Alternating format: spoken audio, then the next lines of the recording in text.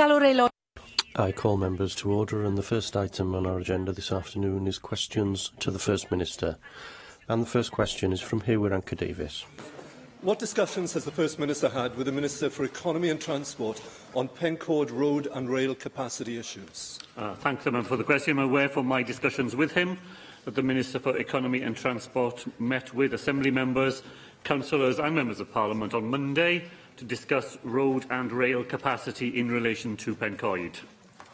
I thank the First Minister for that answer, and could I, through him, just convey my thanks to the Minister for Economy and Transport, who has been endlessly lobbied by me. I brought delegations of the council leader, town councillors from Pencord Town Council and others, and he's engaged very constructively, I have to say, with us. The two sides of this town are separated now by a level crossing which can be shut in peak times for up to 40 minutes in an hour, and a narrow Victorian road bridge which allows only for one-way traffic determined by a three-way traffic light system.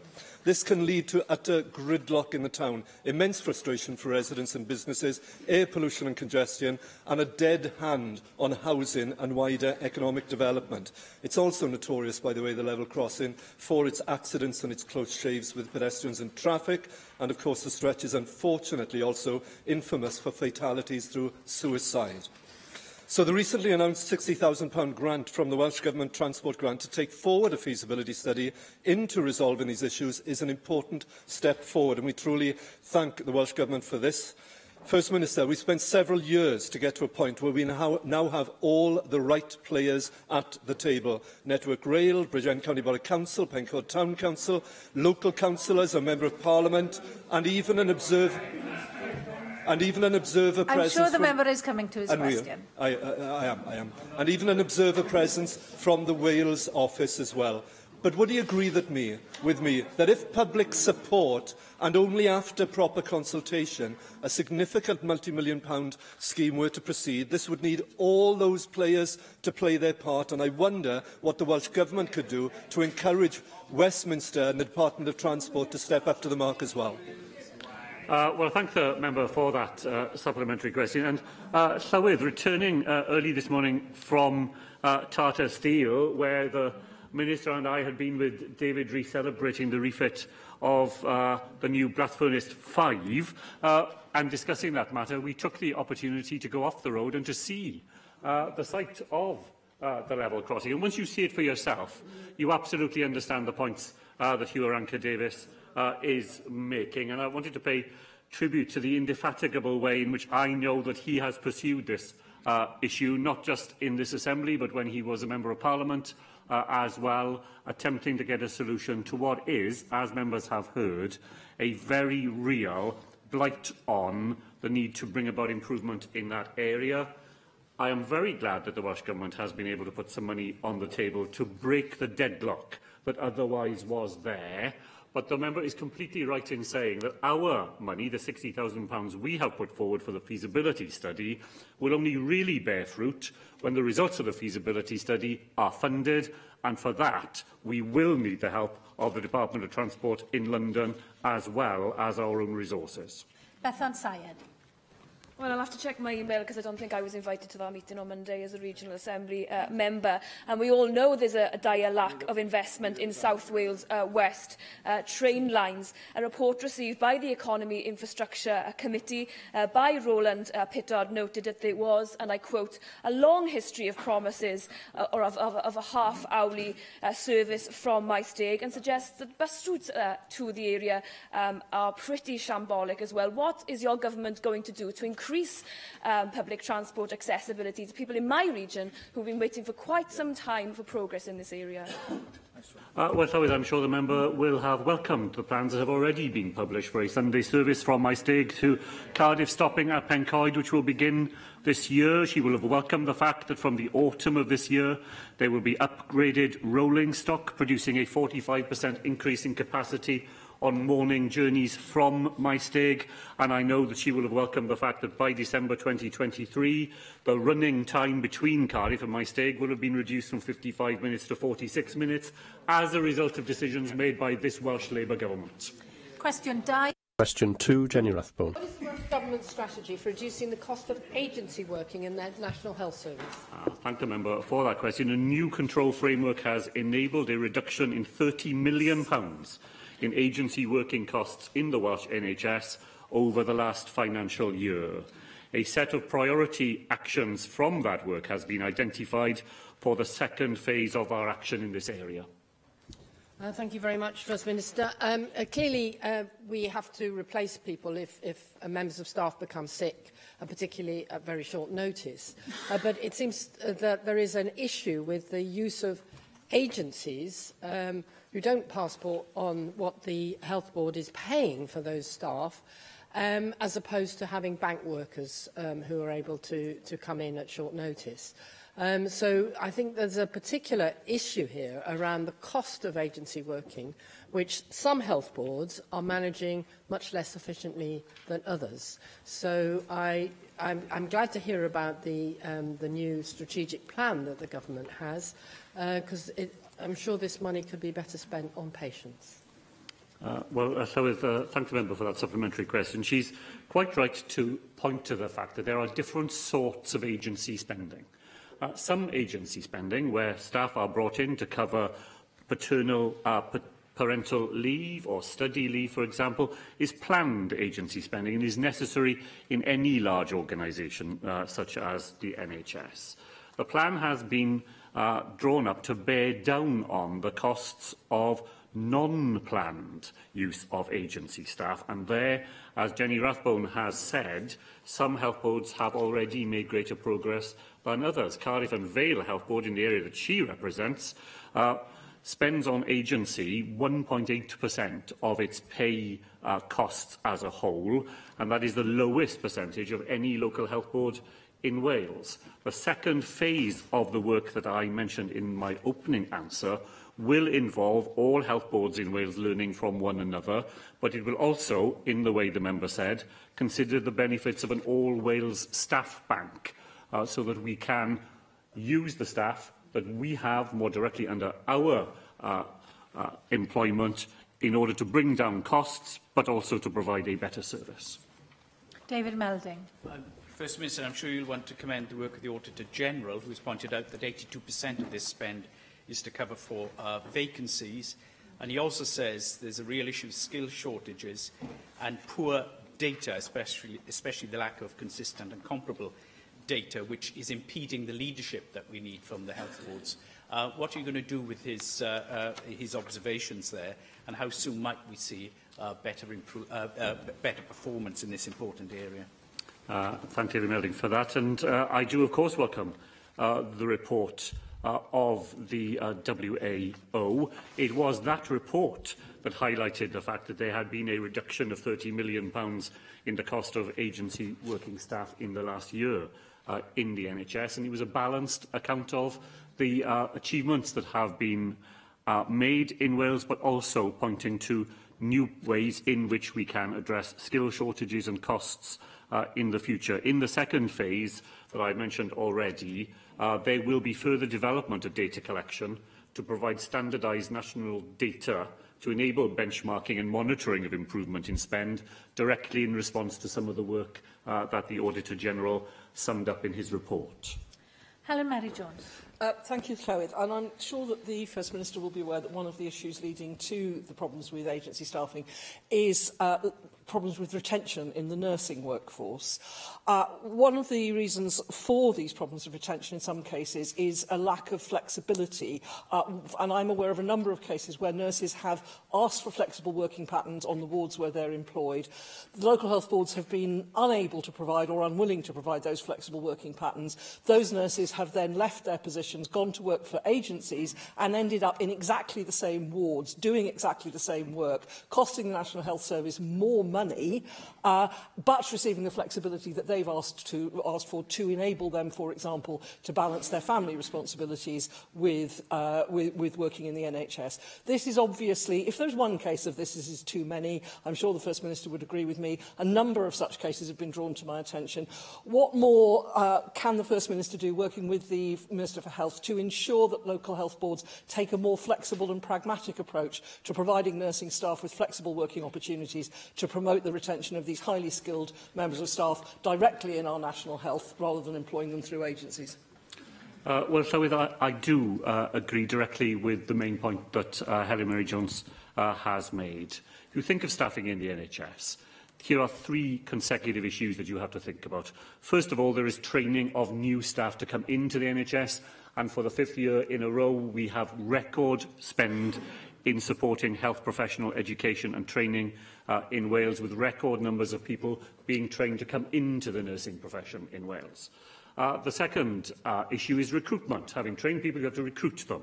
And the number of nurses, midwives and health visitors in Wales was up by 134 again last year. We have a record high number of people recruited into the health service, but then we have to retain them in the way that the member said. And the message I always gave to the health service, and I know it's repeated by Vaughan Gethin, is that they must show maximum flexibility in order to retain the skilled and dedicated staff that they have.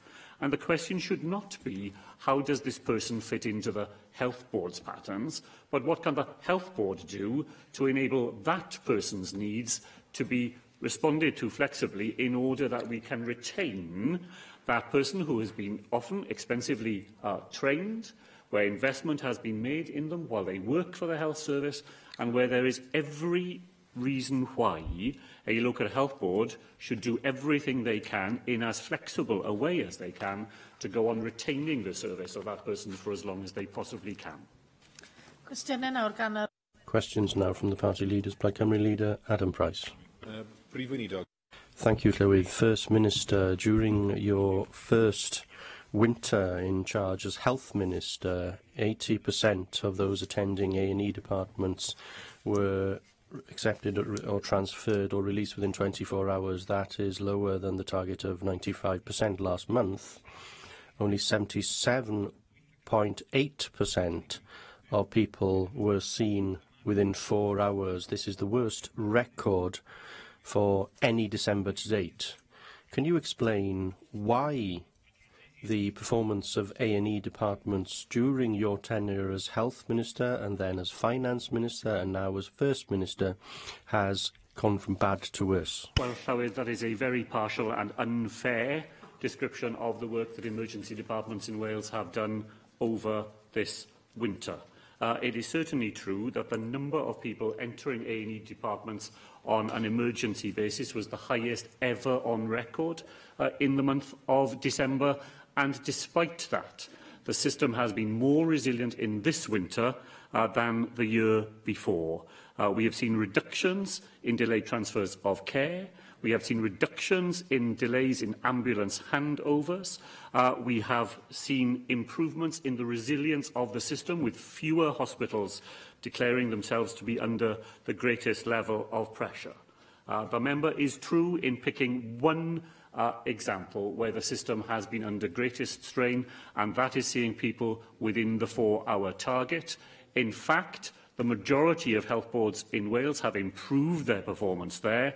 The All Wales figure is brought down by the fact that in 2 health boards the performance has deteriorated. So with the median time that people who go to A&E departments in Wales in December had to wait, despite the pressures that the system is under, was 2 hours and 25 minutes. From the time they arrived, not to the time they were seen, but to the time that they had been seen, treated and either admitted to the hospital or discharged home. I think that is a tremendous tribute to the work that goes on by the dedicated staff who work under such pressures of numbers and conditions, and that's where I would put my focus on this afternoon.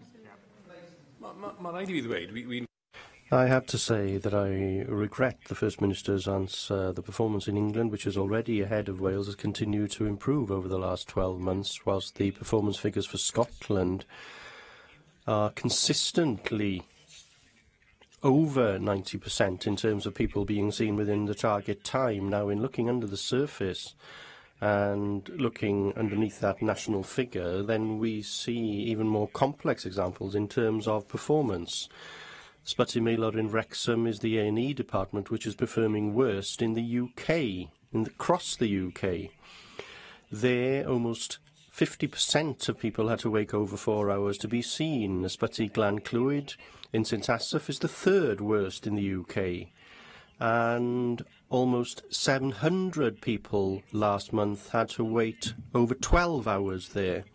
To put this in some perspective, only 210 people had to wait over 12 hours to be seen in all Scottish hospitals in November. And when we turn to patients being held in ambulances, almost 2/3 of patients wait more than a quarter of an hour in an ambulance outside Ysbyty Maelor and Glan Clwyd Hospital.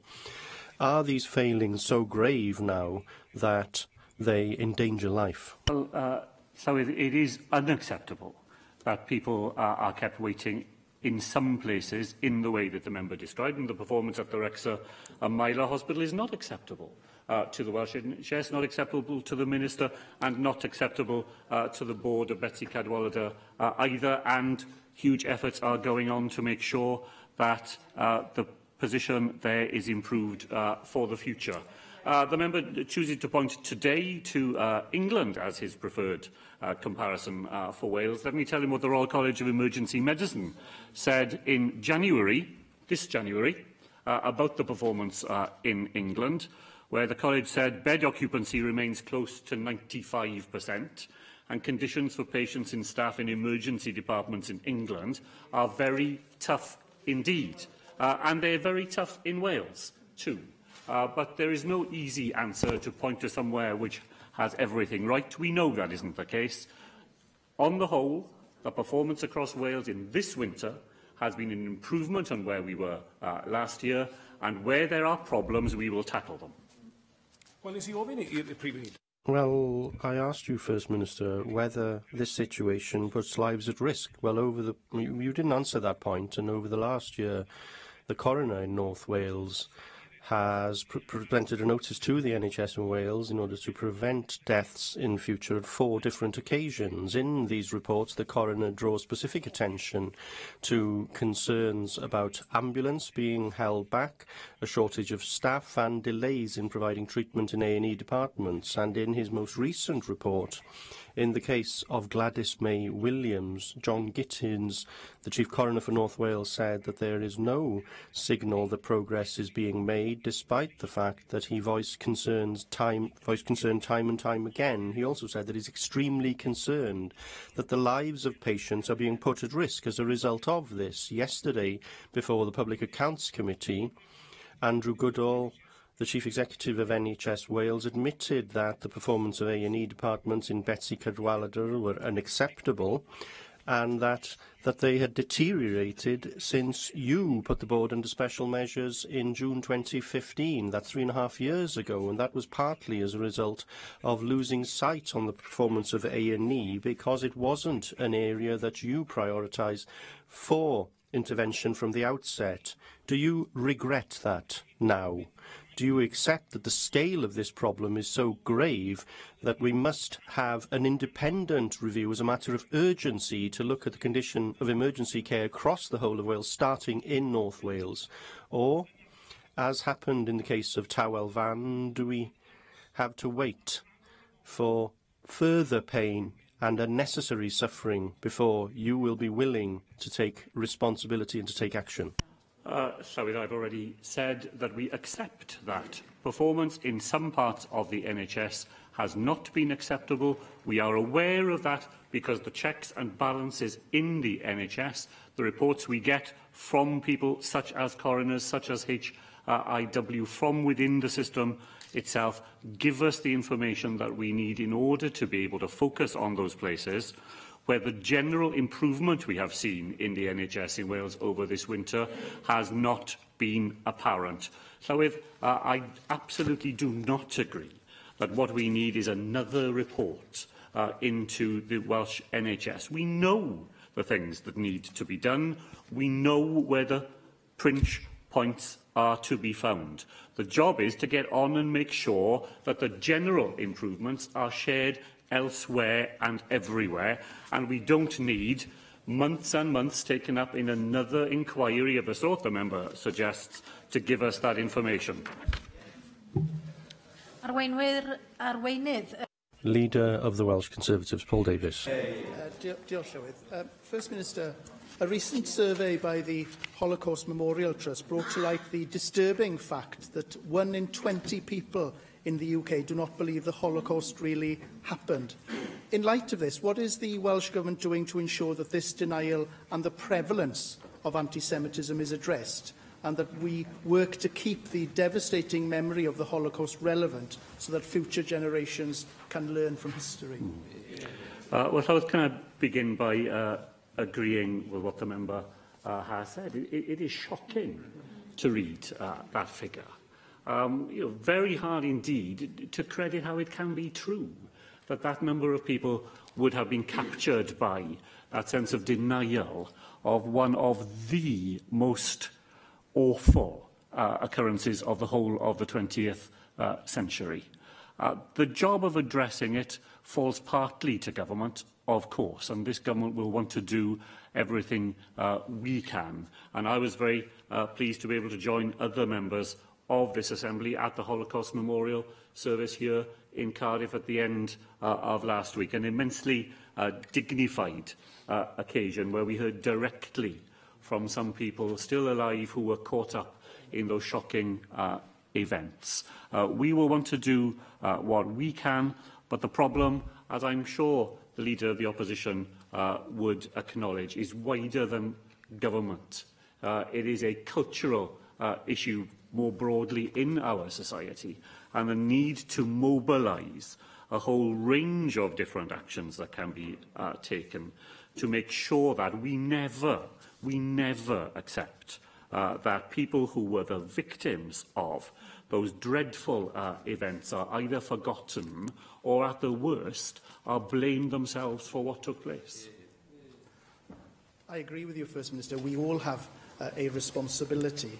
Now, the figures released by the Holocaust Memorial Trust demonstrate just how far we need to go to ensure that as a society we have a solid understanding of what happened during the Holocaust. We are all bound by a responsibility to ensure that happens. Now, research from the Anti-Semitism Policy Trust found that online searches looking for information on the Holocaust being a hoax rise about 30% every year on Holocaust Memorial Day, and anti-Semitic searches in Wales are higher than any other part of the United Kingdom. And we've also seen the number of racially motivated hate crimes increase here in Wales as well. I'm sure you will agree with me that awareness and education is the best means of addressing this. Therefore, are you confident that learning about the Holocaust and the consequences of religious or ethnic genocide are given enough emphasis in Wales's new curriculum? Well, I do believe that those points are well understood amongst those people who are responsible for designing the new curriculum. In that service held in Cardiff City Hall on Friday, amongst the most moving parts of a moving service were the two young people from Wales who had visited Auschwitz as part of a programme run by the Welsh Government, and who came back to reflect to the rest of us the lessons that they felt that they had learnt, and to say to us as well as to how they were using those lessons to talk to other young people in their own age range and in their own institutions about the effect that that experience had had on them. There'll be other people I know around the chamber who've made the same visit. I did myself some years ago. It was an overwhelming experience in many ways. It was very hard just to take in the nature of what you saw in front of you and to try to make sense of what you were seeing and to think of what lessons we all need to draw from it, making sure that we have young people in Wales who continue to do that. And to help the rest of us to draw those lessons, I think, is a demonstration of the way that these things are taken seriously in the education system in Wales, and of our determination that they will continue to be so. Of course, with few remaining survivors of the Holocaust alive today, it is our duty to continue to educate our younger generations to have even the most basic understanding of those events and to support the commemorations taking place across Wales to promote awareness. And as politicians, we have a responsibility to show leadership on this issue, and we must ensure that anti-Semitic rhetoric is not normalised in society, and we must do what we can to end Holocaust revisionism. We must also collectively consider the context of how we discuss anti-Semitism in order to avoid further exacerbating this issue. And I'm sure you agree with these sentiments, First Minister. Can you therefore outline what work the Welsh Government is doing to support commemorations taking place across Wales now and in the future, and commit to ensure that appropriate resources will be available in order for these to continue to take place? Well, Llywydd, can I thank the Leader of the Opposition for choosing to use his questions this afternoon for this really important matter, and to do so just at the point where those commemorations across Wales have happened over this last weekend. We do have resources that the Welsh Government devotes to assist in that. We will certainly want to go on doing so into the future. I'll think carefully about the points that he's made in his final contribution to this part of our proceedings this afternoon. And some of the things that Paul Davis has said are echoes of the contribution we heard on Friday from a survivor of that Holocaust experience when she challenged everybody who was in that service to do the things that individuals need to do to make sure that those memories are kept alive, that the ceremonies that we have put in place do continue, and that we are able to return year on year explaining to those who were directly affected by these things how we go on bearing witness to their suffering. Arweinydd grŵp UKIP. Leader of the UKIP group, Gareth Bennett. Diolch, Llywydd. First Minister, planning is an issue that is often contentious. One of the things that you've done in forming your government is that you've moved planning to the Department for Local Government and Housing.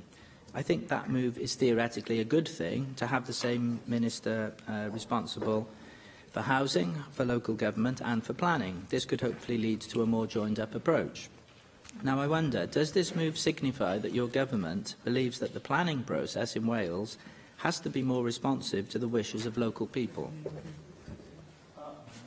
Well, Llywydd, Gareth Bennett is right in saying that the purpose of putting local government planning and housing in the same portfolio is to do everything that we can to make those things more joined up together and to make the planning system more effective in delivering on some of our major policy ambitions here in Wales, including the provision of new and affordable housing.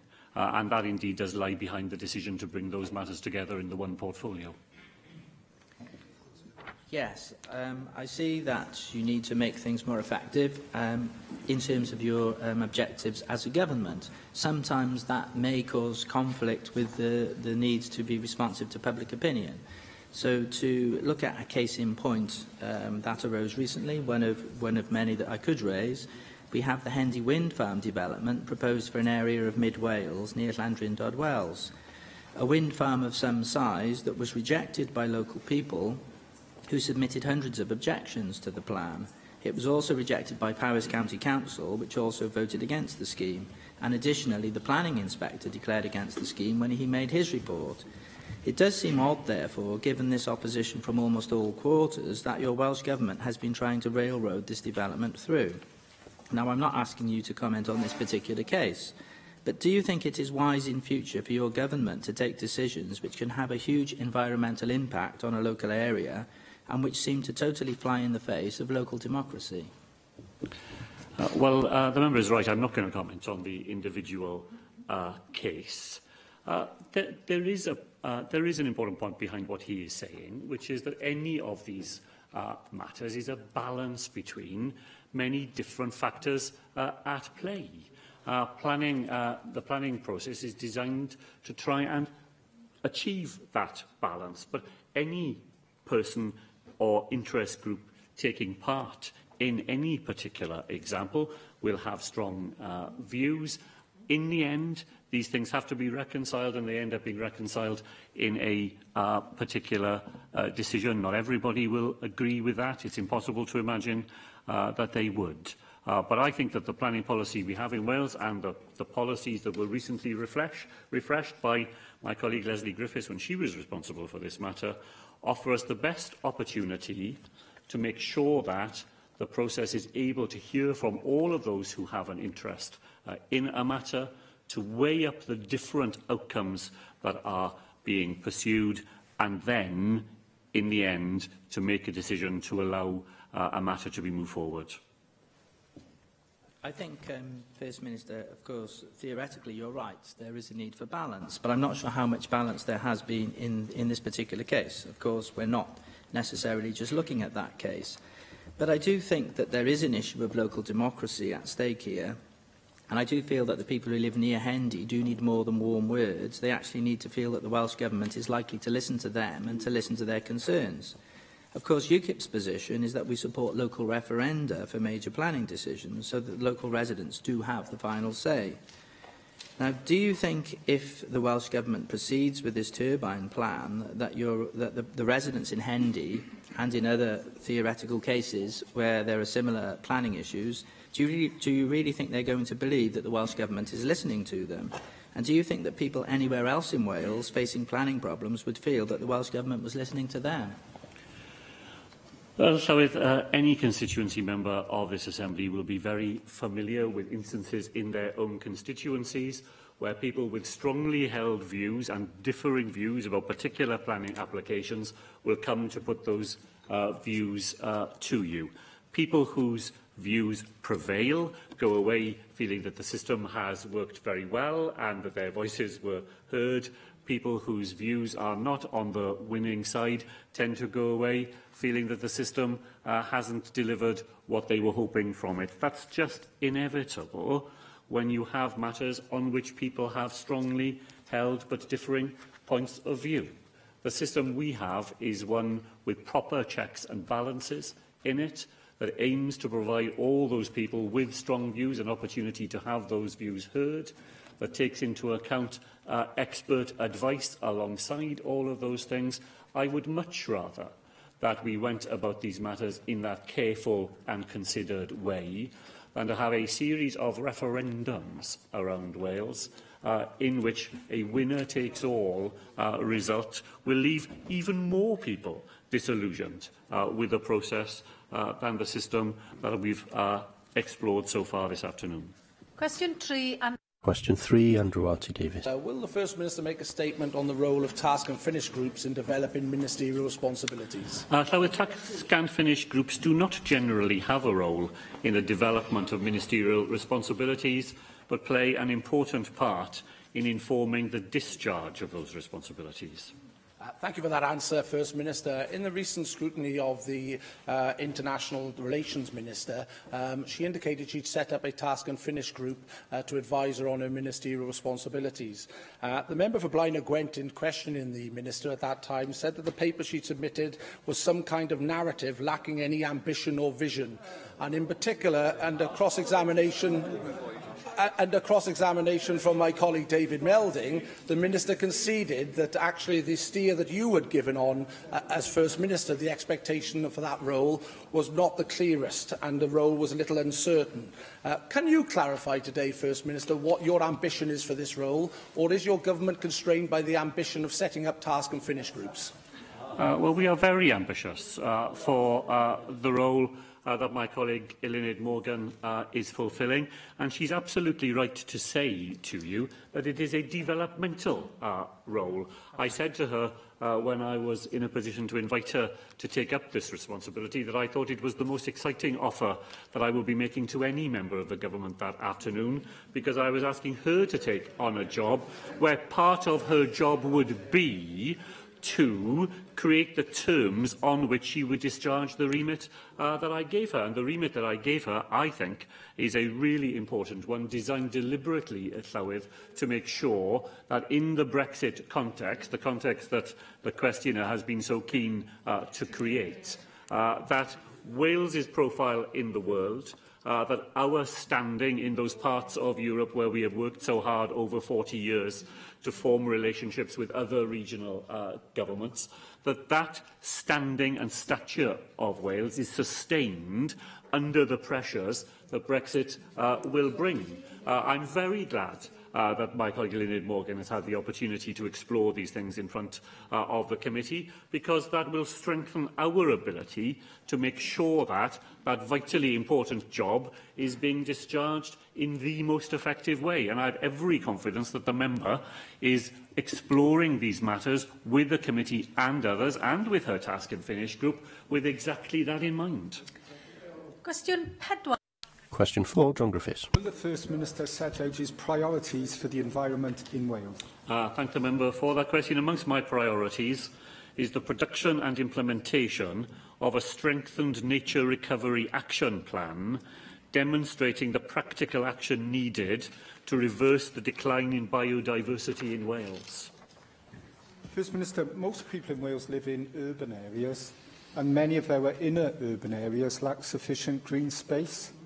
If they were greener, I believe quality of life would be improved, air pollution would be lessened, people would be encouraged to have more of an outdoor life, taking more exercise and enjoying better health.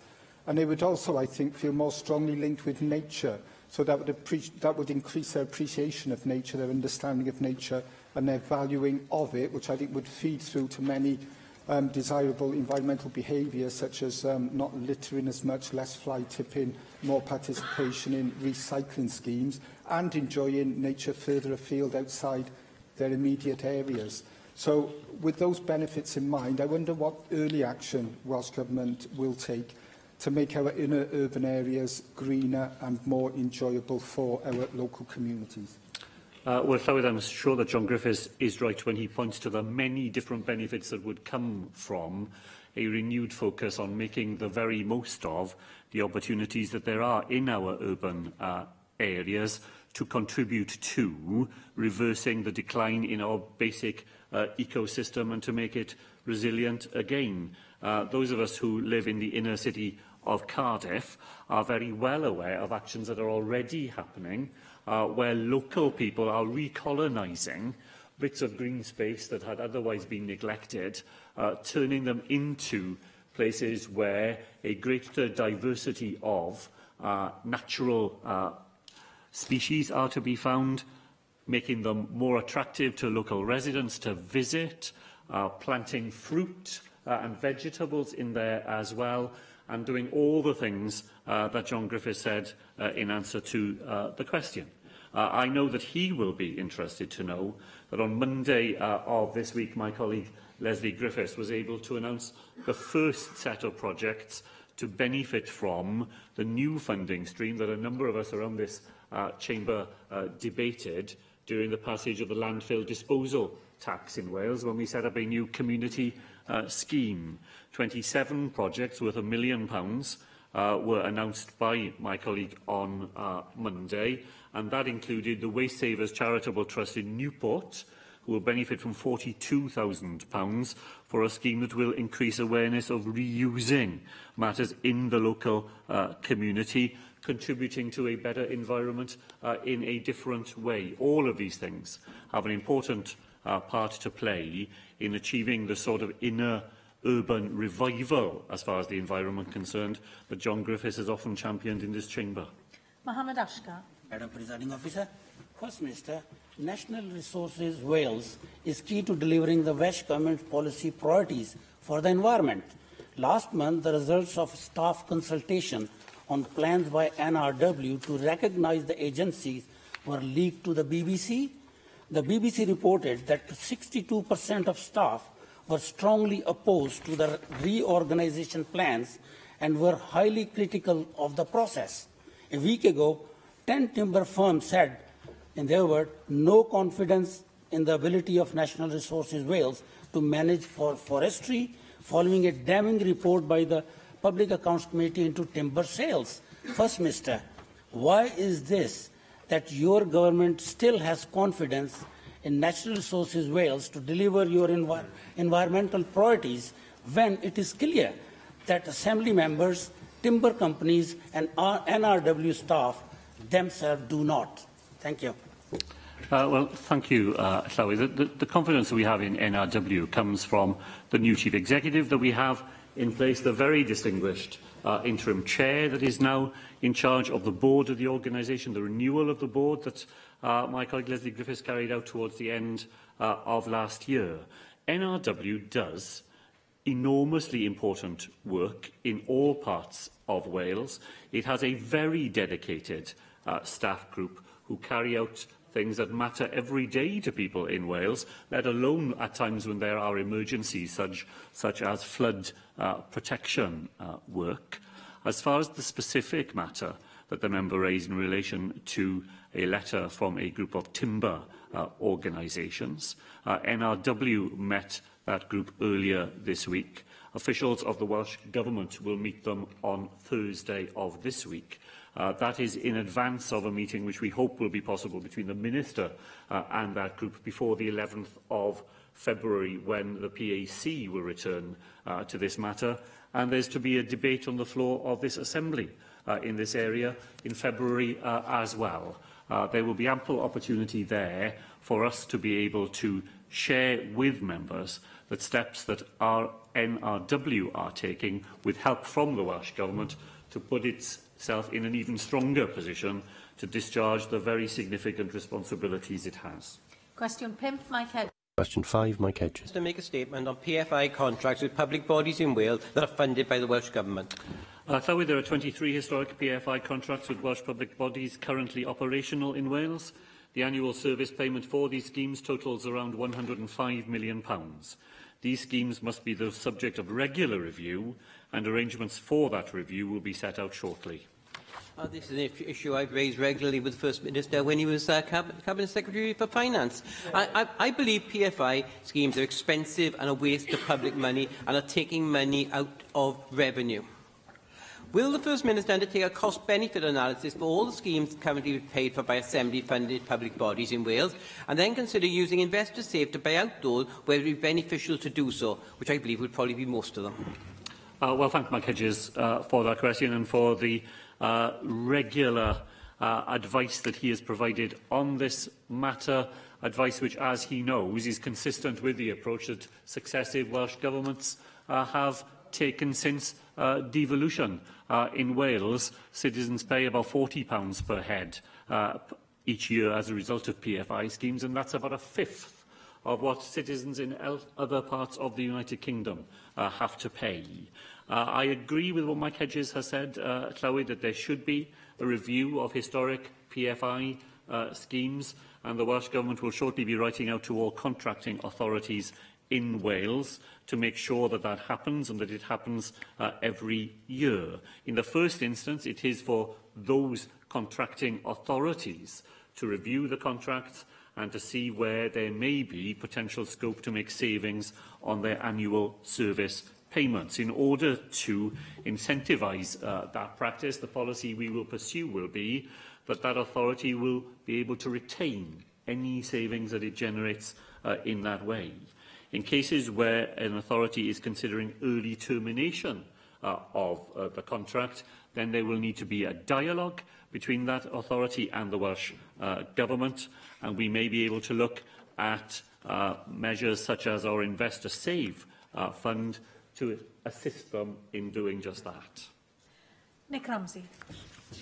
Diolch, Llywyd. First Minister, more than happy to support Mike Hedges in his call for that review of spending on PFI projects within Wales. We do know that some of the early PFIs particularly were very costly, and you've quoted the £100 million a year, £105 million a year cost figure that the Wales Governance Centre have also provided.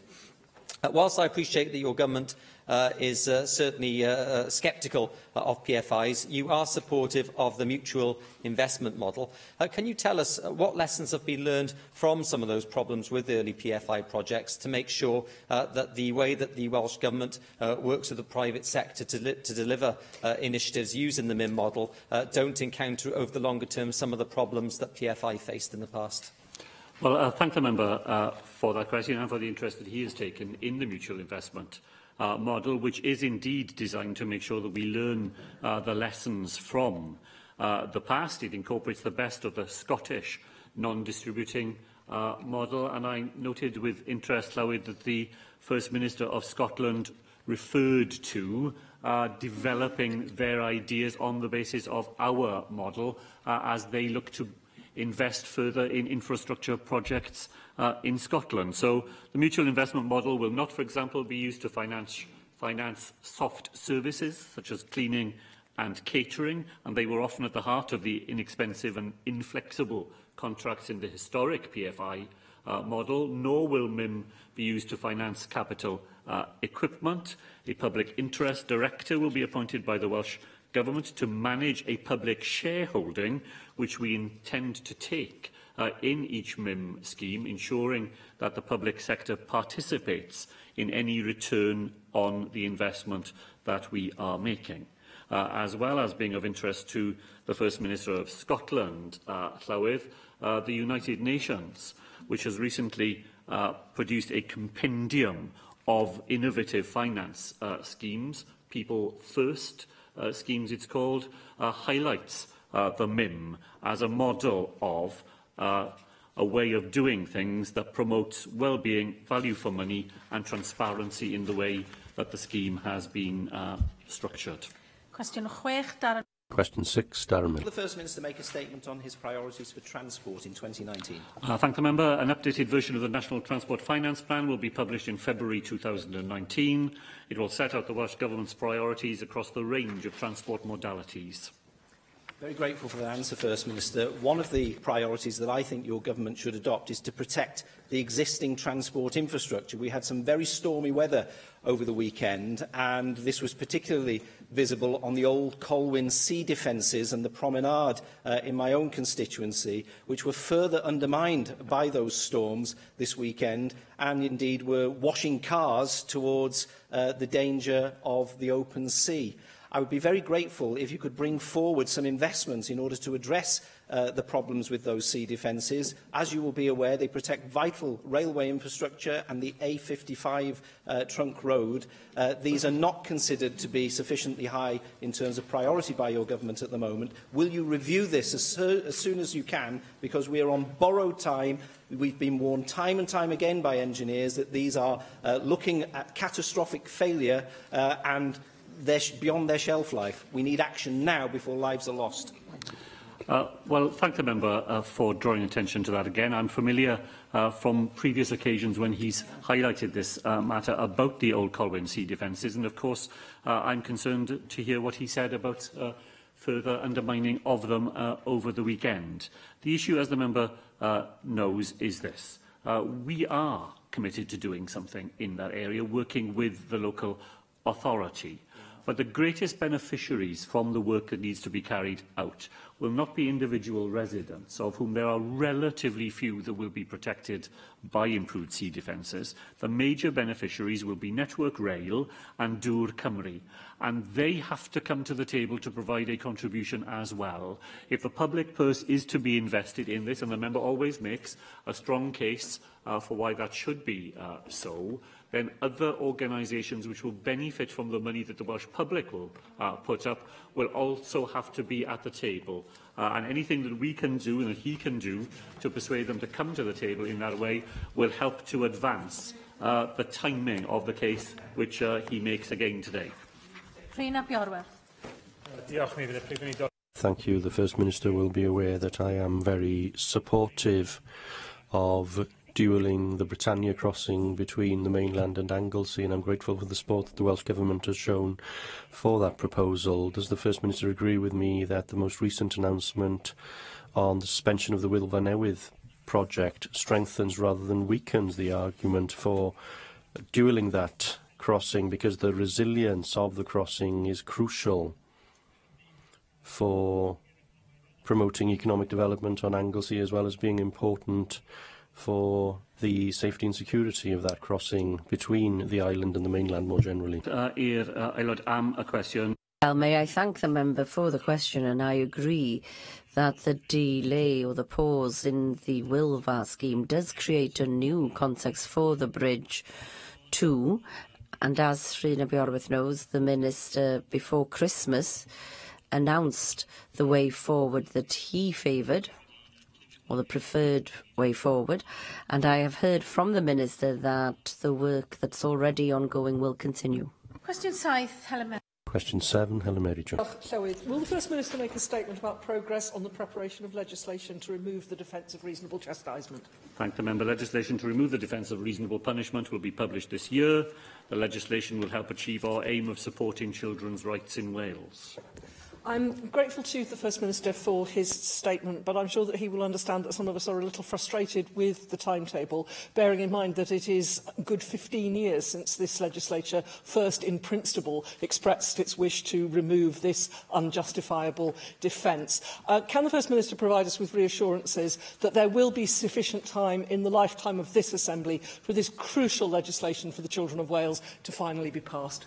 Well, I recognise the point the member makes about the long gestation of this bill. That's why we are determined that it will indeed reach the statute book during this Assembly term. We are working hard. We've been discussing it again this week to make sure that we are in a position to introduce the bill as early as we are able to, and certainly in good time to make sure that it completes its passage through this Assembly. Canola cwestiwn 8. Finally, question 8, Susie Davis. Will the First Minister make a statement on knee replacement waiting times in South Wales West? Thank the member for that. Despite increased demand, waiting times for orthopaedic procedures in South Wales West are falling. Median waiting times for orthopaedic surgery in Hywel Dda, for example, is less than 14 weeks from referral to treatment. Nevertheless, where long waits exist, it is a priority for this government that they too should be reduced. Oh, well, thank you for that last remark, First Minister, because my 87-year-old constituent was placed on the emergency list for knee surgery 16 months ago with a promise of treatment in 9 months. So, 9 months is an emergency, apparently. But the target for surgery is 6 months. She's just been told that she has another year to wait, and she is 87. Otherwise very fit at that time, she's fallen several times since then because of her knee and is now physically and mentally frail. Because of that, she is no longer able to take up the offer of being able to travel to the European Union for private surgery at a cost which is much, much lower than it is here in the UK. Now, this isn't a Brexit question. The point I'm making is because of her weight, she's become frail. She can't take up that offer to go to the EU, and she has to pay 3 times as much here in Wales now, using her own and her husband's funeral fund in order to do that. At 87, you can understand why she is desperate. So, on equality grounds, should there be reimbursed the difference between the private money she's paying here and the private money she would have been paying had she gone to the EU? And the only reason she didn't go is because she was made promises by the local NHS that when she would be treated, which were not met. She would have gone sooner if she'd been told how long she'd have to wait. Llywydd, I'm not in a position to announce new policy in answer to a question, of course. But the case that the member raised is concerning, and I'm sure that if you were to write directly to the Health Minister, he will certainly be willing to consider the details of the specific case and any policy issues that arise from it. Diolch i'r Prif Weinidog.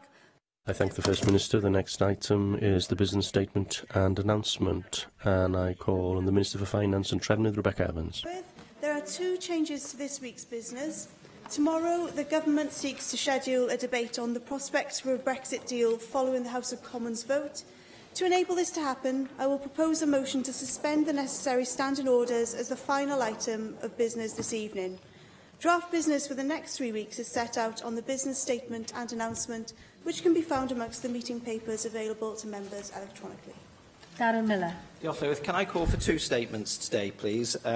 It may not have escaped members' notice that today is Safer Internet Day, and as we all know, there are dangers lurking online, particularly for our young people. I'd be grateful if we could have an update on the work that's been done by the Minister for Education and any other ministers in government regarding internet safety for young people. And will you join me by putting on the record your recognition for the good work that's being done by ChildNet, the Internet Watch Foundation and others in bringing this matter to our attention yet again this year?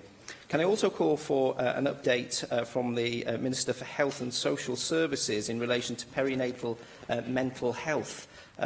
It's been reported to me that the number of individuals working within the perinatal mental health team in North Wales has fallen in recent months, and that as a result of that, access to the perinatal mental health scheme has been restricted so that only women with babies up to 6 weeks old are currently getting access to that team. Clearly, that is not an acceptable situation, and I know that that's not the government's intention either. So I'd be very grateful if we could have an update either by written statement or oral statement in this chamber from the Health Minister, just to tell us what is being done to improve the capacity of that team so that mothers can get access at what is a very desperate time very often in their lives.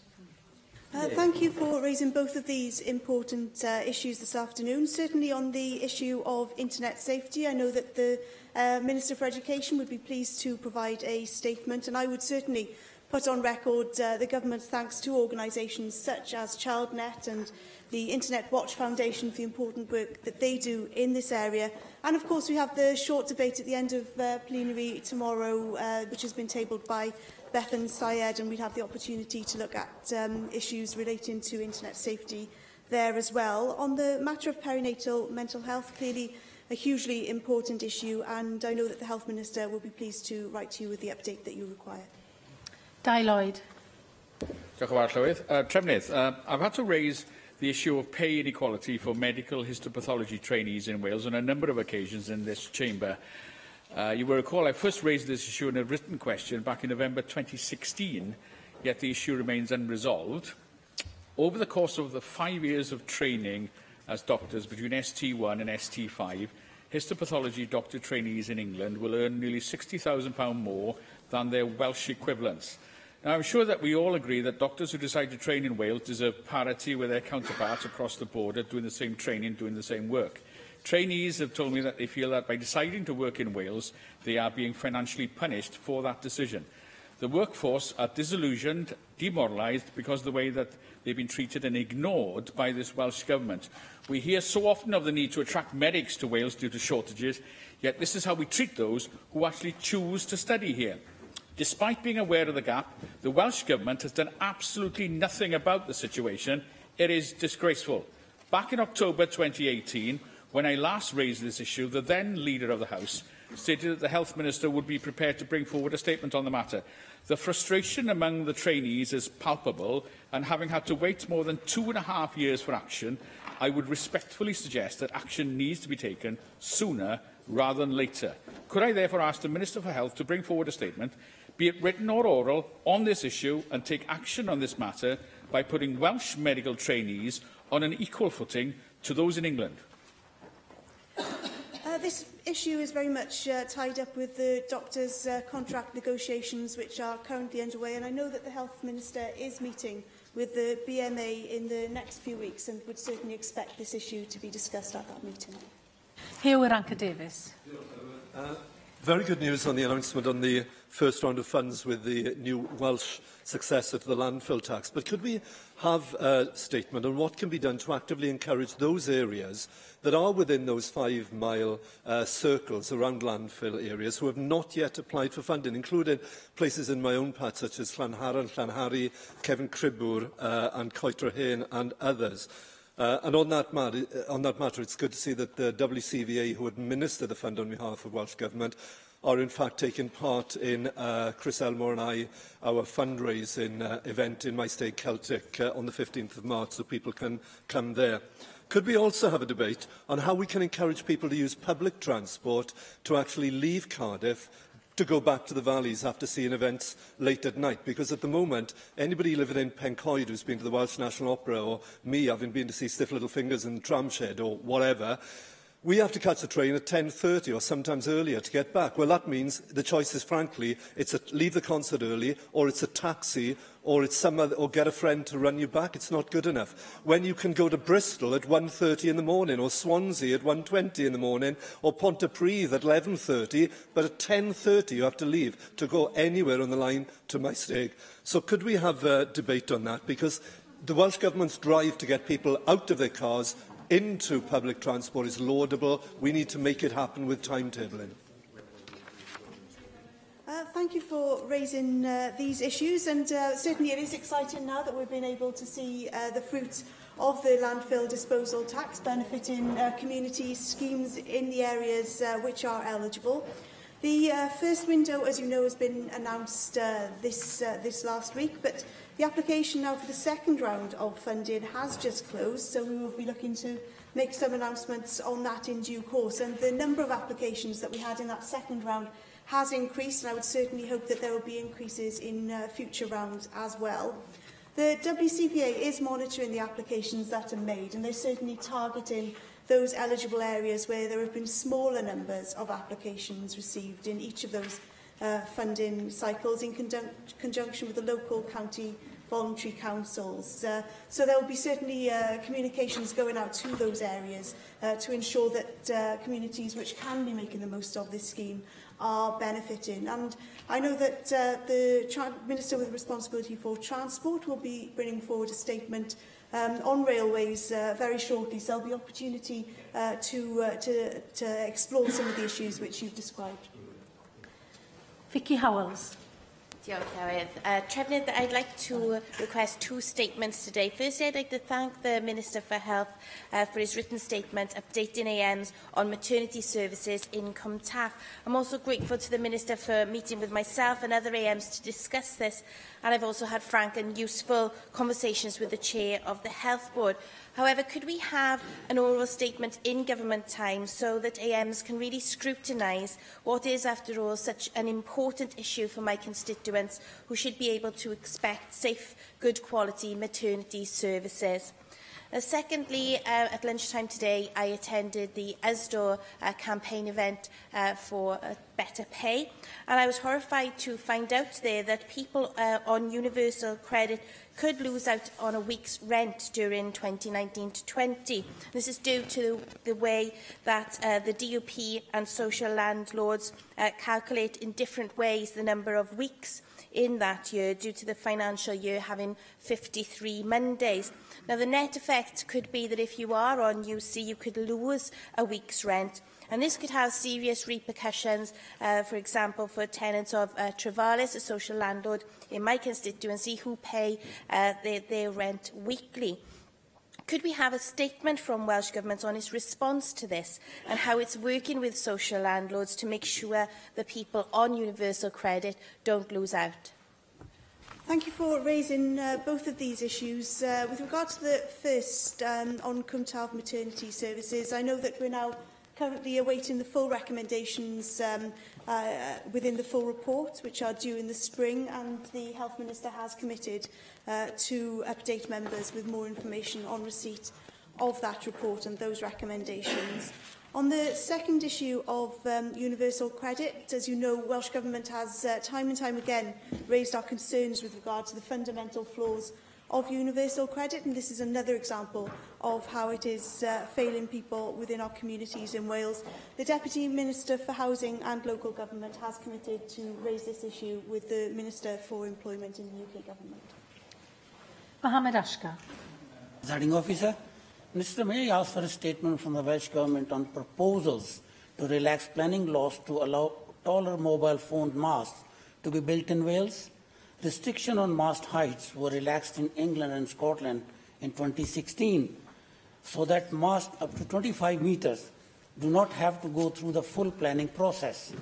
The Welsh Government promised more than 2 years ago to look at the evidence before deciding whether to increase the limit in Wales from its current 15 metres. The lack of mobile coverage is causing great frustration and annoyance to people in many areas in Wales.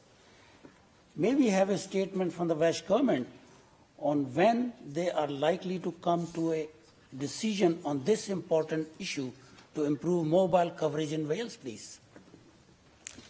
Thank you for raising this issue, and changes to permitted development rights, as you recognised in your question, certainly does require an evidence-based approach, which is why we published Planning for Mobile Telecommunications, an assessment of permitted development rights in Wales in January of last year, to inform work on revising permitted development rights for telecommunications.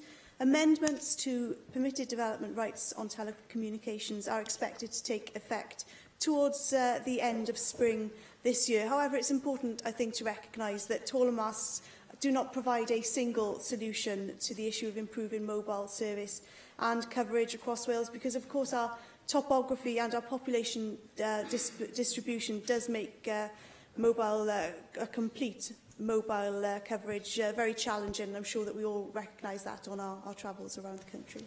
Leanne Wood. Llywydd, I concur with the points made earlier about the maternity services at the Royal Glamorgan, and I would support the calls for a statement. I also agree with the point made earlier about the late-night trains to the valleys, and I'd like to add my weight behind that statement as well. But I'd like to bring another matter in relation to public transport to your attention, and that's an incident which occurred last Friday evening at Pontypridd railway station. A group of women were waiting on the platform for their train home to the Rhondda when they were approached by a gang of around 30 or more young people. The gang are purported to have intimidated, harassed and insulted this small group of women while on the platform, and at one stage they are said to have surrounded one woman and moved to push her towards the track as the train approached. Now, the intimidation and abusive behaviour is said to have continued on the train. It culminated with rubbish being thrown at the women, and it only stopped when the people got off the train. Now, I was alarmed to hear about this account, which I discussed at length yesterday with a concerned employee of Transport Wales. I've written to Transport Wales about this, but I'd be grateful if we could receive a statement from the Transport Minister to let us know what measures can be taken to improve passenger as well as train employee safety during late-night services. I'd also like to raise the issue of homelessness with you once again. Following my raising of this issue with you in plenary last week, a Tory councillor in Cardiff has come under considerable criticism, and rightly so in my view, for posing next to some tents in the city centre and calling for them to be torn down by Cardiff Council. Now, this view found some support from the Labour Cabinet Member for Housing, Linda Thorne, who said the charities giving out tents need to understand that they are putting rough sleepers at risk. What Councillor Kellaway and Councillor Thorne fail to realise is that hostels, for various reasons, are not always suitable for everyone, and that these tents, especially in weather like this, can mean the difference between life or death when someone has nowhere else to turn. So I would urge you to condemn criticism of anyone who is giving out tents to homeless people, and I would be grateful if you could clarify Labour's position on this. And lastly, it's been brought to my attention that UKIP has apparently been distributing a leaflet on the Tory withdrawal agreement in England that is beyond the pale even for their usually extremely low standards. At the foot of this leaflet, there is the inflammatory paragraph which says, "We would classify anyone prepared to vote for this agreement as a national traitor or state enemy, and we are watching you." It seems that lessons are still to be learned from the tragic death of Joe Cox MP. Now, this may be a matter that has occurred in England, and I have asked Sussex Police to look into this matter, but there are members of this party sitting in this chamber, so I would urge you to send a strong message that language of this kind will not be tolerated. And further, can we have a statement from a government representative to encourage people that if they do receive a leaflet from UKIP containing these threats, to report it to the police, because this kind of threat-based politics should not be tolerated. Thank you very much. And I hear the former leader of UKIP shouting pathetic from his seat in the chamber, which I think it doesn't come as a surprise, but I completely condemn what was written in that leaflet. Leanne Wood is entirely correct to remind us all of the tragedy that happened not very long ago. And the language of traitors and the language which is threatening and inflammatory just has no place in politics at all. And so I would certainly commend the member for taking the matter forward with Sussex Police. And of course, compassionate conservatism is alive and well in Cardiff as well, because again, we think there's an entirely inappropriate response to call for these tents to be torn down, I think was the phrase. Again, it doesn't reflect the fact that we are talking about human people who have had, in many cases, the most difficult lives imaginable, which have found them in that place. And Welsh Government is keen to support in any way we possibly can. We recognise that different types of hostels and different types of accommodation are needed, because there's no one type which is suitable for everyone. And the Minister, I know, answered your questions on this last week, but she will be bringing forward a statement on homelessness and rough sleeping in government time to the Assembly next week. And again, I'm very alarmed to hear what you say about the issues in Pontypridd on the railway station. I mentioned in response to a previous request for a statement that the Minister with responsibility for transport will be bringing forward a statement on railways, so this might be an appropriate time to have that discussion with him. Joyce Watson. Diolch, Clywyd. Trefnydd, or Leader of the House. Last week, I'm sure you would be as appalled as I was about the reports in the media about children being refused school dinner simply because the dinner payment card hadn't been topped up in time. In fact, there was a report about one child who had acquired their school dinner, gone to the till, to find out that there was no money available for that individual child to have a dinner, and that dinner was removed from that child. Now, that is the most appalling treatment of any child in school, and I'm sure it will live with that individual for some time, should that be the case. Now, I've raised this before about cashless payment systems, and I have to be fair that Powys Council have now taken some action to alert parents when their money is diminished or running extremely low. But we cannot repeatedly hear stories like this. So I would ask Leader of the House whether you could have further discussion with the Minister for Education, who I know has worked on this, to do some further work and some further education with both parents and also school staff, so that these situations do not keep repeating themselves. Thank you for raising this important issue, and I have already had some discussions with the Education Minister on this issue, and officials will investigate with the WLGA and the Local Association for Catering in Education just how widespread this issue is, and consider whether we need to be providing additional advice and guidance to local authorities and schools on how to work with families should these circumstances arise. I think there are two different circumstances that families might find themselves in. For example, they just forget to top up the money because, life is busy and people forget things. Or there could be families who are really, really struggling and unable to pay. And so I think there is a role for schools to understand where this family is in terms of that situation and be able to signpost on to advice, or certainly offer that contact to somebody within the local authority should they know that a family is struggling, and there is support available for them. But your point really about not holding children publicly accountable is an important one, because by stigmatising children in any way for unpaid school bills, well, that's completely unacceptable. Mark Ishaw. Clywyd, I call for two former Welsh Government statements on interrelated matters. The British Polio Fellowship marks its 80th anniversary this month, January 2019, and I call for a Welsh Government statement on its support for the estimated 12,000 people in Wales who had polio and the many more who perhaps never knew that they had it. I take this opportunity to thank the British Polio Fellowship for having asked me to become the Welsh Assembly patron. 3 months ago, I called for a Welsh Government statement on post-polio syndrome, highlighting the need for improved awareness, with only 7% of people surveyed recognising the syndrome at all. And the Fellowship want to raise awareness amongst parliamentarians of all parties and develop this awareness in this National Assembly, as do their group leader in North Wales, Joan Deverell, and their group leader in South Wales, Coral Williams. They say the end game is now tantalisingly within our grasp, but we're still here supporting 120,000 people with post-polio syndrome across the UK, including those in Wales, shows that we have not truly have consigned polio to the history books until every last survivor with post-polio syndrome is no more.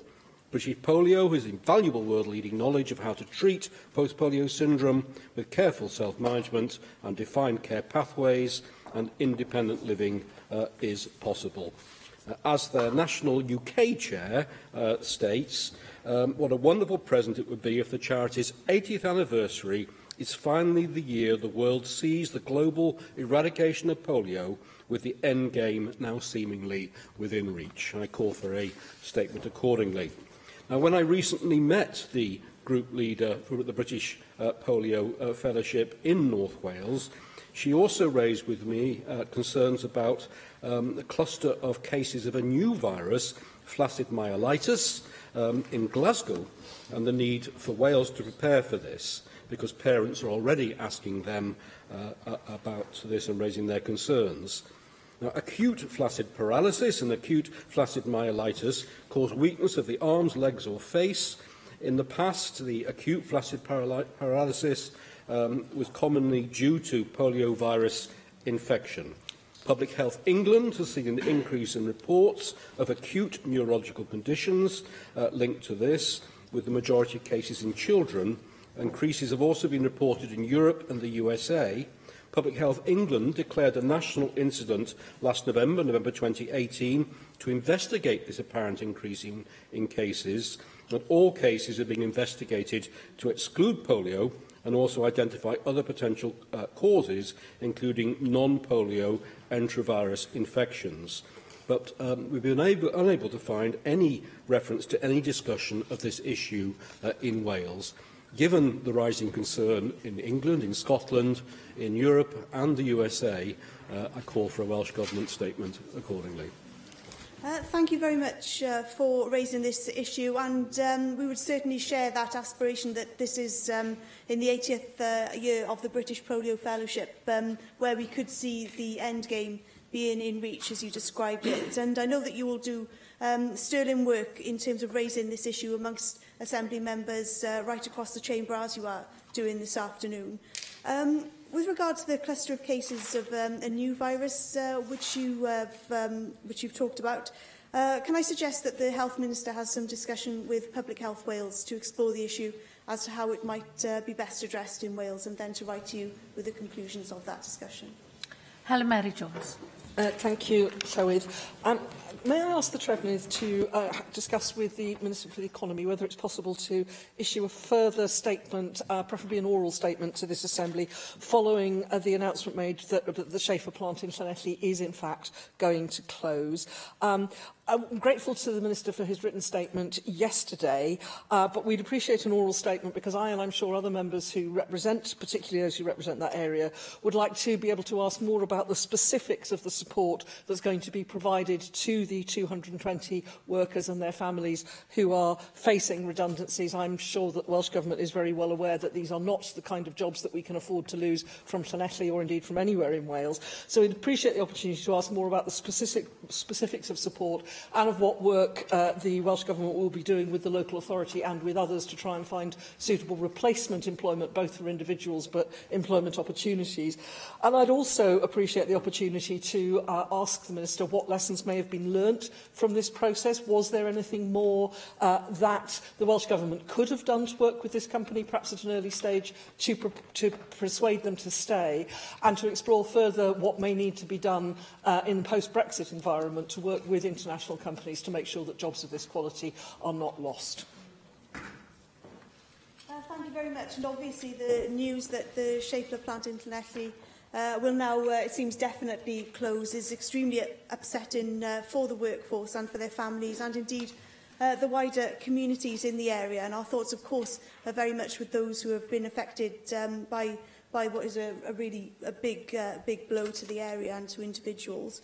As a Welsh Government, we are committed to doing all that we can to retain good quality jobs in the area. So we, as you say, have specially convened a task force which will continue to work closely with the local authority and with the other partners you described to explore every possible avenue to secure the future manufacturing potential of the site, and also to ensure that Shafler workers can readily access a comprehensive package of advice and skills and training support. And I appreciate that you'd like some more detail on that, so I will have a conversation with the Minister with responsibility for economy to find out what would be the best way to provide that.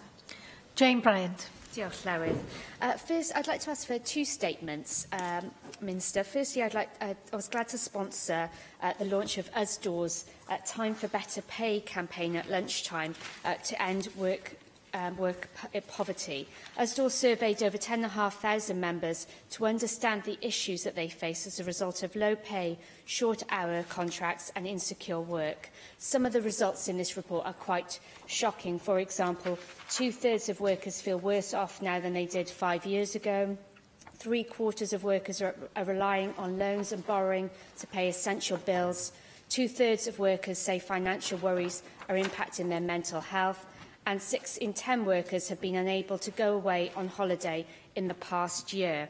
Would you be able to meet with me, Minister, to discuss this report? And I'd be grateful for an update on the work that Welsh Government is doing to tackle in-work poverty.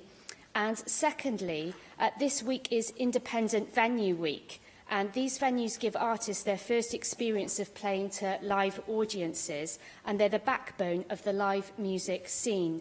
Newport's Le Public Space is a music and arts centre based in the heart of the city centre, and it's the largest independent space in the city for creative arts. Le Public Space is proudly born from Le Pub, which was a small but brilliant music venue in Newport that went for 25 years. Since it opened in 2017, Le Public Space have put on a full programme of live music, arts, comedy, and are currently developing plans to expand. It's run by the inspirational Sam Dabb, and with the support of dedicated board, the venue's a non-for-profit community benefit society run by the community for the community, and their mission is to provide a vibrant art space that is open to all and everyone involved, with work to encourage diversity and to connect existing and new audiences with outstanding live music, art and cinema. So could we have a statement on what Welsh Government can do to support local independent venues across Wales?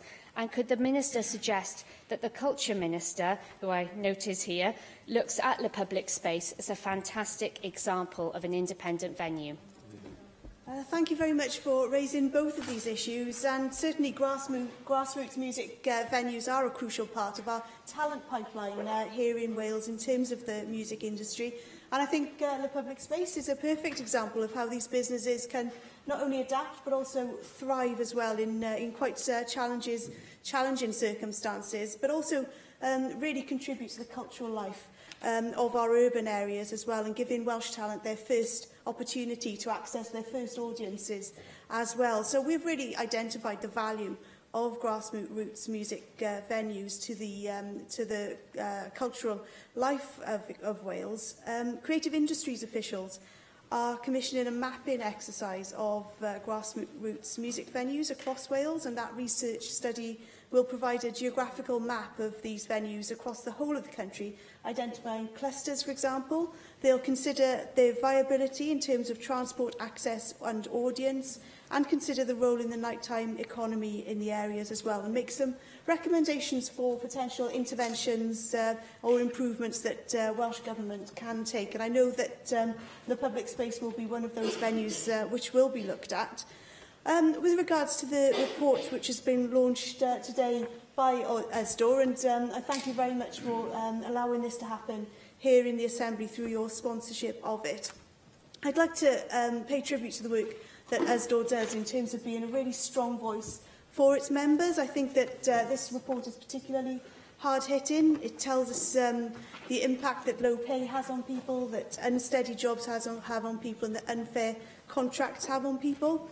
So in terms of what we can do to it, to respond to it, I would very much look to our commitment to making Wales a fair work nation and the work that we're doing through the Fair Work Commission to make recommendations to us on how we can improve what we're already doing, how we can use the levers that we have, but also to explore what other additional steps might be needed, for example, including legislation in future. So this report will certainly be an important consideration for that Commission, which is due to come forward with recommendations in March of this year.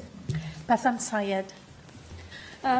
Thank you. Could I request that in light of today's publication of the Health Inspectorate Wales report into how ABMU Health Board handled the Chris Wade investigation and review, that the Health Minister initiates a debate in government time on this issue, and not only a written statement which we were given today. After all, we were told that it would be ready in December and it wasn't.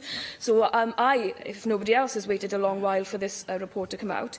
In it, it shows that there were clear governance failures which have not been addressed in several other reviews and reports.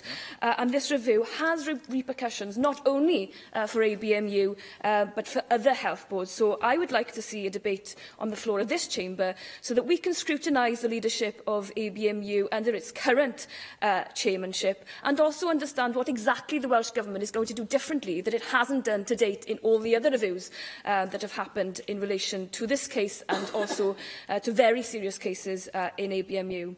I'd also like to request a second statement from the Health Minister into the independence of Health Inspectorate Wales.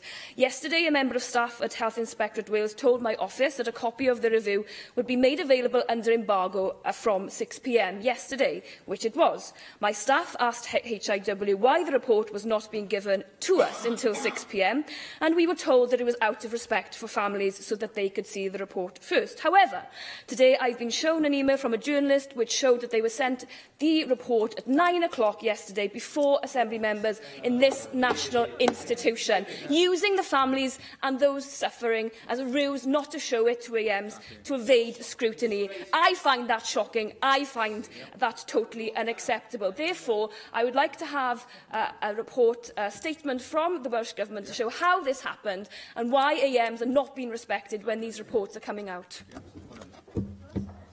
Thank you very much. You'll be aware that the Minister has made that written statement to which you refer to today. The report does make 24 recommendations, 3 of which fall to Welsh Government to implement on an all-Wales basis, and the Minister has accepted all 3 of those recommendations for Welsh Government in their entirety. He also expects all health boards to take full account of the findings, and the specific health boards take full account of the recommendations for it, ensuring that they are addressed and that those changes are embedded in the policies and the procedures. He's also asked the National Independent Safeguarding Board to work with the NHS to further improve the mechanisms for sharing safeguarding learning, and work is well progressed with the safeguarding boards in Wales, supported by the Welsh Government, to deliver safeguarding procedures which do build on the existing statutory guidance, and he will be asking those safeguarding boards to take account of the findings of the reports as well. He expects all of the health boards, as I say, to consider these findings.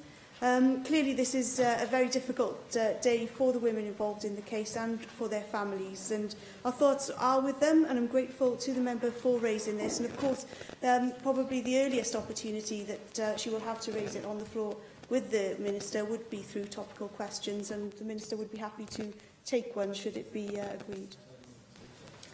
And I will decide if it is agreed. Aganola Alan Davis.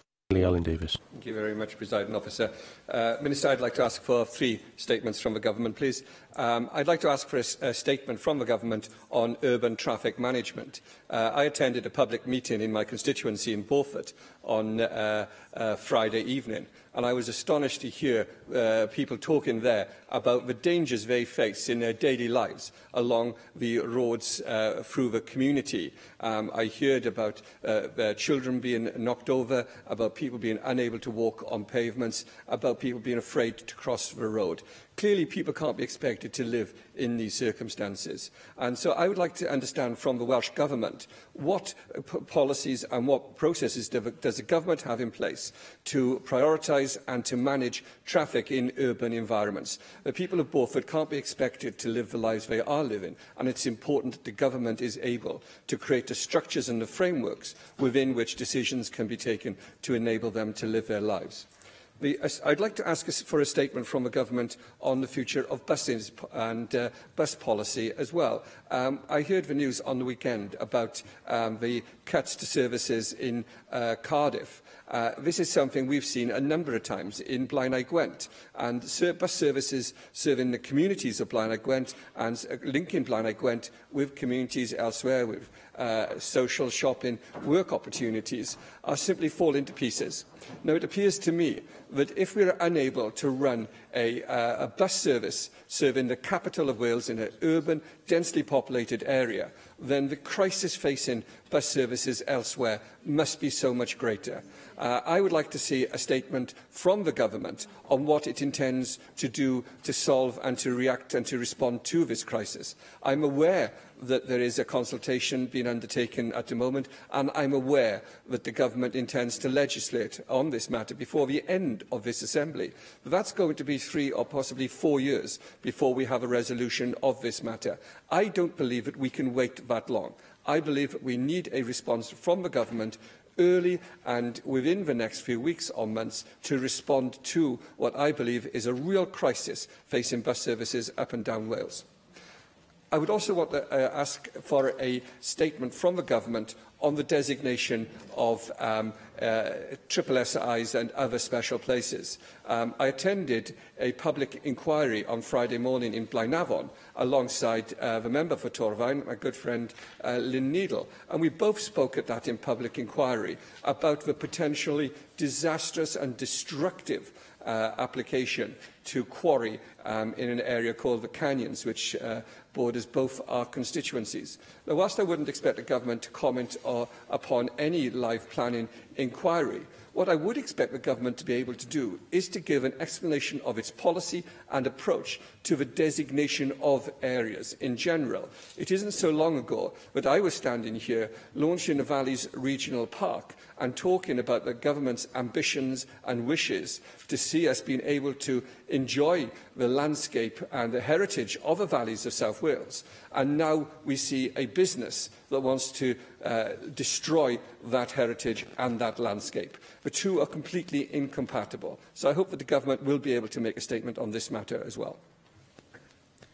Thank you for raising these issues. On the last issue you raised regarding the designation of SSIs and other special areas, I'll certainly ask the Minister to write to you the clarity that you are asking for in terms of the explanation on the policy and the approach to designated areas. I will, again, on the issue of bus services, have a conversation with the Minister for Transport to explore when he might seek to bring forward a statement which would answer the questions that you've raised. And also point you to some of the answers, I think, which the First Minister gave during First Minister's questions today, which did address some of those issues about urban traffic management. But if you wanted to write to the Transport Minister directly with the specific area where you have concerns, I'm sure that he'd be keen to explore further. Diolch i'r Trefnydd. I thank the Trefnydd. The next item is a statement by the Minister for Education, Curriculum and Assessment Reform, a white paper on proposals for legislative change. And I call on the Minister for Education, Kirsty Williams. Kirsty Williams. The publication of our Curriculum and Assessment White Paper marks an important milestone in Wales's current education reform journey. It is also a significant moment in our history as a people who believe in education as an individual, community and national endeavour. For the first time ever, we are bringing forward our own Made in Wales legislative proposals for the school curriculum. Yes, made in Wales, but shaped by the best from around the world. It is fundamental to our achieving our national mission to raise standards, reduce the attainment gap and deliver an education system that is a source of national pride and public confidence. This is the realisation of the call made in the 19th century by the great educationalist and progressive Elizabeth Phillips Hughes. She was the first principal of the Cambridge Teacher College for Women and returned home to be the only woman on the committee which drafted the Charter of the University of Wales. In arguing for co-education, the promotion of women's education and the importance of a Welsh dimension to our education system, she said that education must be national and it must be in our own hands. And today, we are moving forward on that promise. The essential features of the current curriculum, devised in 1988 by the then Westminster Government, is out of time with recent and future shifts in technology and the development of our society and economy. The high degree of prescription in the national curriculum has tended to create a culture where creativity has been diminished. There has been a narrowing of teaching and learning, with the professional contribution of the workforce underdeveloped.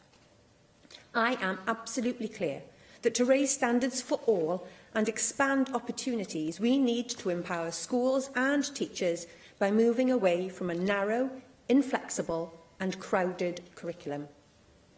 Our new curriculum will support young people to develop higher standards of literacy and numeracy, to become more digitally and bilingually competent, and evolve into enterprising, creative and critical thinkers. It will help to develop our young people as confident, capable and caring citizens of Wales, indeed of the world.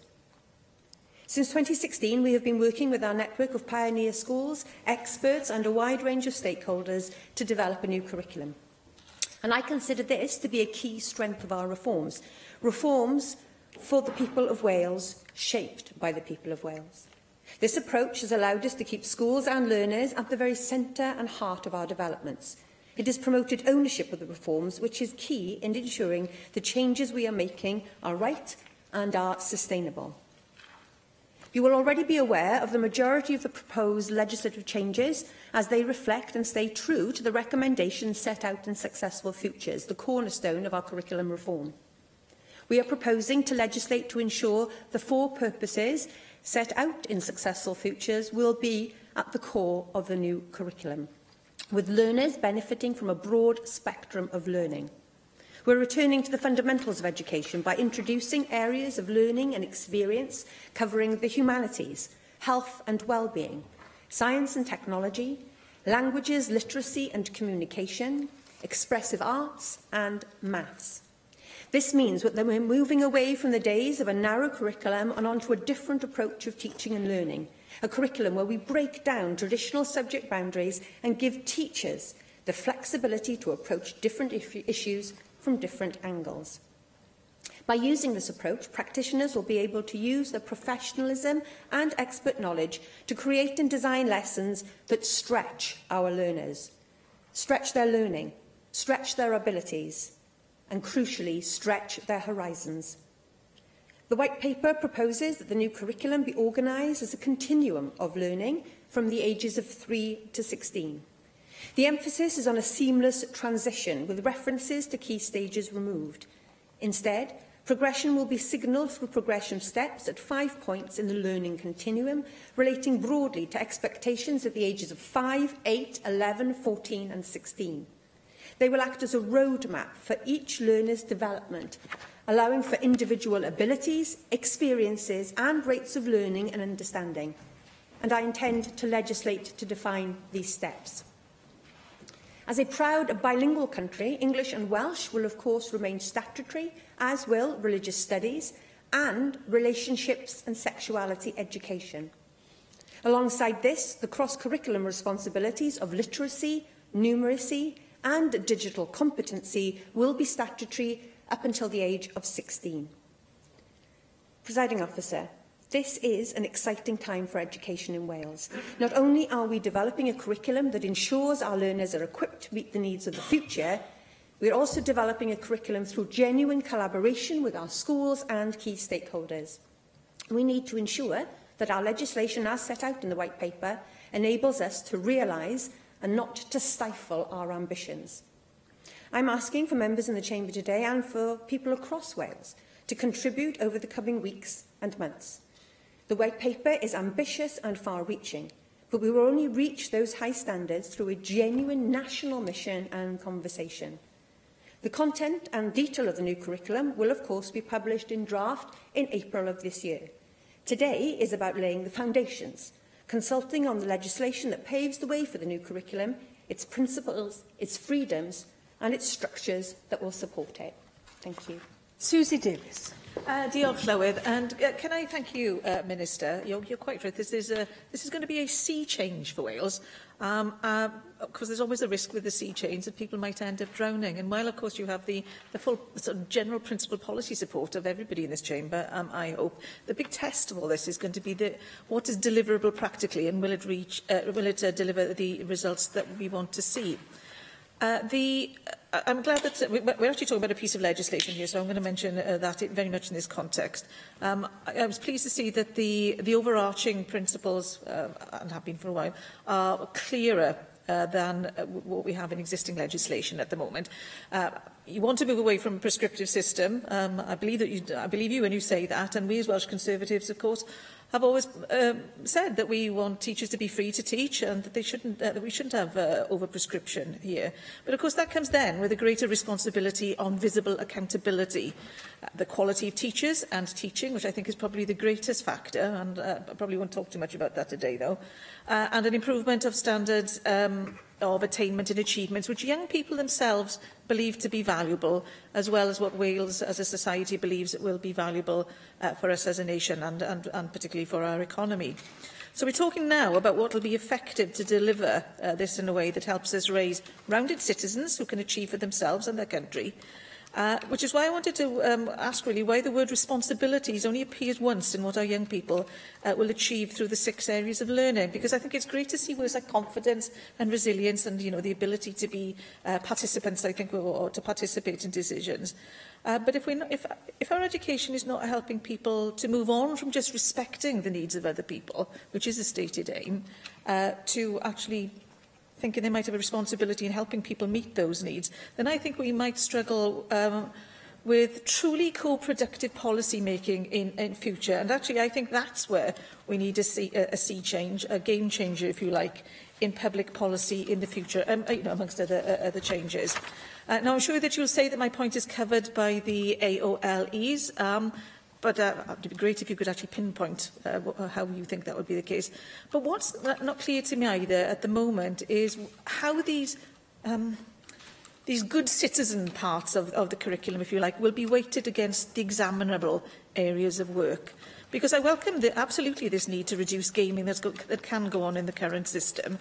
But I think we also need to keep an eye out as well about avoiding new areas of gaming where I don't know, decision makers can either swing in favour of exam results or avoid difficult questions about exam results by focusing on the non-examinable activity. Because when we talk about teacher freedom, which, as I say, I agree with you on this, it's just trying to establish quite how free they will be. Will they be free enough to actually avoid the stated policy objectives of what you're trying to do here? So perhaps we can discuss that a little bit. I mentioned the issue of what young people themselves think is valuable, and I'd be grateful if you could just give some indication as to how children and young people themselves have been involved so far. The White Paper talks about the OECD observation that Welsh Government and the education sector have been working closely together, but it'd be quite helpful to get an idea about how those who will be receiving this new look education feel about it. And I'm sure this comes as a huge shock to you, Minister, but I do want to talk about CPR and first aid skills, their place in the curriculum. I know we've heard all the evidence. It's evidence which has persuaded other governments, not just the UK, that this is so worthwhile that they actually haven't left it to teacher discretion. The health and well-being AOLE speaks to individuals looking after themselves, but not really very much about looking after other people, which goes back to my initial point about mutual responsibility. So I'd be quite curious to know why, at the moment, it looks like Welsh children might be disadvantaged compared to their peers in other parts of the world, actually, regarding a skill which they will now be taking for granted. I'm conscious of leaving some questions for others, but I have got some more. Oh, yes, accountability. Now, I accept that how accountability is going to be measured from now on is still very much something that will be discussed with this Assembly. But what I'd like is some steer today, because we are talking about legislation, is what action you would take and refer to in legislation if this poor link, as it was described by the OECD, between accountability and improvement is not replaced, and pretty swiftly, by a link that works. Particularly as the White Paper says that some of the existing accountability measures will be retained. Just briefly on Welsh language and the wording to teach Welsh in various places in the White Paper. I think we need to explore that on another day. We haven't got much time today. Particularly wanted to ask, though, about the introduction of teaching English in Welsh medium settings for very young children. And I can understand, perhaps on grounds of fairness, when we're introducing so much Welsh now into English medium settings, that this could be an attempt to not treat one language more favourably than the other. But I think these are not like-for-like situations, and I think it would help if you could bring us some evidence that suggests that those very young children learning through the medium of Welsh, through continuum or otherwise, are in some way disadvantaged in a way that introducing English into their lives at that stage would overcome. As I say, these are not like-for-like situations, and I don't think you can treat them in quite the same way. Tangentially, I'm just wondering what consideration was given into bringing modern foreign languages into the AOLEs much more visibly before Key Stage 3. I know it's not the same as Welsh language, but I am really worried about the future of modern foreign languages, even under this curriculum. And then finally, as I say, I'll leave teachers' training for another day. I'm pleased to see that you'll be putting some duties for Welsh Government on the face of the bill. I wonder if I could ask you to consider a duty rather than a power to introduce statutory guidance, assisting local government governors and school leaders about how they can evidence fulfilling those duties around the four purposes. Because I know you will say, well, of course, Welsh Government will do this, and it's actually mentioned in the White Paper. But by committing through a duty to introduce guidance, and I'm not suggesting what should be in that guidance, I think that gives some comfort to those who are looking for certainty from this legislation. And I think I need to give you fair warning that we'll be looking at making those duties in amendment at some point, to introduce and review statutory guidance, to have some powers to vary that guidance after scrutiny from the Welsh Parliament, and also, as I mentioned earlier, to see what powers you would be looking for in order to take action where, in the event of duties by others not being met. So you're already aware of expressions of uncertainty about the delivery of the policy. We've discussed it in committee and a little bit in the Chamber. So while you have work to do on that, and actually as a legislature, we want to help you meet some of those concerns. I think it'll help both of us, meaning us as a Parliament and you in a government, if your bill looks to create certainty for those who will be responsible for implementing the bill in due course, and it just doesn't join the list of Swiss cheeses that have been rolling out from Welsh Government lately. Thank you very much. Can I thank Susie Davis for that long list of questions, and I will try and cover them as best I can and as quickly as I can. I'm glad that the member recognises that there is greater clarity around the purposes of the curriculum. Of course, this was a finding by Gane Donaldson in his Successful Futures report that said that we needed to have that clarity, and I believe that we have achieved that. Understandably, as always, in these discussions, the focus tends to go on to qualifications and actually what happens at the end of this process. Obviously, the qualifications in Wales will need to be aligned to the new curriculum.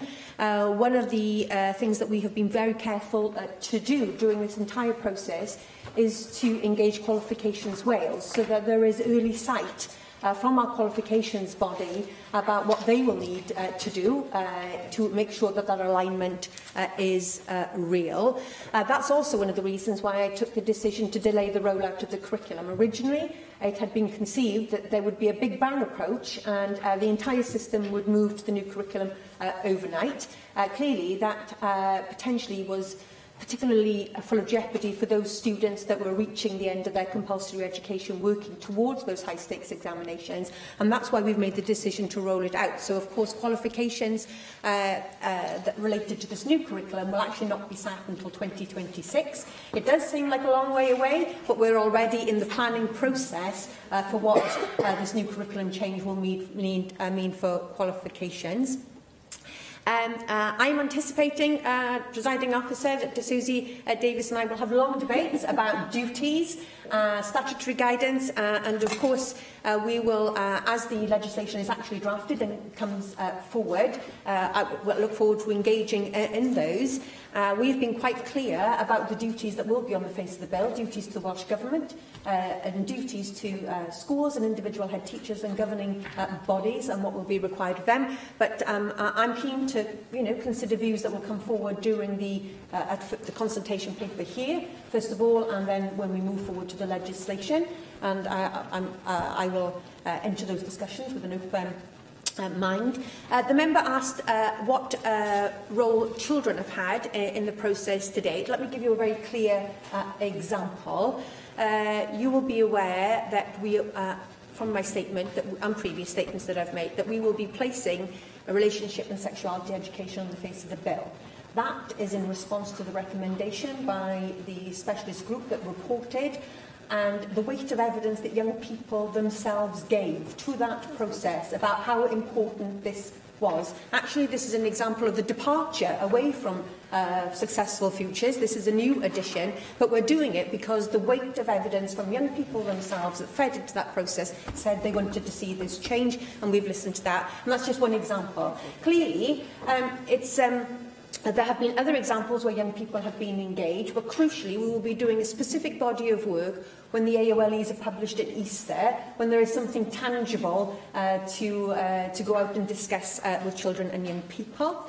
Of course, it's tempting at this stage to want to talk about what goes into the legislation and actually what is appropriate for the individual AOLEs. And Susie Davis will have to wait just a little bit longer until those AOLEs are published at Easter. And that will hopefully give some insight into some of the other questions that she has raised. And at that same time, we will publish further information about assessment and evaluation to go alongside with the content of the AOLEs. The white paper does set out some duties regarding assessment and how assessment for learning will take place under this process, and we will have further and we always have to make the distinction between assessment and evaluation.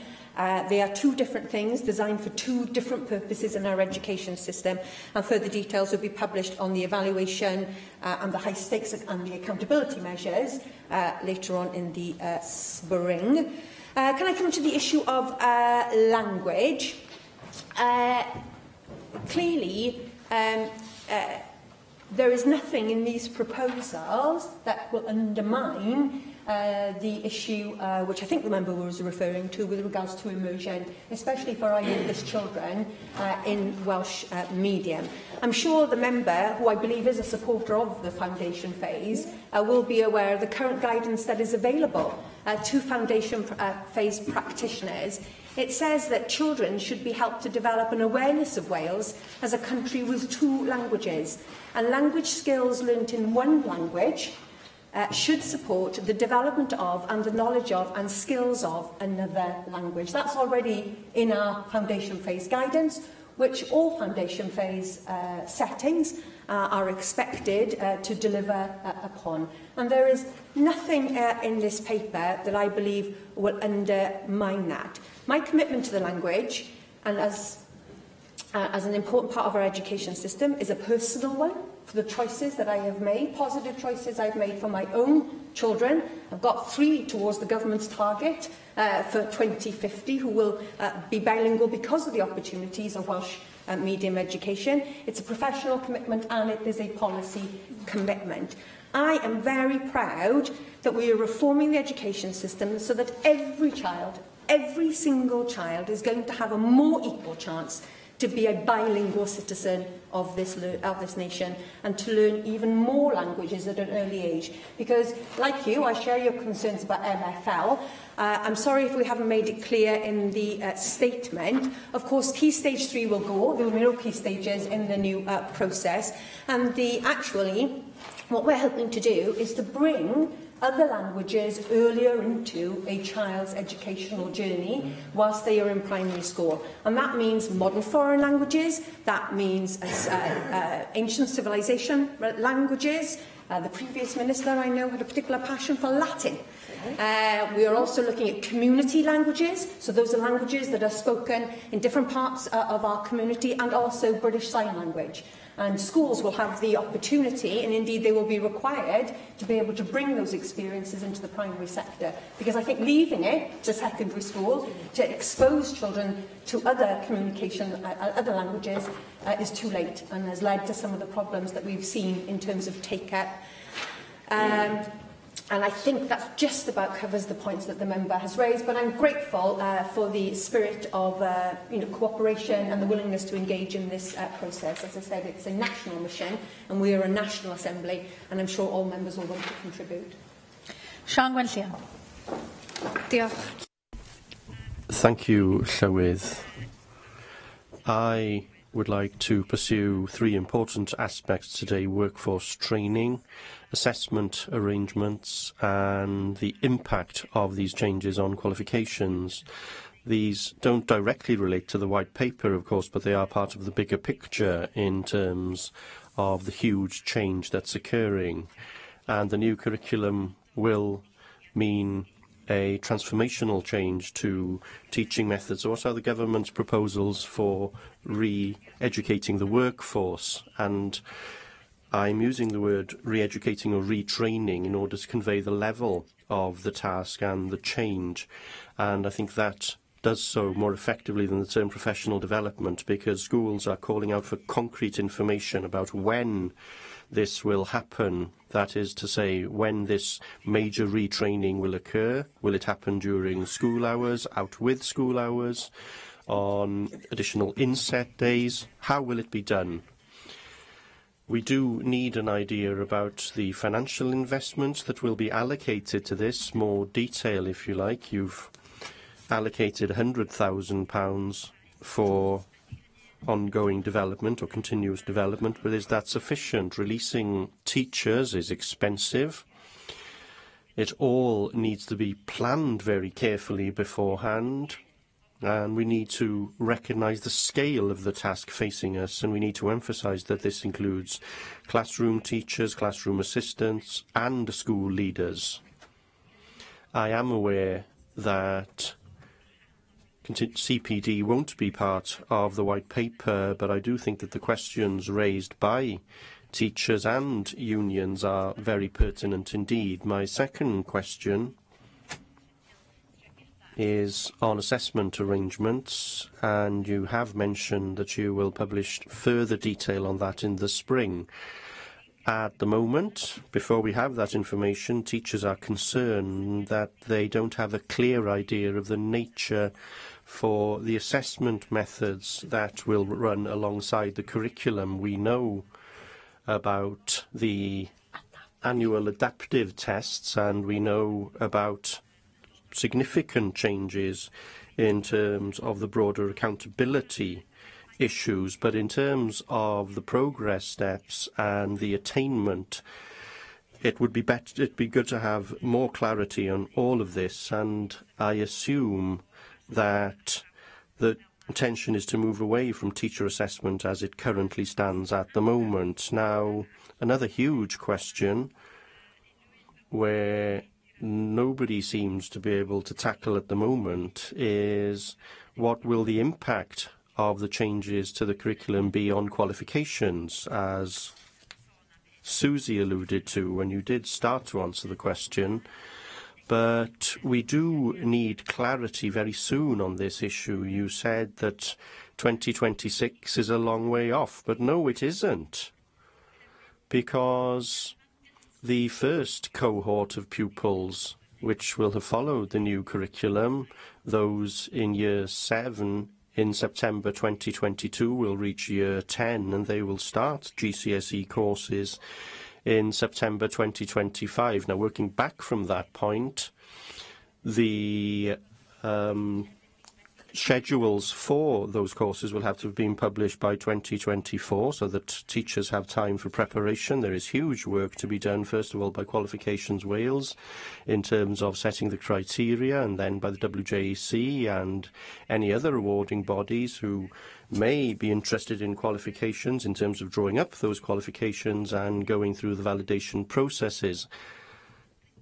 Now, I know that quite understandably you've sought to avoid having the nature of the qualifications having too much an influence on the curriculum, but the time has now come to actually make some robust decisions in this area. In turning now to an issue which is a cause for concern for me, namely the Welsh aspects of this curriculum and the Welsh identity of the curriculum, and how much emphasis there will be on Welsh history, for example. You talk about a Welsh dimension, but I am talking about a curriculum that is rooted in the Welsh experience, and I do think that there is a difference there, and I would like some clarity on that issue.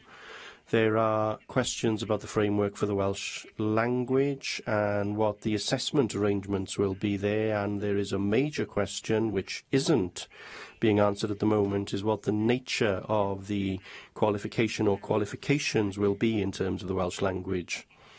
There is a lack of clarity about that, and that is a cause for concern. There is some vacuum there, and I would appreciate a little more meat on the bone, as it were. And finally, I turn to an issue that Susie started to address, which is on page 35 of the report, in the consultation document rather, and here it says that there will be a duty on every school and funded nursery provision to teach English as a required element of the new curriculum for Wales. Now,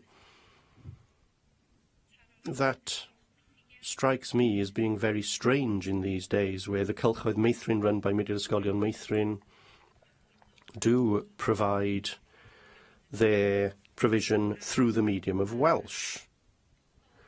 And every expert opinion in this area does emphasise that the immersion of children in the Welsh language at that very early age is the best way of producing children who are fluent Welsh speakers. And a statement such as that one does raise a number of questions, I believe, and it has shocked Mudiad Ysgolion Meithrin without doubt. And it appears to me to run contrary to the aim of 1 million Welsh speakers. So I would like to know whether that is an error, if truth be told. It's such a strange and unexpected statement in the current context in Wales. It strikes me that it may be a mistake. Allow the Minister to respond to the questions then. I think that you have asked plenty of questions there. There are a number of questions that need to be asked, certainly. I had To be asked and answered. Minister. Thank you very much to the member for the questions. She is quite right, of course, that the professional learning requirements to implement the curriculum are not a matter for the white paper. But just to reassure the member that no education system can exceed the quality of those people that stand in front of our children day in and day out. And therefore, having a professional workforce that is in a position to make good on the vision of the curriculum is absolutely crucial. That's why we have undergone a reformed ITE process. It hasn't been without its pain. And we are confident that the new ITE provision centres that have been selected through that rigorous process will be in a position to ensure that those newly going into the profession will have the skills needed. We are currently working on a groundbreaking alternative routes to qualification for teaching, which will put us at the vanguard of teacher education, and I hope to make statements on that shortly, but clearly we also have to attend to the needs of those that are already in the workforce, who hopefully will continue to be in the workforce for many years to come. I have previously announced to this chamber the largest ever financial package of professional learning support in the history of devolutions. Significant resources are going in now, and in the new financial year, those resources will be made available directly to schools, where head teachers who are best placed to understand the professional learning needs of their colleagues in their school will be able to make individual plans for the use of that resources. I'm looking for a new approach, a new innovative approach to professional learning. Gone are the days, I think, where we rely on sending people, usually to Cardiff, to spend the day listening to the sage on the stage, only then to go back and have little idea of how that could be properly implemented in individual classrooms. We need to be smarter than that. The member does raise the important issue, and I know, in having spoken to head teacher conferences before Christmas, that the issue of Inset Day, an extra Inset Day, is one that is high on people's agenda. Those members who are au fait with the subordinate legislation processes will know that actually I do not have the power to simply announce an extra Inset Day. I am actively considering whether that should be made available, but it will have to go out to public consultation and will be subject to processes here within the Assembly itself. But I hope to make an announcement shortly about whether that process will be undertaken. But I understand that teachers will need the opportunity to prepare themselves for this new challenge, as will our school leaders, which is why I have been quite clear to our National Academy of Educational Leadership that in commissioning programmes to support existing and aspiring head teachers, that their ability to be able to support curriculum reform in their own schools should be an important part of that. I wasn't being flippant when I said 2026 was a long way away. What I was actually trying to say, obviously not clearly enough, that will be here with us before we know it. And that's why it's been absolutely crucial to me that we have had Qualifications Wales engaged from the very start of the process. Work is already underway in understanding the consequences for qualifications as a result of these curriculum changes. And if the member would like further details, I'm happy to facilitate a meeting between herself and Qualifications Wales so she can hear, in more time than I'm able to hear this afternoon, talk about the nature of that work. Remembering, of course, that qualifications is now arm's length from ministers. Which brings me on to the issue of assessment. The detail and emphasis of our assessment arrangements will need to change to best support the new curriculum. The central focus of assessment in the future will be to ensure that all children and young people understand how they are performing and, crucially, what they need to do next to make progress and move on. So there will be greater emphasis on formative assessment to inform next steps for both teaching and learning.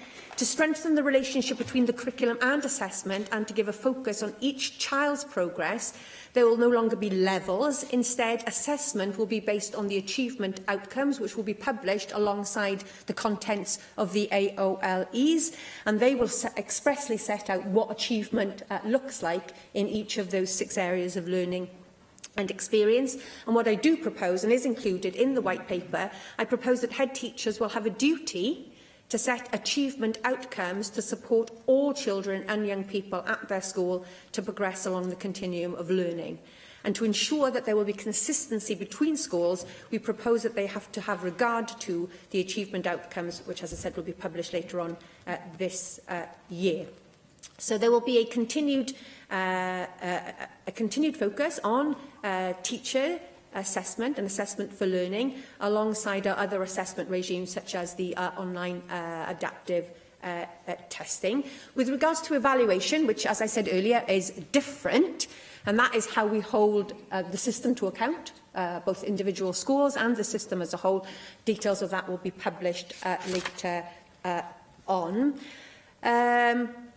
With regards to the Welsh language, I was very grateful to receive the support of Cymdeithas Iraeth yesterday, who welcomed very much what we're doing with regards to the continuum of Welsh language learning. And we will be getting away from this distinction between what is classed as a first language and what is a second language. That is long overdue in our system, and I am very glad that we have got to the position of establishing a continuum. That continuum will also exist, of course, for the English language. And we would expect children to move along either continuum at a rate and in a way that is commensurate with the nature of the language of tuition in their school. So, understandably, we would expect a child that is in Welsh medium education, where the language of tuition is Welsh medium. That child would probably progress along the progression steps more quickly. But our intention is to continually review the progression steps so we can add added rigour into the system as the years go on. I will be absolutely clear, as I was to Susie Davis, it is already a requirement in the foundation phase that children have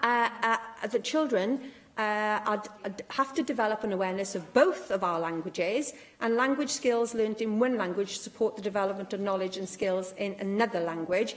There is nothing in here that will undermine the issue of immersion. And actually, certainly in the Cylchs I know best, in areas of Wales where we need more people to make a positive choice to choose Cylch and to choose Welsh medium for their children, actually those Cylchs work in a bilingual way. To be able, especially for children such as my own, that came from a family with no Welsh at all, to be able to settle in and to be able to enjoy their time there and to develop their Welsh language skills. And there is nothing in these proposals that would undermine that. In fact, I would even go as far as to say that it's just not credible to say any proposal in this paper will damage our ambition for 1 million Welsh speakers. And what I should also say is that you should see my ministerial inbox. You know, I try to stick to my principles on ensuring that the quality of Welsh learning is as good as it could be. But that results in some pretty horrible emails into my inbox. And it shows me we still have a long way to go to win the argument about why having bilingual children is the best possible gift that we can give our children and young people. And we have to be very careful. We have to be very careful about some of the language we ourselves use when discussing these issues. Because I've been surprised in my inbox on a regular basis that we have parents write to me that don't believe that their children should be taught Welsh at all in our system. And as we're introducing a system that, as I said, I want to ensure that all of our children have an equal chance to be bilingual speakers, then we need to move forward carefully and ensure that we don't scaremonger or feel that the issue of the language is being undermined one way or the other. Michelle Brown. Thank you, Presiding Officer, and thank you for your statement, Minister. Your statement paints a very, very grand description of a very grand plan for a new curriculum, and I can't say that I disagree with the objectives of that curriculum. But as you know, the Association of Directors of Education in Wales, along with the Welsh Local Government Association, have said that pupils' learning could be left to chance because the plans are so vague. You have said, with no teaching experience at all, that you've had the audacity to say that they don't understand the proposals or that they're working on out-of-date information. Well, if they don't understand the new curriculum or they're working on out-of-date information, the fault lies with the process that has been put in place for explaining that new curriculum and providing information on it. If essential people are out of date or don't understand the curriculum, then it's the Minister's responsibility to rectify it. So I'd ask what the Minister's plans are to do that. I'd suggest that the real problem here is that the WLGA and the Association of Directors of Education do understand the new curriculum, but they seem concerned about whether that curriculum is clear enough to enable teachers to deliver it and do so consistently across Wales. They've said that in the area of language and literacy learning, quote, there are many high-level and grandiose themes at the expense of the nuts and bolts of language development, speaking, reading and writing, and that science and technology appear to be the least developed area. This should be of concern to everybody. It would also appear that the nuts and bolts, as they put it, of education are taking a second place to ambition for grandiose themes. My question is whether the Minister will take these criticisms on board or simply continue to deny that there may be a problem. I understand that the Minister wants more autonomy for teachers and schools, but does that not clash with the decision to force schools to adopt her vision of personalised assessments and sex and relationship education? So, Minister, how much more genuine autonomy do you want schools to have, and what areas would you not be happy to see them have more autonomy in? Qualifications are only as valuable as their reputation, and in recent years, the new curriculum will have to aim for a qualification at the end of it. But those qualifications are only as valuable as their reputation, as I've just said.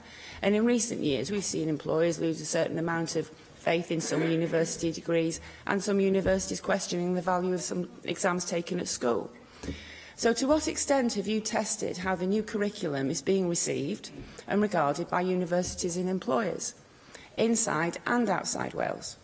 Young people today are having to establish themselves in a job market that's far more globalised than anyone here has had to cope with. So to what extent have you looked at the curriculums of countries such as India and China that are producing more and more young people with exceptional skills? It's all very well looking at other European countries, but is it the developing countries that are increasingly dominating the global jobs market? You can laugh as much as you like, but it's the truth. And so I wonder if you agree with me that we should be looking at how our youngsters can cope with the competition from them, rather than countries that are already having difficulty competing globally. And on the employability subject, although we clearly do need to develop that side of things, the Minister ought not to lose sight of the fact that Wales still needs an education system that encourages young people to become innovators, pioneers, experimenters and groundbreakers. So whilst I agree that numeracy, literacy and digital skills are all important areas because they equip people with the skills they need to cope with day-to-day living and employment, can you tell me, if anything, what you've done to make sure our future curriculum won't just be about training people to have employability skills, but also give them the encouragement and skills needed to become the out-of-the-box thinkers and entrepreneurs of tomorrow? What leadership have you given on that particular matter, Minister? And lastly, the introduction of a new curriculum gives the Minister ample opportunity in future years to say that poor performance could be just down to schools getting to grips with the curriculum, rather than curriculum itself being flawed. So what measures will the Minister put in place so that we will be able to measure its successes and failures and the reasons for them from its start, rather than years later when the Minister is no longer in place to be held accountable for her management of the creation of the new curriculum? Thank you. Minister.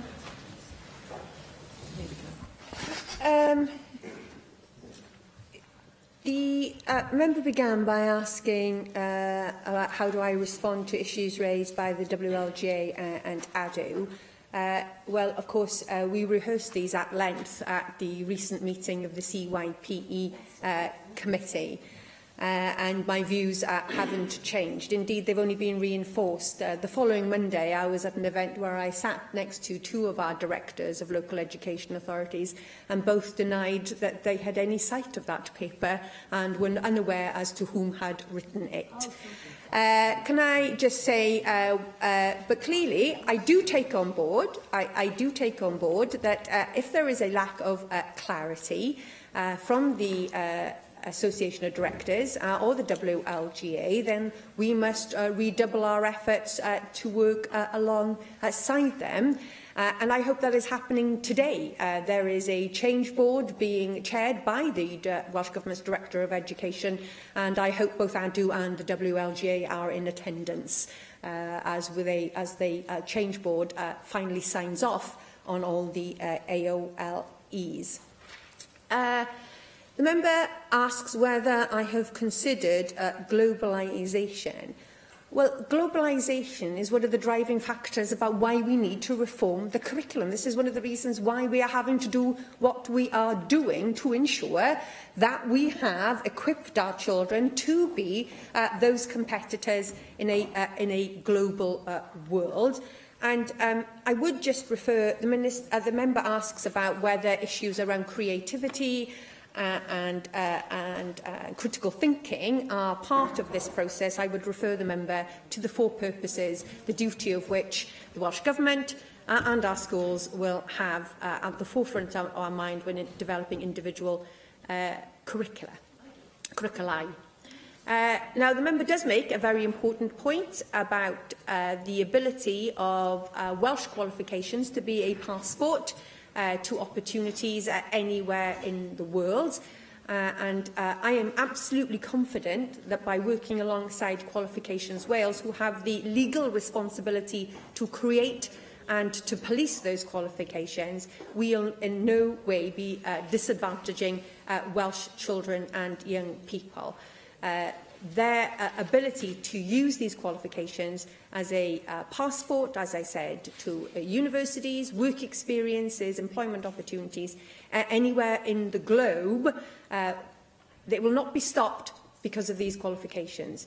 There may be lots of other reasons why they can't go to places to work and study, but it won't be as a result of the curriculum reforms. Rathbone. Thank you very much. No change is not an option. The jobs haven't been invented yet for our primary school children to do, so we absolutely have to change the curriculum. It's pointless learning facts by rote when everybody can look up facts on their mobile phone. So I completely support the philosophy and the approach of the government on this matter. I just wanted to confine my remarks to a few questions. First of all, the statutory rollout in September 2022 is really not very far off. So I wonder how we are minimising anxiety for staff facing change, which always causes... I'm not interested in the WLGA and the Directors of Education, I'm interested in the grassroots. Because we have to be aware that in England there is a serious problem of staff retention in schools. And because the job is just so all-encompassing if you're a full-time teacher. So, will the more creative curriculum for pupils also offer more creative and flexible career paths for teachers? That is one question. My second question relates to the rather depressing document Language Trends in Wales 2018, which I think hit our desks last week. Relatively few schools, this is about, the reduction, massive reduction in the learning of modern foreign languages and the impact of Brexit, which this report touches on. More than a third of schools report that the Brexit process is having a negative effect on attitudes towards the study of modern foreign languages. Of course, we should celebrate our bilingualism in Wales, but we can't just be learners of Welsh and English. We have to be learners of other foreign languages so that we are going to continue to be able to deal with the global environment. So, whilst we are embedding the new curriculum, and I wish you well with all of that, how are we going to stop the drain in modern foreign languages? Because I haven't yet been able to find anything on that in the white paper. Can I thank the member for the questions? Sometimes in debates about the future of education policy, there is an artificial and a false choice, I think, made between having a curriculum that focuses on skills and having a curriculum that focuses on knowledge. Now, despite the fact that we can all Google when the Battle of Hastings was or what happened at a certain date, that does not replace the fact that actually we still need some knowledge in our curriculum. That we can't get away from that. This is not an either-or. This is a curriculum that will have both in it. The member is absolutely right. Teaching is a challenging profession. And there are two things that we need to do. First of all, and there is a work stream in Welsh Government to do this, regardless of the new curriculum, we have to look at workload issues for teachers and the current curriculum as well as the future curriculum. Simply offering people extra money if they stay in a profession isn't going to cut it. I have never met a teacher that entered a classroom because they thought it was going to make them rich. They do so because they are motivated of either a love of their subject and the desire to impart knowledge about that subject to other people, or because they see the intrinsic value of contributing to their society, to their community, to their country by taking on this most important of jobs. And we need to make that a manageable job for them to do. So it's not about chucking money at them like we have seen this week. It is actually about understanding and tackling those workload issues.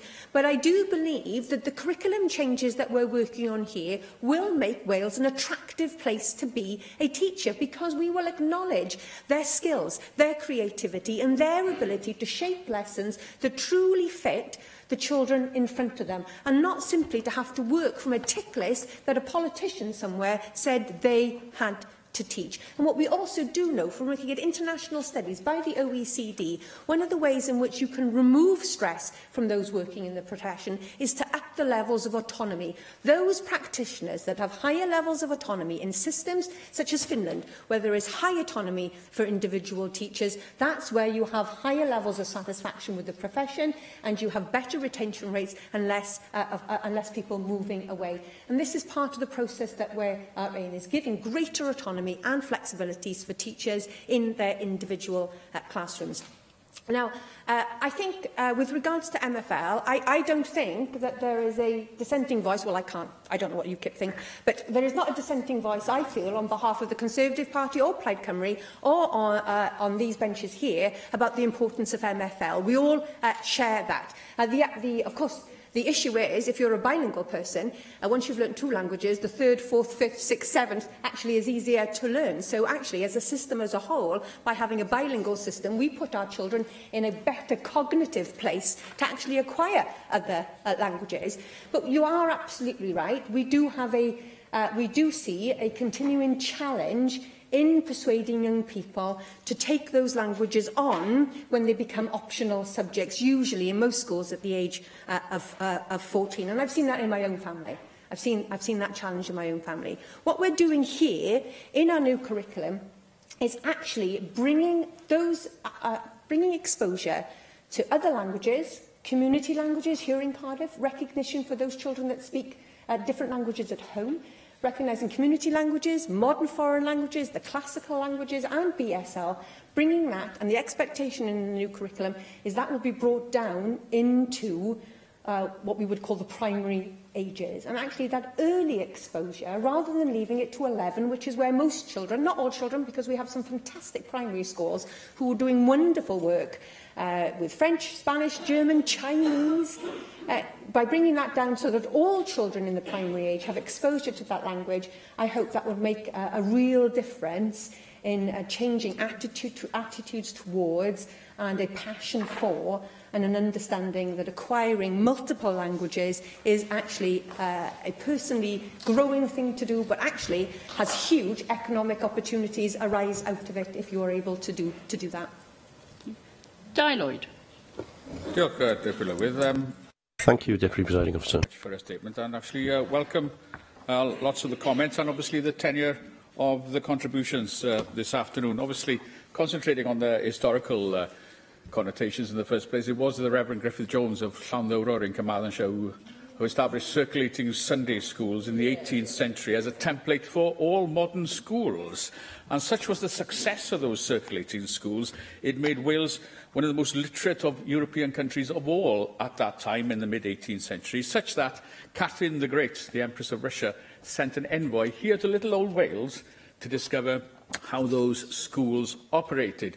Might not find that on your Google search, which is why we do need to teach Welsh history in our Welsh schools. So I would make that plea, but obviously I made that before. In terms of time, I'm just going to concentrate on one point in your white paper, and it is a point already alluded to by Susie and by Sian Gwen Lluan. It's as regards the duty on all schools, I see under section 3.79 here, bullet point 4, duty in all schools and funded nursery settings to teach English as a compulsory element of the new curriculum for Wales. I can understand where that comes from an equality point of view, but it actually does not happen at the moment, and I think it would be a backward step if our Welsh medium nurseries, playgroups and early years in schools actually started introducing English now. Because this is about immersion of language. It is an unequal situation at the moment. I speak as a chair of governors of a Welsh medium primary school in Swansea, where 92% of the children come from a non-Welsh speaking background. They depend on their Welsh learning on the school. So only 8% of them have some Welsh at home, and in fact only half of those have one parent. The other, so in other words, 4% have one parent speaking Welsh. So 92% have a totally non-Welsh background. It is an unequal situation then, because it's about early language learning and immersion in that language. When this school that I'm now the chair of governors, previously, over 20 years ago, it was a bilingual school. It wasn't a Welsh medium school. It was bilingual, English and Welsh. And what we discovered was that some of the children did not always end up fluent in Welsh by the age of 11. Now they do. They start off, everything is in Welsh. English is introduced at 7. By 11, everybody is bilingual, coming from the 92% non-Welsh speaking background or not. And obviously, it is easier to learn another language like French, Spanish and German, especially introduced at primary level. So I would implore you, all international experience about learning language in a minority situation that we are now, it is not equal. And we have to redress that inequality by making sure it's Welsh only up until the age of 7. And then you also introduce other languages after that, because they have the overwhelming English influence at home, all around them, on television. They depend on the school for that Welsh. Look again, please, Minister, at section 3.79. Diolch yn fawr. Thank you, Di. The experience that you've just described in the school of which you were a chairman is the experience I have in my own family. My children are bilingual children, and I took the time to ask my 14-year-old last night whether she had any regrets, because for a parent to make that choice, it's sometimes not an easy choice. It's not been without its pitfalls. When I have sat alongside them, and gosh, their Welsh far exceeded mine very, very, very quickly, it's sometimes not a comfortable place to be, and it's not without its pitfalls. But I asked her last night whether she had any regrets, and she said, I am proud. I am really proud that I can speak 2 languages. And actually reminded me that's something that you can't do. And when they want to gang up on me, and when they want me to not understand what they are saying about me, well, you can imagine how they address one another. Let me be absolutely clear here. I in no way want to undermine the principle of immersion, which is an important way in which we can assure that children can be bilingual children. Can I just make the point about a Welsh dimension to this curriculum? Can I just say, a Welsh dimension has to be more than just Welsh history, Di. There seems to be a debate where we always talk about the Welsh dimension only in the confines of Welsh history lessons. I don't want children just to learn about Welsh history, which of course I want them to do. I want them to understand about Wales's contribution to the world, to the wider world. I want them to understand about Welsh writers, actors, musicians, those people that have excelled in the expressive arts.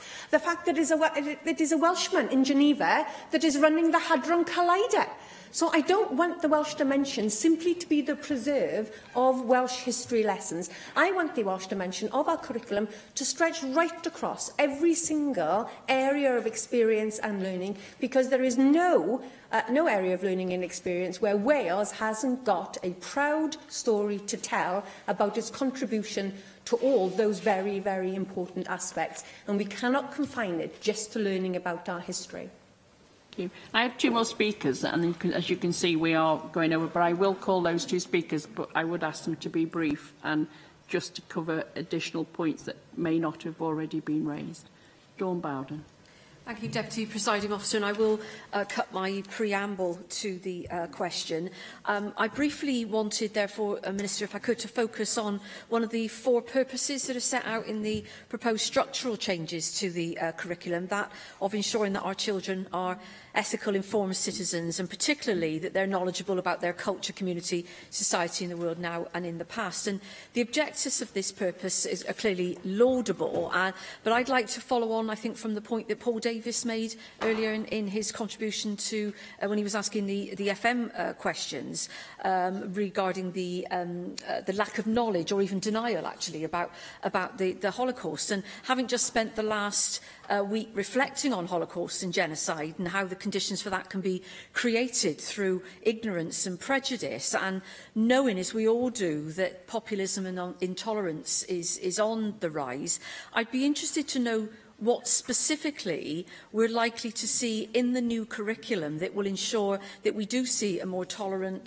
inclusive and respectful individuals coming out of school, who have a greater understanding of the impact on their words and their actions. Now, and I'm sure you'll probably say this is probably more appropriate for a discussion or a question once we're talking about the draft curriculum, but I'd still welcome your thoughts at this stage in terms of what specifically we can do within the curriculum to make sure that our children do come out of school with that much more kind of rounded view and values and approach towards their place in society.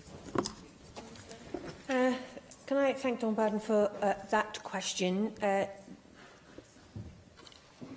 When designing the curriculum and the individual content of AOLEs in schools, schools will be placed on a duty to be able to judge that content against whether that achieves those purposes. So the fact that that purpose is there at the very centre of our curriculum and the expectations of what kind of people we expect to leave our compulsory education system, I believe, is quite clear.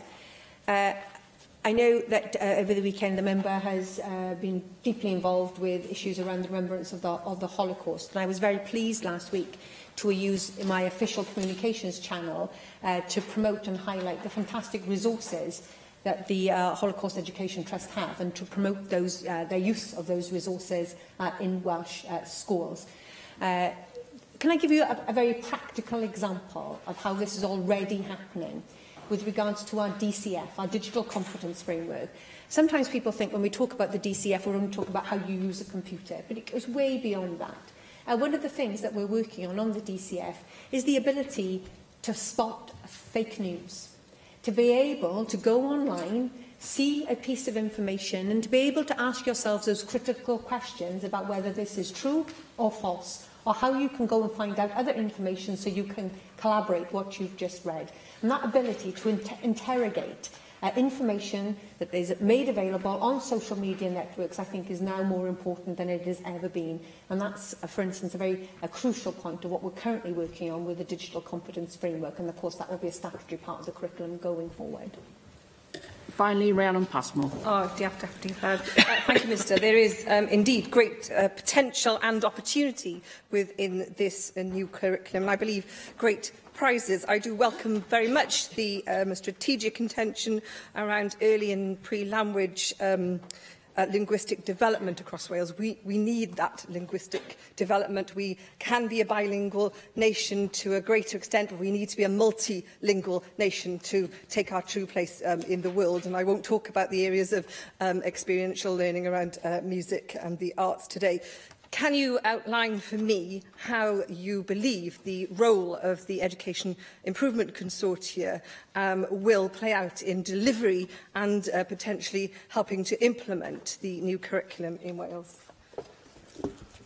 Thank you, Rhiannon, for that. Clearly, the middle tier, which includes our local education authorities, Estyn and the regional school improvement services, will have a critical role to play in ensuring that the curriculum is adopted and delivered to a very high standard.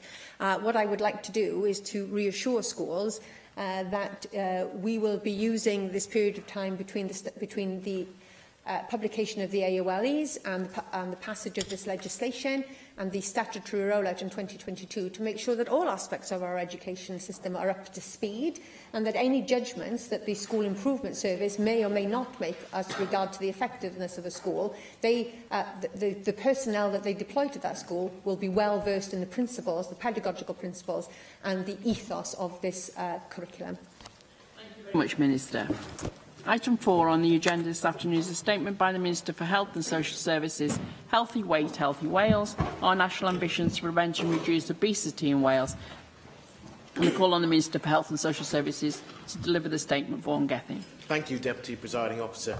I'm happy to update members today on the launch of Healthy Weight, Healthy Wales.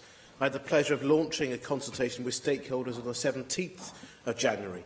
This set out our national ambitions to prevent and reduce obesity across Wales. The consultation begins a period of engagement, challenge and reflection as we develop our priorities for action.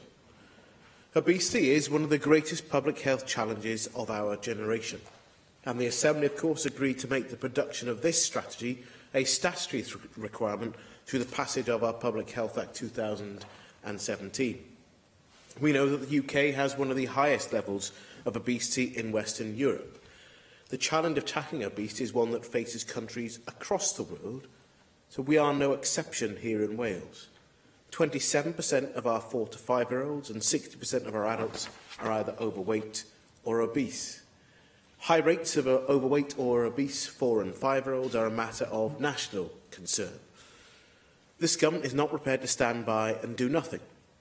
That could let a poor diet or physical inactivity be defining features in the lives of our children and young people. We know that being overweight increases our risk of developing major health conditions such as coronary heart disease, type 2 diabetes and some cancers. We also know that this is a risk to our mental health that can lead to low self-esteem, depression and anxiety. The long-term sustainability of our NHS will require us to improve public and population health, encouraging people to manage their own health and well-being, to lose weight and to be active. Last year, I launched A Healthier Wales, the Welsh Government's long-term plan for health and social care in Wales.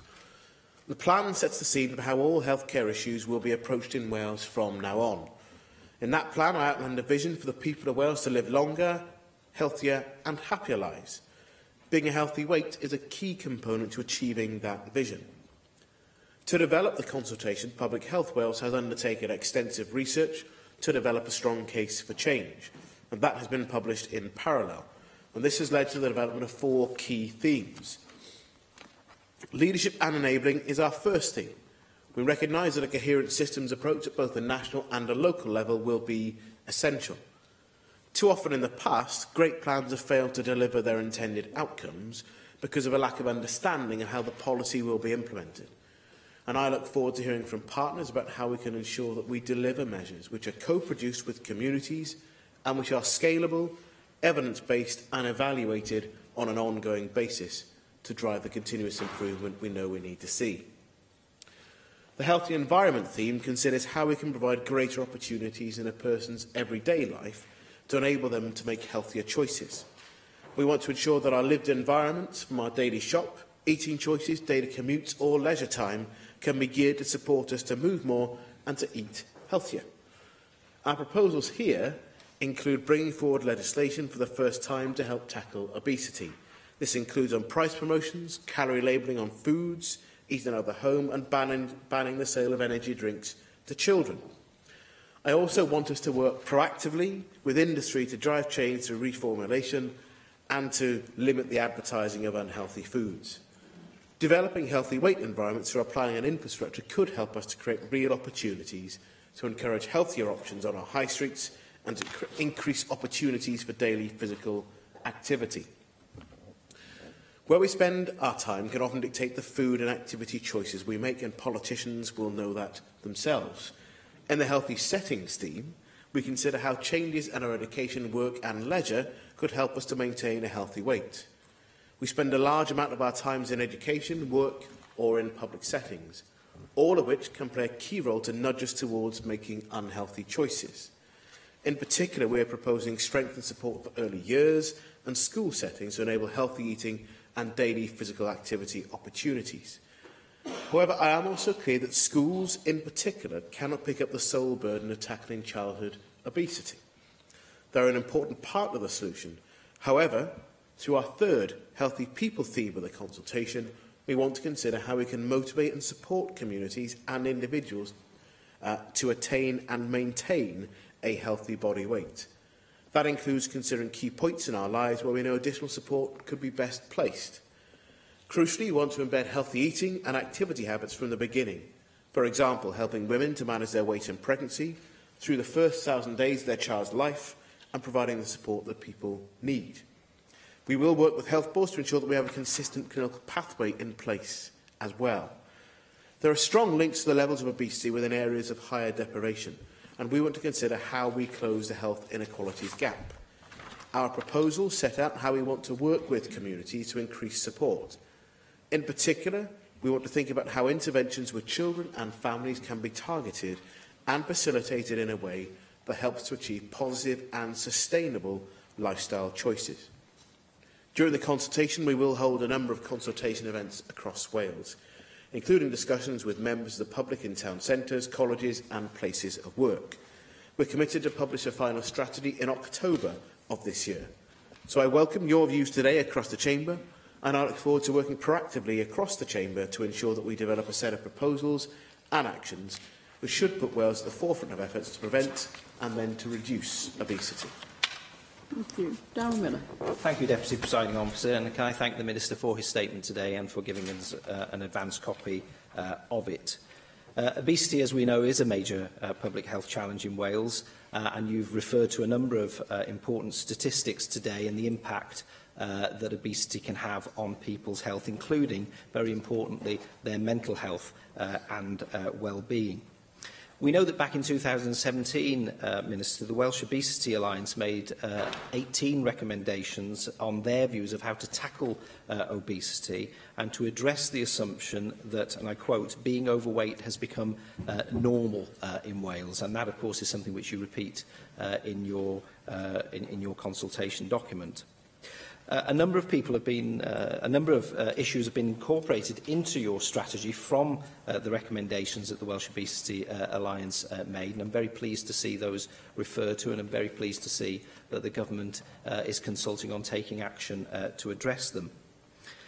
One of the points that they have quite rightly raised is the need for increased regulation in the media around advertising of unhealthy food products. And I know that that is something which we as a National Assembly do not yet have devolved responsibility for. But I wonder whether you can tell us what discussions you've had with the Health Secretary over the border in the UK government regarding the opportunities that there may be to be able to work with them so that we can actually get some UK-wide approach to resolving this issue of media advertising, because I know it's a matter of great concern to many people. We, of course, all want people to eat healthier meals. We want people to reduce their reliance on ready meals with very often high salt content and high proportion of processed foods. And the Obesity Alliance have suggested that providing cooking lessons not only in schools but also to adults to teach them how to maximise the benefits of self-prepared food is one way to help shift people's behaviour. Now, obviously, this is quite a complicated problem, but I would be grateful if you could advise as to what sort of strategy the government might have to reach those people who are already adults. We haven't got them as a captive audience in our schools, so that we can equip them to make those lifestyle choices to prepare more food themselves in an affordable way, particularly in those areas where poverty can sometimes be a problem and the affordability of food in shops and supermarkets is higher than some people can afford. The State of Maternity Services report back in 2018, which was launched in November by the Royal College of Midwives, also highlighted the problems associated with obesity rates and pregnancy. And again, I was pleased to hear reference to that in your statement today. And I wonder what you can tell members today is in place, as it were, or what proposals you're putting forward to help to address that high rate of obesity. We know that there are many more caesareans in Wales, in some parts of Wales, in our hospitals than might be necessary, and some of that is linked to obesity. So what action are you taking to address that problem, particularly in those areas where we've got a cluster of obesity problems in relation to pregnancy? Another issue which was raised by the Obesity Alliance was that we need to publish data on obesity rates to ensure that there's transparency so that we can measure some progress and inform future policy decisions. And I wonder whether you can tell us what the key performance indicators might be in order that we in this chamber can hold the government to account for making some progress on what is an extremely important issue. Can I also ask that you'll look at the whole issue of social prescribing and whether it's proving to be effective? I know that many GPs these days are using social prescribing in terms of prescribing exercise or participation in local gyms. But I don't think, frankly, that it's promoted as widely as it could be. We know that social prescribing can have a huge impact on people's mental health as well as helping them with their weight.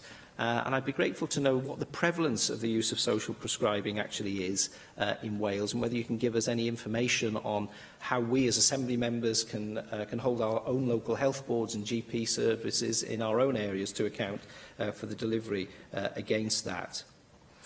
A couple of years ago as well, there were two health boards in Wales which were flouting some of the government advice that had been given to them in relation to banning sugary and fatty foods from being sold in vending machines, particularly on the hospital estate.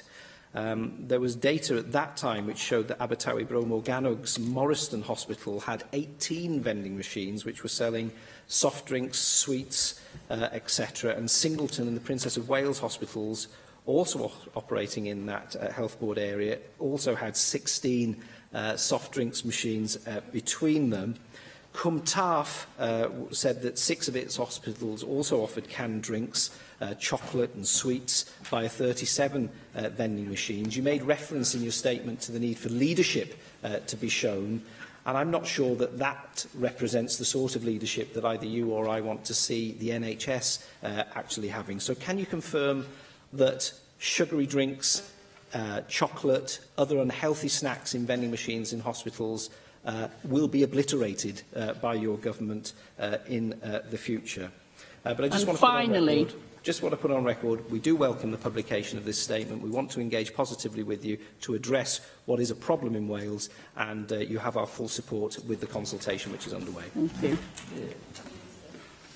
Thank you for the series of questions. You're right that advertising regulation is not devolved. There is regular contact between officials with the UK Department for Health. They're due to be consulting on extra measures around advertising and the potential to have, in particular, high-fat and high-salt content foods, essentially to have a watershed in advertising. We're in favour broadly of having restrictions on what can be advertised at what time, and in particular how that's targeted. We'll continue to work with them. We're also considering if there are things that we might be able to do on the way in which different products are advertised at events we ourselves sponsor and promote. On your point about cooking for adults, if you look through the consultation document, we do recognise that actually helping people to prepare healthier food is a key factor, and actually almost all of our anti-poverty programmes have looked at helping people to prepare healthier food as well. It's a standard part of the conversation. It's also part of what we look to do in promoting a healthy eating message through school. It isn't just about educating children, it's actually about the whole school community. And part of what we'll be doing in the consultation is, as in addition to the groups that I outlined, we're going to make sure that we talk to parents engaged in Flying Start. We're also going to have some conversations around school communities as well, to talk to pupils and to parents, rather than just having one end or the other of the conversation.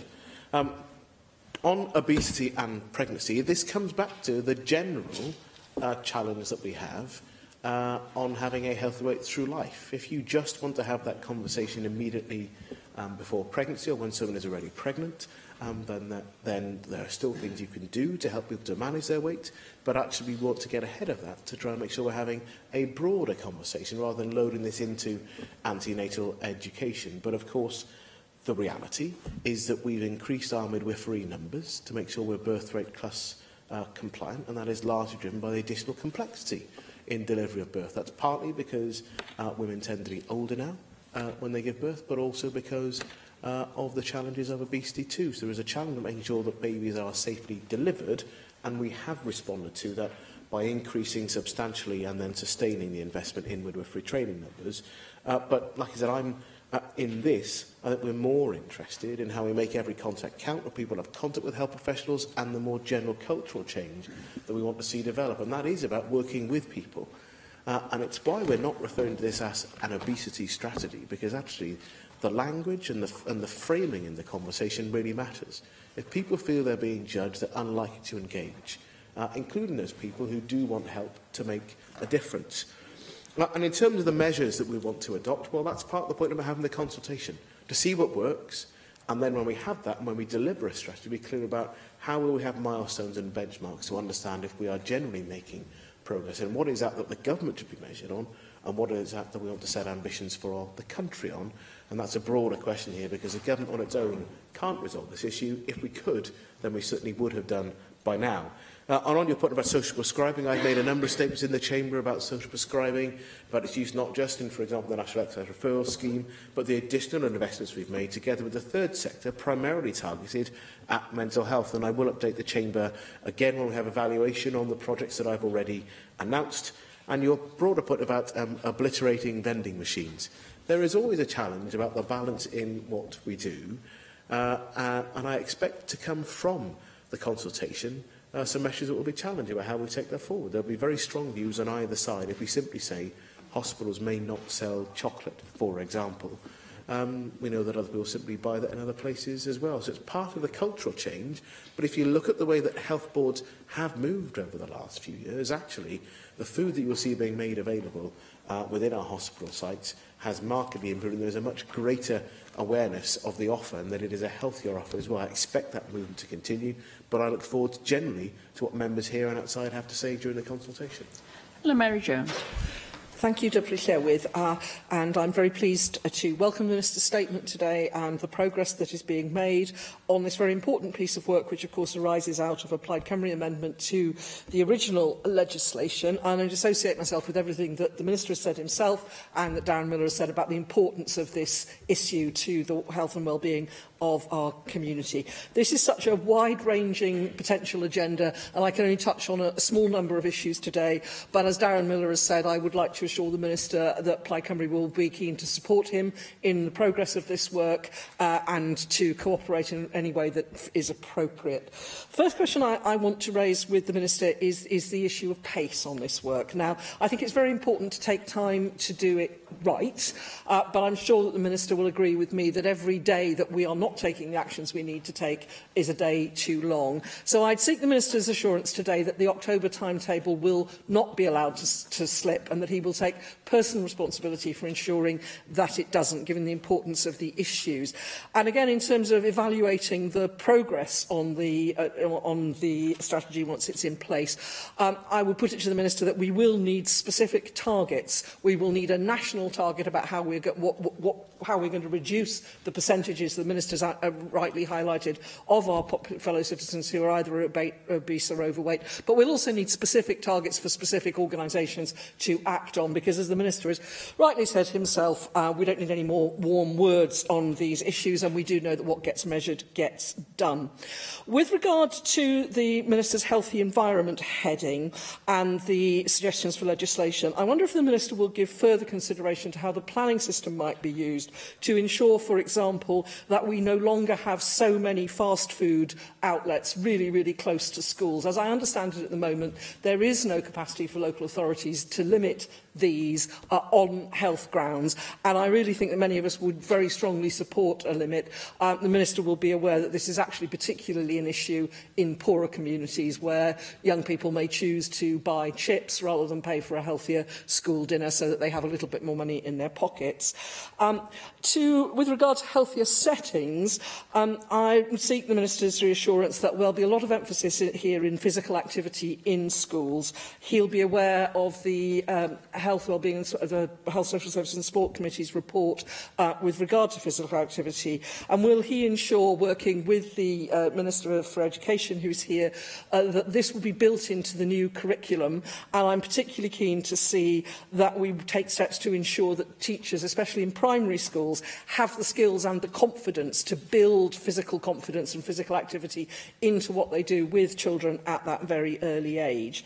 Also, with regard to healthier settings, I seek the Minister's assurance that we will ensure that further education colleges are included in this. We know that there's a big drop-off of physical activity, particularly amongst women and girls between the ages of 16 and 25, and it seems to me that ensuring that further education settings are providing opportunities for young people at that age range will be really, really important in helping to develop and maintain healthy habits, particularly for women and girls.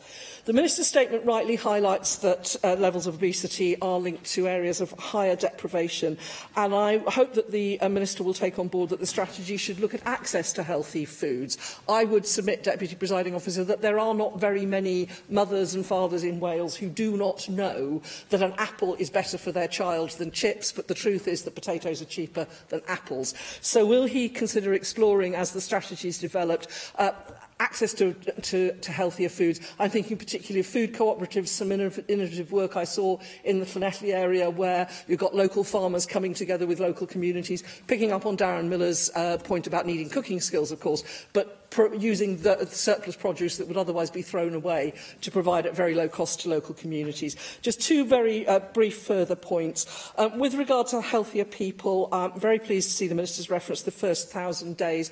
The Minister will sure be very well aware of the importance of breastfeeding in ensuring early child health and reducing the risks of obesity.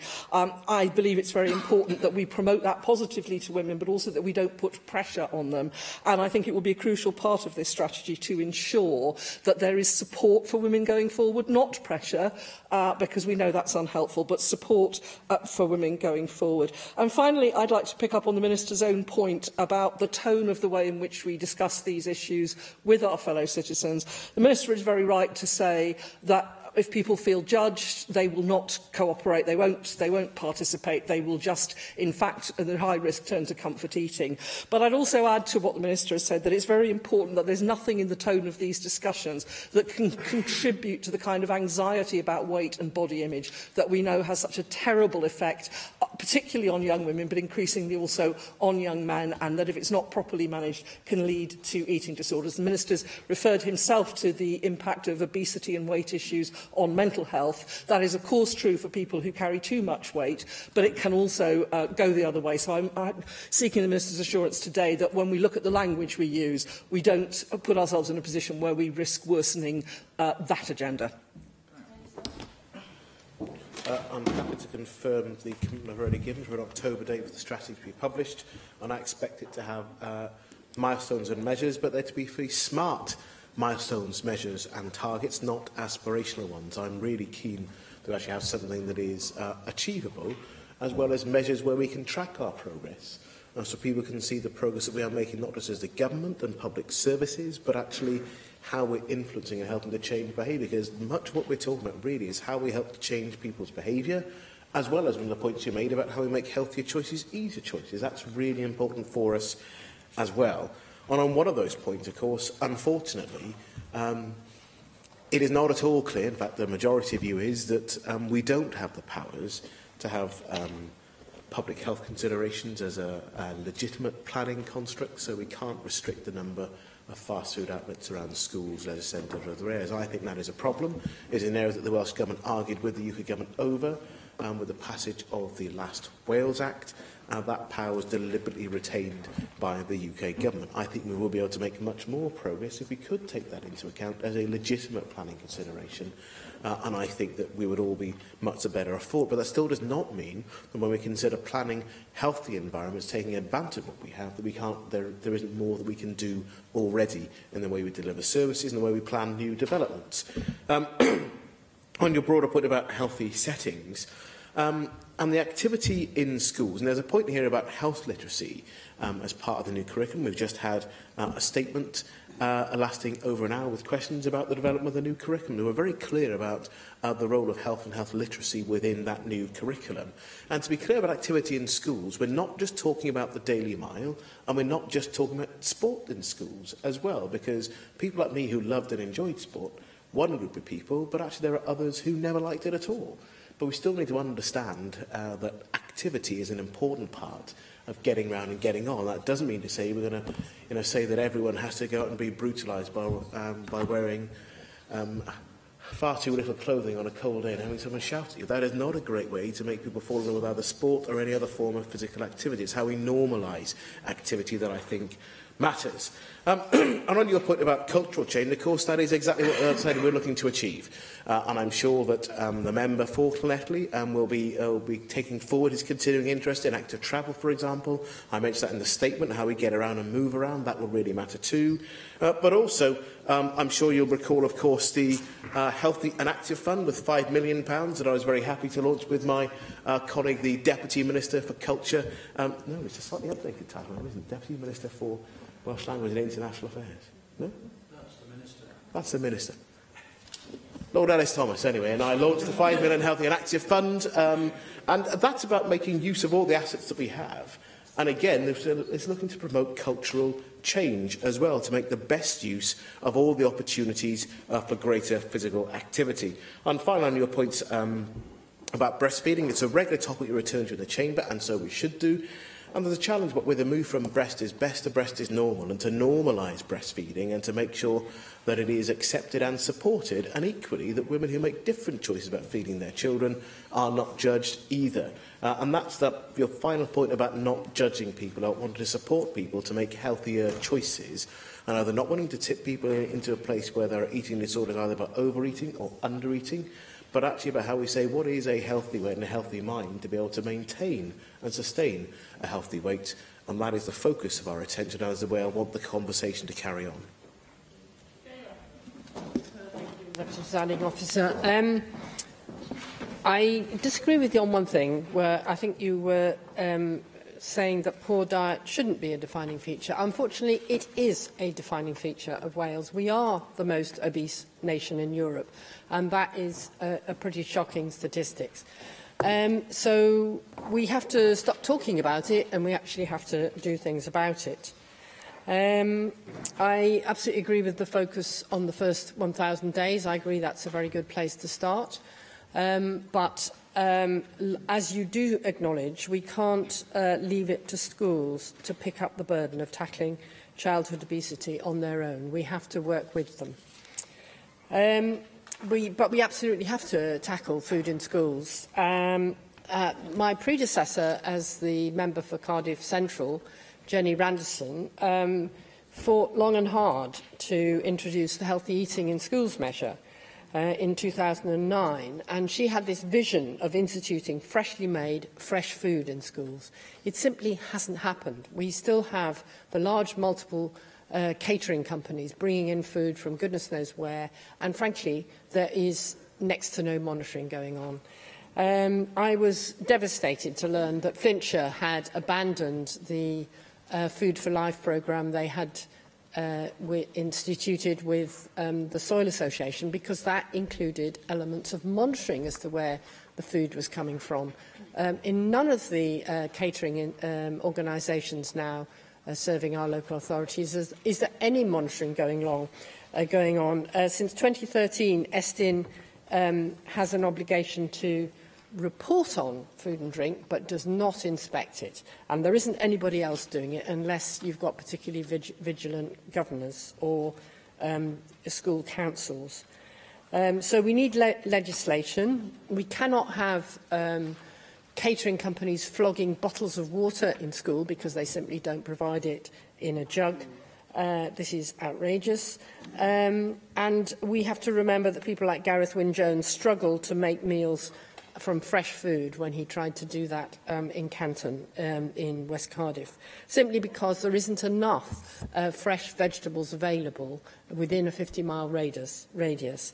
We already have the hallmarks of what needs to be done in Kevin Morgan's report, Good Food for All, published by the IWA in 2015, and that is public procurement in schools, hospitals, care homes, prisons and government buildings. That is something that the government already has powers over, and we need to start institute healthy food being served up in all those institutions as one of the ways in which we need to start changing the conversation. Lastly, I do hope that the Minister will support Veg Power's latest approach to making vegetables fun for children, because it's no use simply telling children they've got to eat 5 a day. That isn't going to work, particularly if their parents are simply unaware of the 5 a day message. So eating veg is fun is the way forward, in my view. I think there's an excellent little advert that went out on the ITV last week, and I hope that the Minister will associate himself with that sort of creative way of getting children engaged in what they're eating is what they are going to turn into.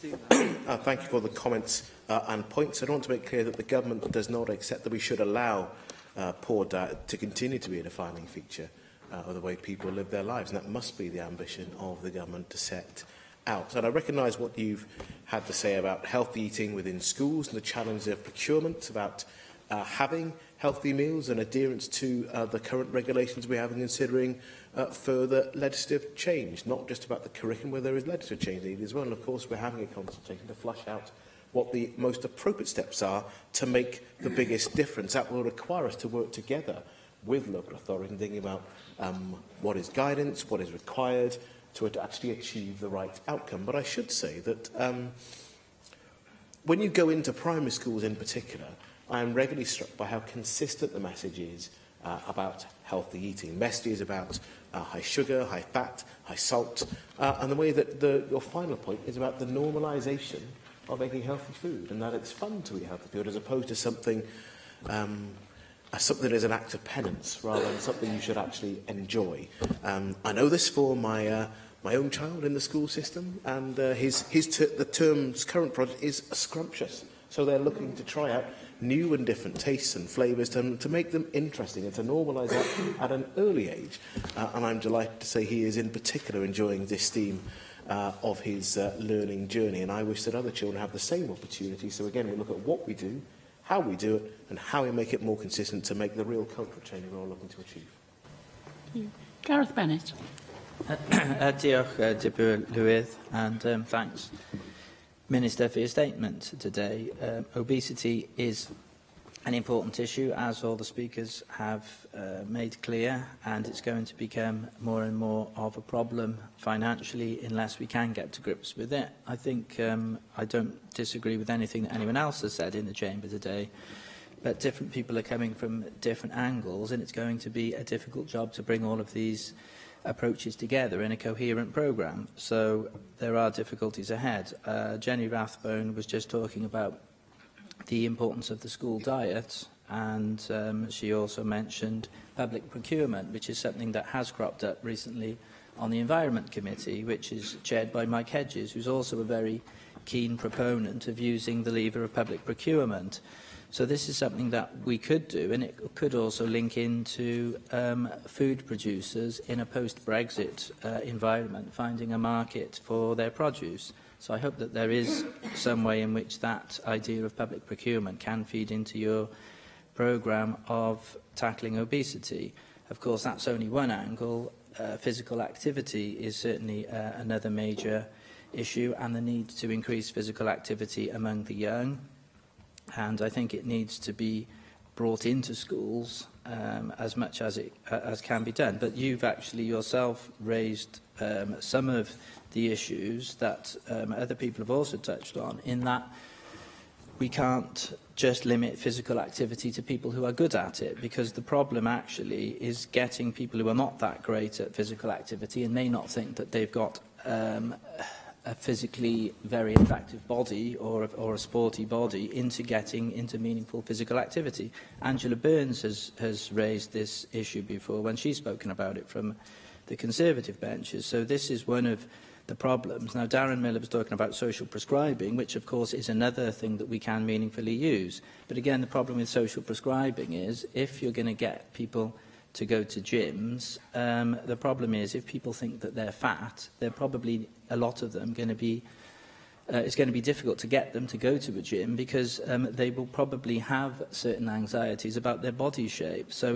these are massive difficulties. How we are going to overcome them, I don't know. We do need a joined-up approach. Active travel is also certainly part of it. And I'm slightly concerned about the way active travel's kind of been bounced around the government in the past. It's kind of gone between different portfolios and different departments and different ministers. So I hope it's something that is going to be taken seriously. Seemingly, Lee Waters, I think you've suggested, or someone suggested, may now be responsible for it. Now, that we don't have any real evidence that since the Active Travel Act was introduced, levels of participation have improved much. So I think we do need to use that Act, get a grip of it, implement it properly, and use that as part of your programme. So it's a wide-ranging issue, and I'd be glad to hear your thoughts on it today. Thank you for the range of areas you've covered, both on body image, active travel and procurement, for example. I think I've covered those in this statement and being clear that the areas that we need to cover. They're part of the consultation. I'm looking forward to hearing what people have to say about the proposals that we're consulting upon. I'm generally interested in what people have to say and about evidence of what has the best prospect of working, because we're not alone in having this challenge. Every other Western nation has a similar challenge, and doing nothing isn't really an option. That will mean that we'll need to learn as we do as well, because there isn't a Western European country you can point to where they've got it right on a national level. There is some evidence about parts of Holland on a city basis where leadership has made a real difference, though. I just politely disagree on your point about physical activity in the young. Of course, it's important that we try to encourage patterns for life in young people, but actually physical activity matters for all of us, whether you're young, whether you see yourself as middle-aged or older. And I won't ask people in this chamber to put themselves into categories like that, but we know that there are benefits for all of us in remaining physically active through all points in our life. And it's about what form of activity and how we then make that an easier thing to do, and again, a normal thing to do, and again, not a form of penance or punishment. Vicky Howells. And thank you, Minister. I've got a couple of questions today around the issue of childhood obesity, which is an issue that I am very concerned about. And of course, we know there can be specific geographical problems in terms of tackling that issue. And a statistic that has always shocked me is the fact that a quarter of children in the Cwmtaf Health Board area are obese, not just overweight, but clinically obese. I know your statement talks about tackling health inequalities, but would you be able to provide any further information on this, or indeed examples of best practice that you would look to promote? Childhood obesity can also be made worse by not giving our young people the confidence to get out and about in the natural world, which again is a cause that I have championed since I've come to this place. And in the South Wales valleys, that's a natural world that is quite often on their very doorsteps, with just 13% of Welsh children considering themselves to have strong connections to the outdoors. How are you working with colleagues across government to see how that perception can be tackled? I've spoken previously about the role more formal outdoors education can play within that, so I'd be interested in hearing what discussions you may have had about how that could fit into the strategy to tackle childhood obesity. Thank you for the comment. You're right to point out the differential scale of the challenge that we face, and it's part of the renormalisation of activity and thinking about the choices that we make as parents, because we make choices for our children, and in doing so we're actually helping to set their patterns for life, and that is part of our challenge. And again, it goes back to about not judging people. If you say to parents you're bad parents because your child is overweight, that is never going to, well, for the great majority of people, that will send them further away, and it won't engage the level of trust and the conversation we need to have about how we make those healthier choices much easier for people. And there are micro-community examples of things that have worked. The challenge is to do this at scale, and that's our big challenge, to have significant cultural change and community changes in behaviour. there is always a greater opportunity to have when children are younger, and parents are frankly more likely to share stories with each other. You're more likely to have interaction with parents when the children are younger, with the different activities they undertake, pre-primary school and after as well. So there is a real point of opportunity within those early years in life. We've actually seen some helpful changes with, for example, the First 1,000 Days programme, but we're looking to have a much greater scale and consistency in activity. On the broader point about how we're working across government, on the healthy and active theme, we initially actually had two different strategies, one on activity and one on healthy weight. We deliberately brought them together because there are clear links and we want to make them deliberate. In fact, last week, myself and the Deputy Minister were attending the cross-government group looking on how we take forward greater activity, to look at the different levers of government, from active travel to a healthier environment, to people in Levy Griffiths' team, and to look at how we deal with this across government, and not to say this is about health and education. And that's also about partnering while we have the Healthy and Active Fund, working with not just Sport Wales, but also, for example, with NRW as well, to make use of the assets we already have. And again, to normalise the use of those assets that exist within easy reach of every community, to make sure people know that they're there and actually take up the opportunity to use them. And finally, Caroline Jones. Diolch, Deputy Llywydd. Thank you for your statement, Minister. Obesity is one of the greatest challenges facing our nation, and I welcome the fact that the Welsh Government has unveiled this strategy, because we are the most obese nation in Europe, so a strategy is very welcome. Minister, there is much about your plan that I support, and I welcome the focus on prevention, particularly in the early years. But whatever age, if change is needed, it is to be welcomed and encouraged. Minister, in addition to the strategy, will you be working with the Minister for Education to ensure the new curriculum makes provision to teach children and young people about healthy eating? In our community and towns, we must also ensure that young mums feel confident about the facilities available for breastfeeding. I welcome the ban on energy drinks for the under-16s. Thankfully, the number of young people consuming sugary drinks has fallen by 1/4 over the past decade, and those that consume them drink far less than 10 years ago. School playing fields, or lack of them due to these areas being built on, are also a major concern to me, because physical activity is extremely important and it's becoming less and less. Employers offering assistance to purchase bicycles to cycle to work is also to be welcomed and needs to be highlighted more.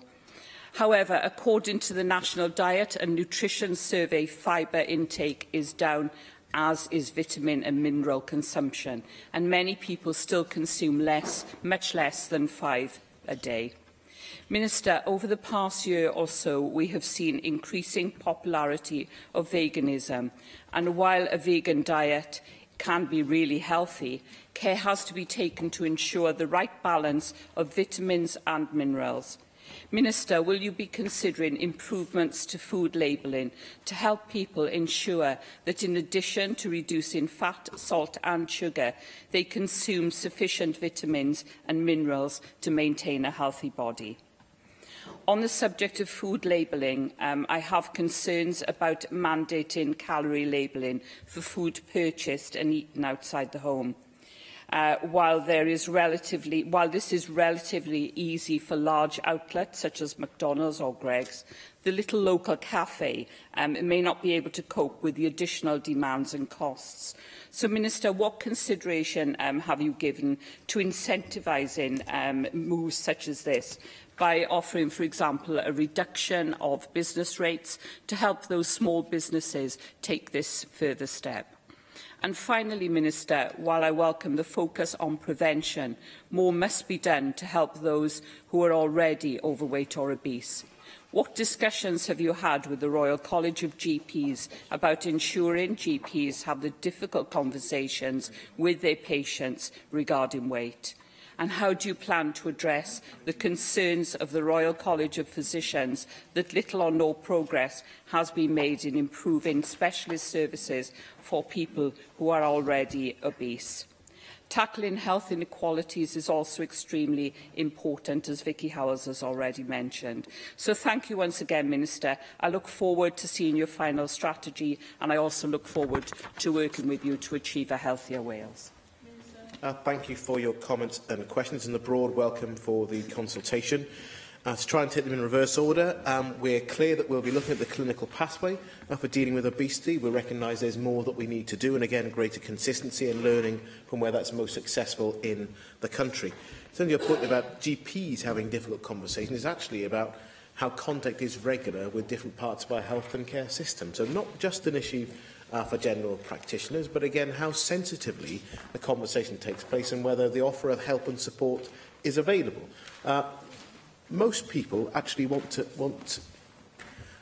be a broadly more healthy weight and shape, and they're aware of that. And the challenge is how we help people to do so in a way that is empowering and not judgmental, as I said many times before. And your broader points about food labelling, that's the point of having the consultation, to understand that there are different views, but many businesses, food businesses, already provide the amount of average calories in a serving, whether you're in a large multiple or even in smaller outlets as well. So we're looking to consult to try and understand what that might look like.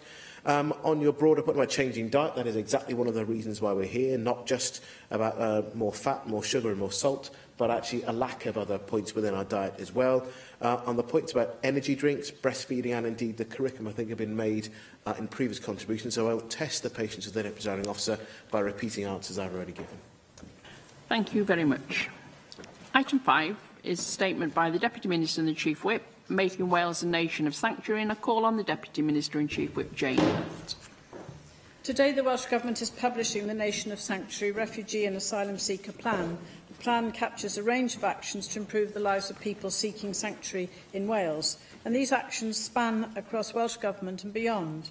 They reflect the joined-up approach needed to improve and enhance the experience of refugees and asylum seekers in Wales. The plan represents a significant step towards our ambition of making Wales a nation of sanctuary. The name we've given this plan is a clear statement of our intent. Wales has a long and proud history of welcoming refugees, but we want to move beyond welcoming individuals by harnessing their skills and enriching our communities. Our previous Refugee and Asylum Seeker Delivery Plan was published in March 2016. And since then, the humanitarian concern prompted by the Syrian refugee crisis led to the Equality, Local Government and Communities Committee undertaking an inquiry in this area. They recommended that Welsh Government revise its plan to better suit the needs of refugees and asylum seekers in Wales. As a Welsh Government, we also wanted to show stronger leadership and direction in this area, and we agreed to develop and consult on a revised version of the plan. The Nation of Sanctuary plan has been developed through co-production.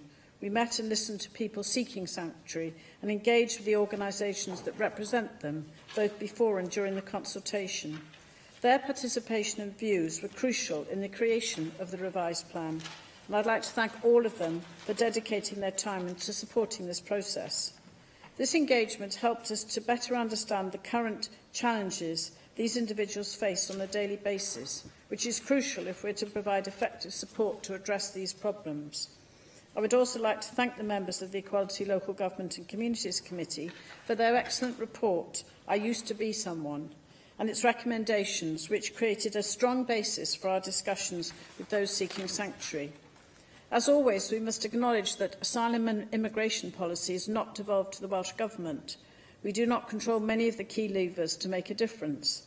The plan reflects our efforts to implement positive change in those areas where we have responsibility.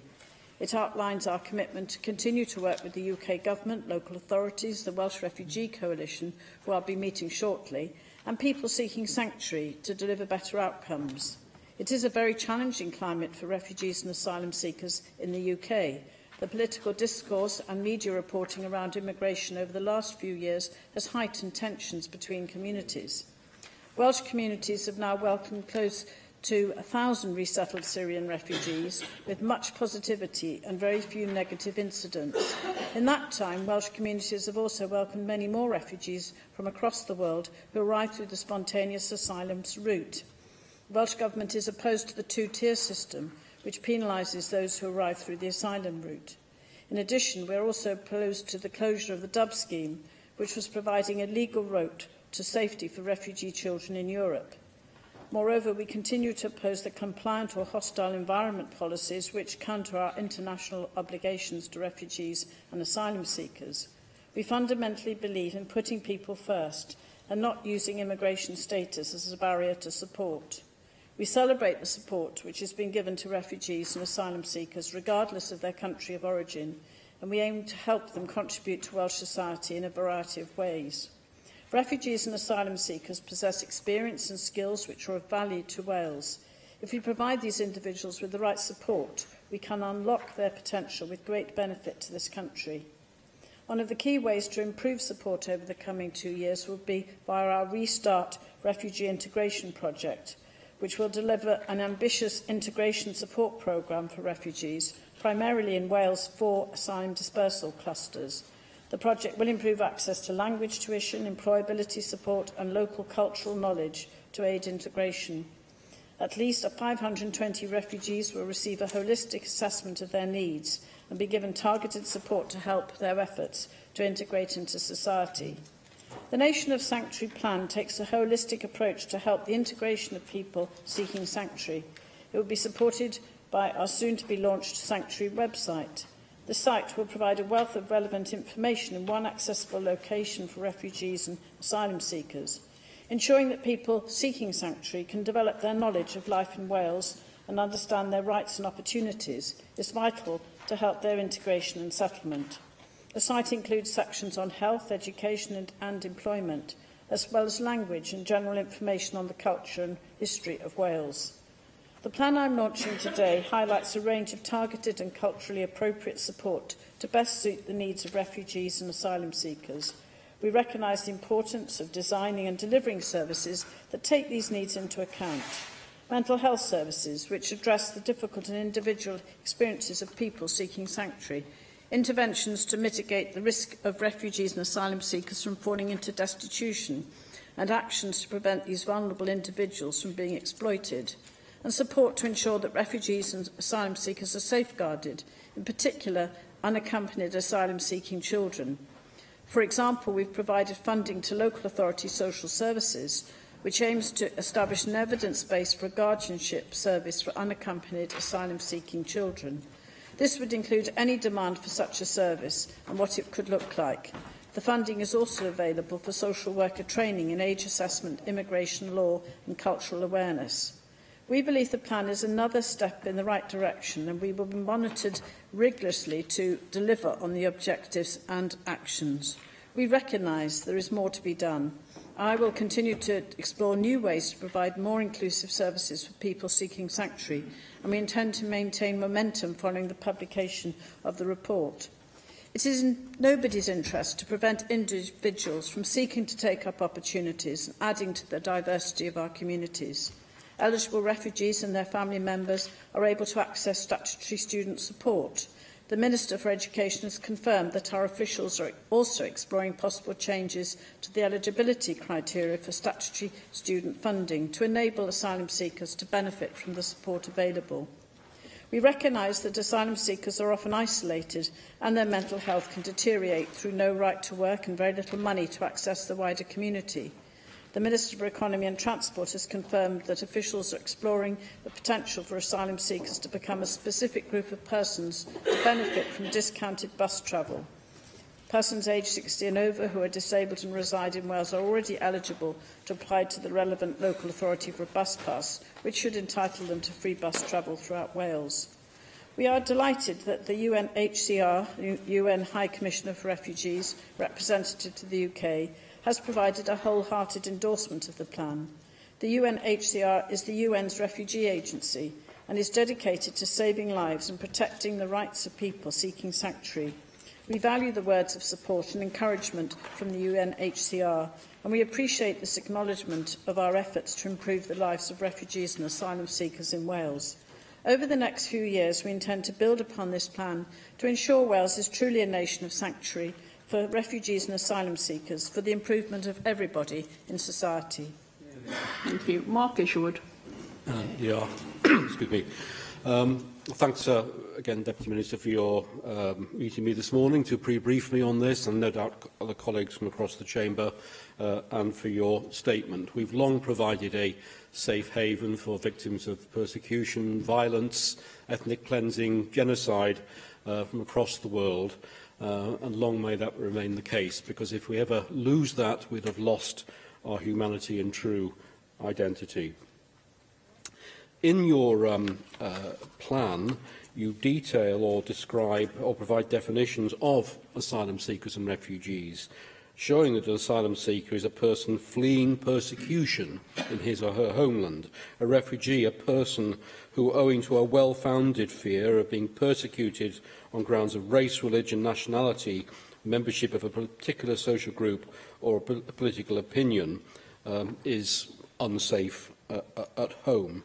You also state the term refugee includes individuals not recognised as refugees, but who've been granted indefinite leave to remain. As I warned you this morning, I would therefore question you on the basis of concerns raised with me by a failed asylum seeker at last Friday's Holocaust Memorial event in Wrexham. Currently going through the appeals process. Would such persons be therefore covered by this, or would they not? And if not, would you consider that further to see whether they might be incorporated? 7 months ago in June, responding to a statement by the then Leader of the House on Wales, a nation of sanctuary, I noted figures from the previous year which had showed a very mixed picture for resettlement of refugees across Wales. It showed at that point Merthyr Tydfil, Newport Talbot had accepted no refugees, Carmarthenshire the highest with 51 and Swansea with 33, in North Wales, Denbighshire 21, but only 5 in Flintshire and 2 in Conwy. The then Leader of the House replied, the member raised patchy take-up, but of course they're not the ongoing stats. Are you able to provide now or subsequently to members an up-to-date picture, or as up-to-date as possible, of the stats so we can establish whether the situation is improving in the areas where, at that point, there appeared to be greater barriers? You refer in your statement to commitment to work with UK Government, local authorities, Welsh Refugee Coalition and people seeking sanctuary to deliver better outcomes. And, of course, you use the word co-production. You also refer to your Restart Refugee Integration project to deliver an ambitious integration support programme for refugees, primarily in Wales, 4 asylum dispersal clusters, and state that ensuring that people seeking sanctuary can develop their knowledge of life in Wales and understand rights and opportunities, being vital to help their integration and settlement. How do you also propose to engage with the broader population? Because it's clearly a two-way process. Unless we can break down barriers to understanding at home, then no matter how well we seek to integrate our new neighbours, those barriers will persist. So it is very much a two-way process. And much of the heavy lifting across Wales is already being done, often on a shoestring, by a myriad of third sector bodies and partnerships between third sector and others. So how do you propose to engage with such projects? I'll give you a few examples. I think I mentioned to you this morning, I'm Honorary President of the North Wales Association for Multicultural Integration, which has been delivering on this very agenda for a number of years. Last May, I hosted in the Assembly the Let Us Integrate Through Music and Art event put on by NWAMI, North Wales Association for Multicultural Integration, and Cwmbran-based Kiran, knowledge-based intercommunity relationship and awareness network aimed at removing barriers that keep people apart and promoting the mutual understanding which brings them together. Last May, I had a meeting in the Assembly with Welsh Refugee Council, North Wales Association of Multicultural Integration and Personal Support Service CAIS to talk about how we can work in partnership to break down barriers and increase understanding of each other's cultures. Last October, both myself and Julie James spoke at NWAMI's annual celebration of Integration Day event at the Temple of Peace in Cardiff. I close the event again emphasising the importance of integration by celebrating our glorious diversity together, building community cohesion and a tolerant society through cultural engagement. So I hope you will outline further how your plan will engage and embrace those projects already operating across the nation of Wales, doing this heavy lifting to build bridges from both ends. And finally, if I may, just question how we can support within this agenda the local city and town initiatives that are also taking off. You recall well how Wales became a fair trade nation because of the jigsaw pieces starting separately and coming together, with Wrexham as the first fair trade town and others coming together before Wales could become a whole fair trade nation. Now, in this case, last summer, for example, Synergy in Flintshire, working together to make Flintshire a place of sanctuary for refugees and those fleeing violence and persecution, united not only Synergy members, but the Wales Cities of Sanctuary, Ethnic Minorities and Youth Support Team Wales, Church, Charity and Action Group representatives, Theatre Clwyd and Aura Libraries and Leisure. Again, work on the ground which can further benefit from working with your plan. And finally, this Friday in Wrexham Come on, move is on, the launch quick. of Wrexham's Town of Sanctuary, a campaign to make Wrexham a town of sanctuary and an invocation to local groups and individuals to get involved. So prime examples of great work which you can benefit from by joining up the dots. I hope you agree. Well, thank you very much, Mark Isherwood, and thank you for your opening words and for the opportunity to have a discussion prior to this statement this afternoon.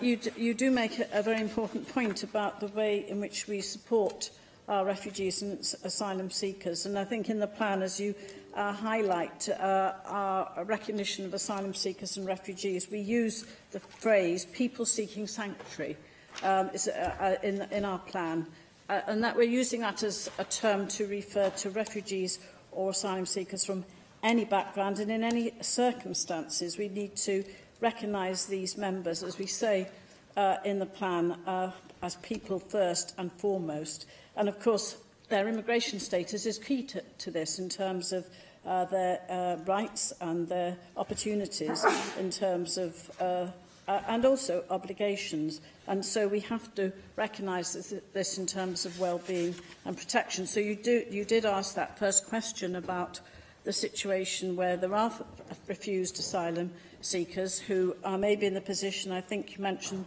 where there may be under appeal, but there are obviously situations where we've raised in this chamber, across this chamber, about people in that circumstance, and people have made representations. We can only make representations, as we do as elected members, and indeed of the Welsh Government, on behalf of those people. But what we need to do is say that we will provide within our powers essential support to refused asylum seekers.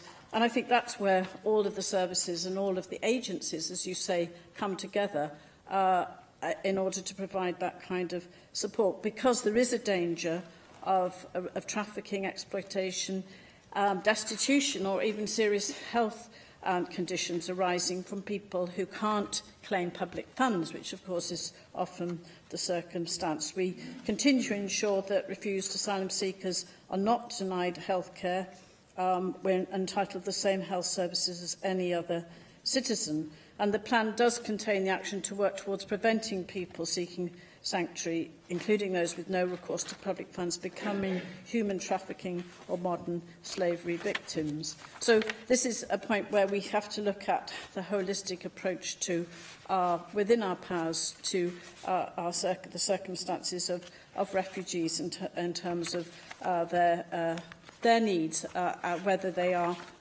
particularly if they have been refused in terms of their situation. Now, we do need to move forward in terms of, and this plan does, in terms of the ways in which we can help with integration. The Restart Refugee Integration Project, which of course I highlight in the statement, is going to be a very ambitious integration support programme for refugees, and primarily, of course, in the 4 asylum dispersal clusters, Cardiff, Swansea, Newport and Wrexham. And that's going to provide particular support for, as I've said, at least 520 refugees. Our total cost is £2 million. And, I mean, that is going to include match funding from the Welsh Government as well. And it is about also ensuring that we can focus on some of those key areas, such as housing needs. And you mentioned that, of course, access to appropriate accommodation is a key issue for people seeking sanctuary.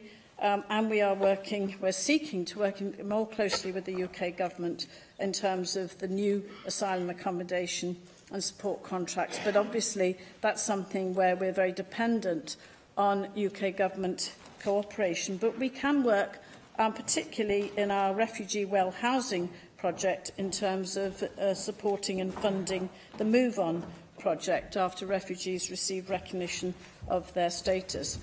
You make a very important point, Mark, about the organisations, civic society, the communities who are playing their part.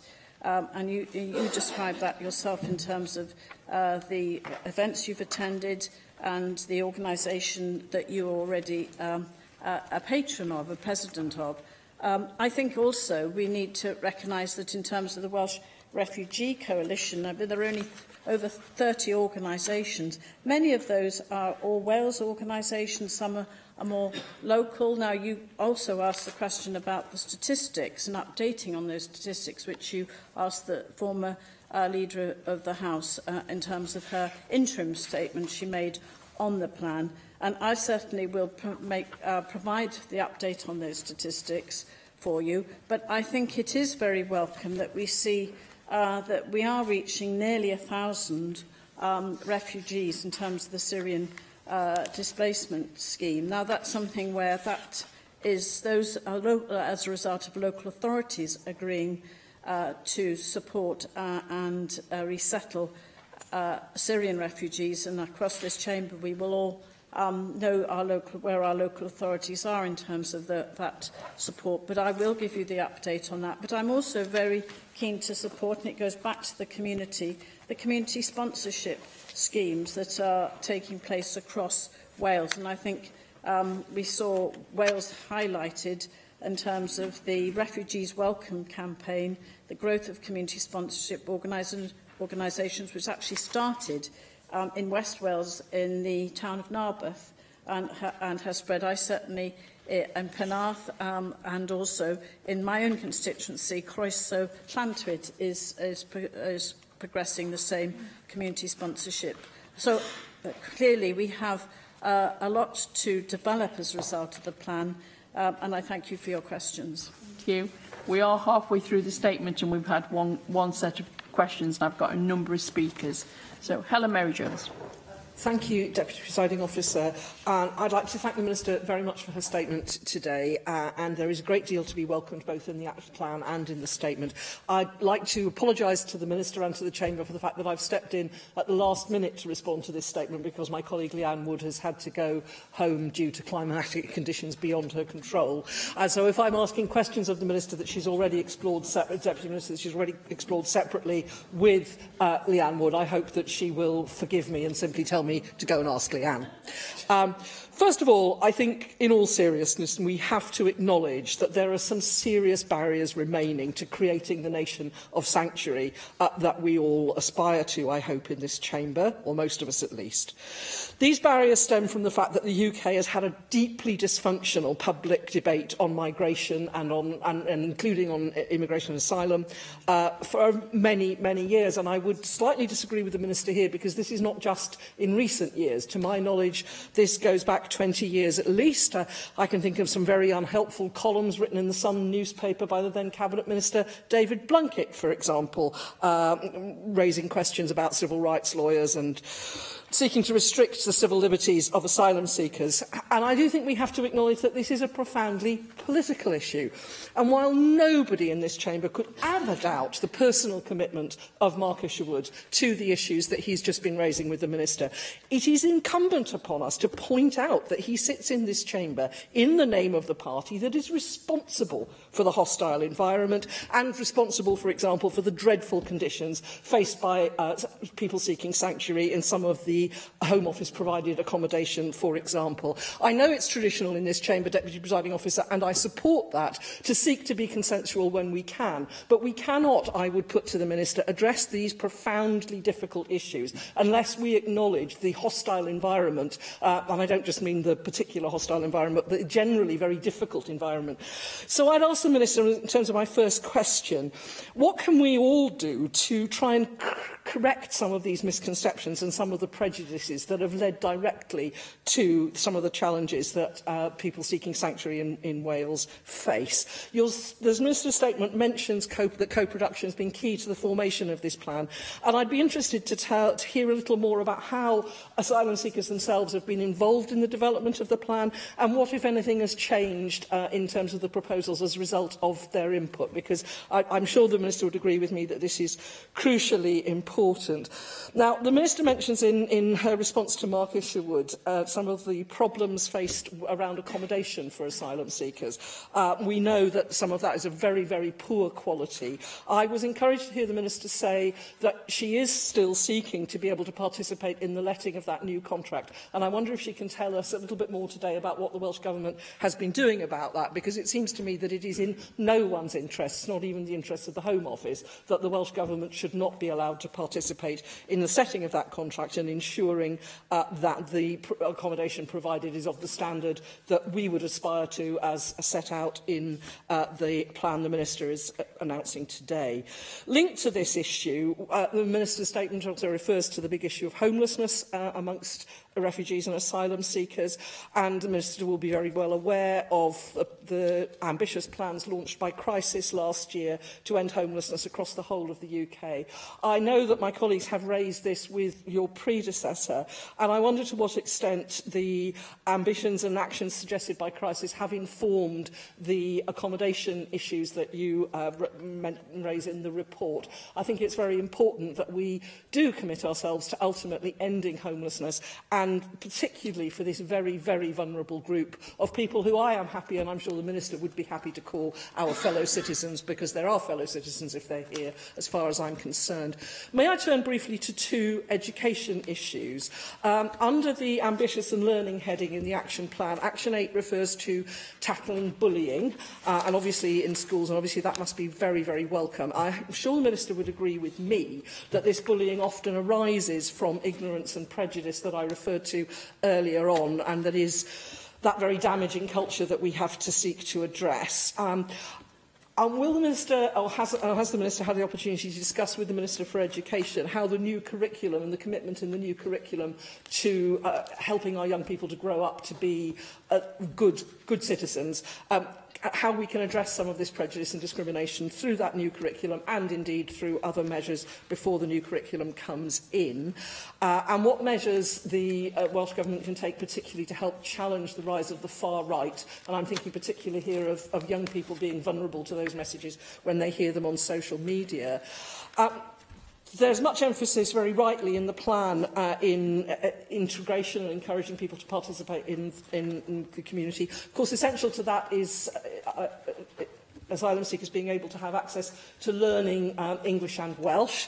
Of course, the decision has been made to remove the mega grant, which was a crucial tool to enable schools to teach languages to people who very recently come.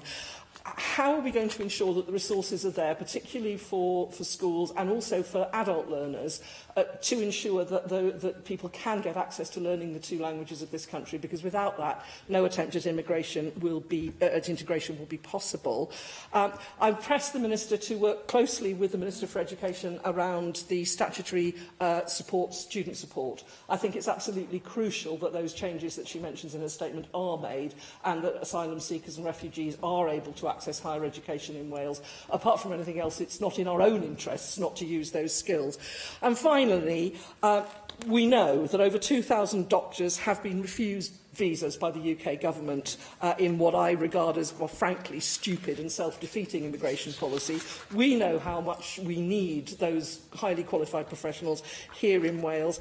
So far, your party has resisted our calls for Welsh Government to seek to issue its own visas based on our workforce needs. And I wonder, in the light of what you've said today, Minister, whether you would consider looking at this again. Thank you. Thank you. Well, a large number of questions which I very much welcome from Helen Merrick-Jones on behalf of Plaid Cymru.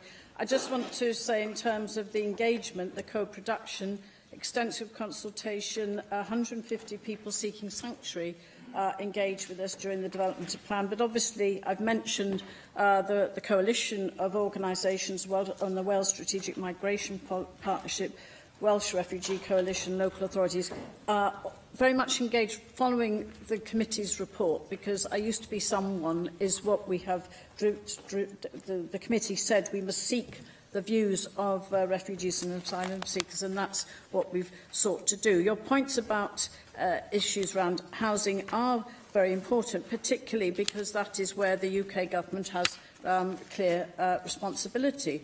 And we have sought to work closely with the UK government as they, in terms of new asylum accommodation support contracts. But unfortunately, I have to say, many of our recommendations appear to have been rejected. And you will know, I'm sure, that there's been a recent report by the Independent Chief Inspector of Borders and Immigration identifying that 18.6% of inspected asylum properties in Wales and the South West were uninhabitable or unsafe. So in terms of your call to scrutinise on those points, which of course then I will take back and raise with the UK government, because too often people are forced to occupy substandard housing or aren't permitted to access accommodation at all, and that is totally counter to our aims in terms of the nation of sanctuary. But I have mentioned already that we are doing more to support the refugee well housing project. And we're repeatedly asking, and again for your support for this, the UK government to extend the move-on period to 56 days, because that aligns it with other homelessness support both in England and Wales. But so far, the UK government has refused to adopt our recommendations. So, I mean, these do not help in terms of the fact that there is a feeling of negativity,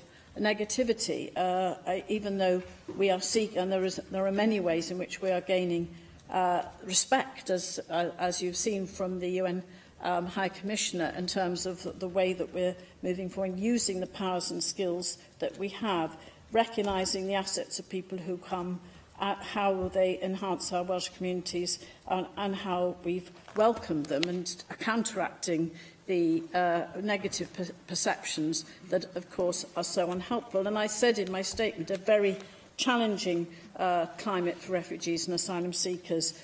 Indeed, because of the political discourse, the media has a role to play, as well as government policies. And I think we have to go back again, I'm afraid, to some of the statements which have led to, and legislative changes which have led to the hostile environment policies, which unfortunately are being implemented, and they're contained, of course, in the Immigration Act 2014. I mean, it's now referred to as compliant environment policy, but this was about measures to identify and reduce the number of immigrants in the UK. So I know that the House of Commons Home Affairs Committee has addressed this. Finally, I will make the point about bullying, because this is an issue that, again, and with the Education Minister, our vision obviously is to tackle bullying holistically, addressing the root causes, including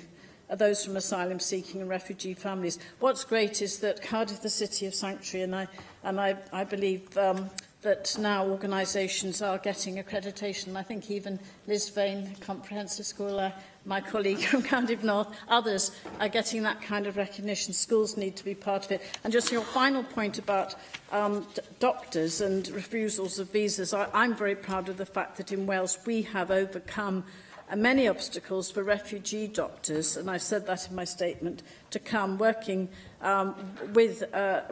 since I was Health Minister, to ensure that we now have a large number of refugee doctors who actually have been accepted by the GMC and now practising throughout the UK. Andrew Davis.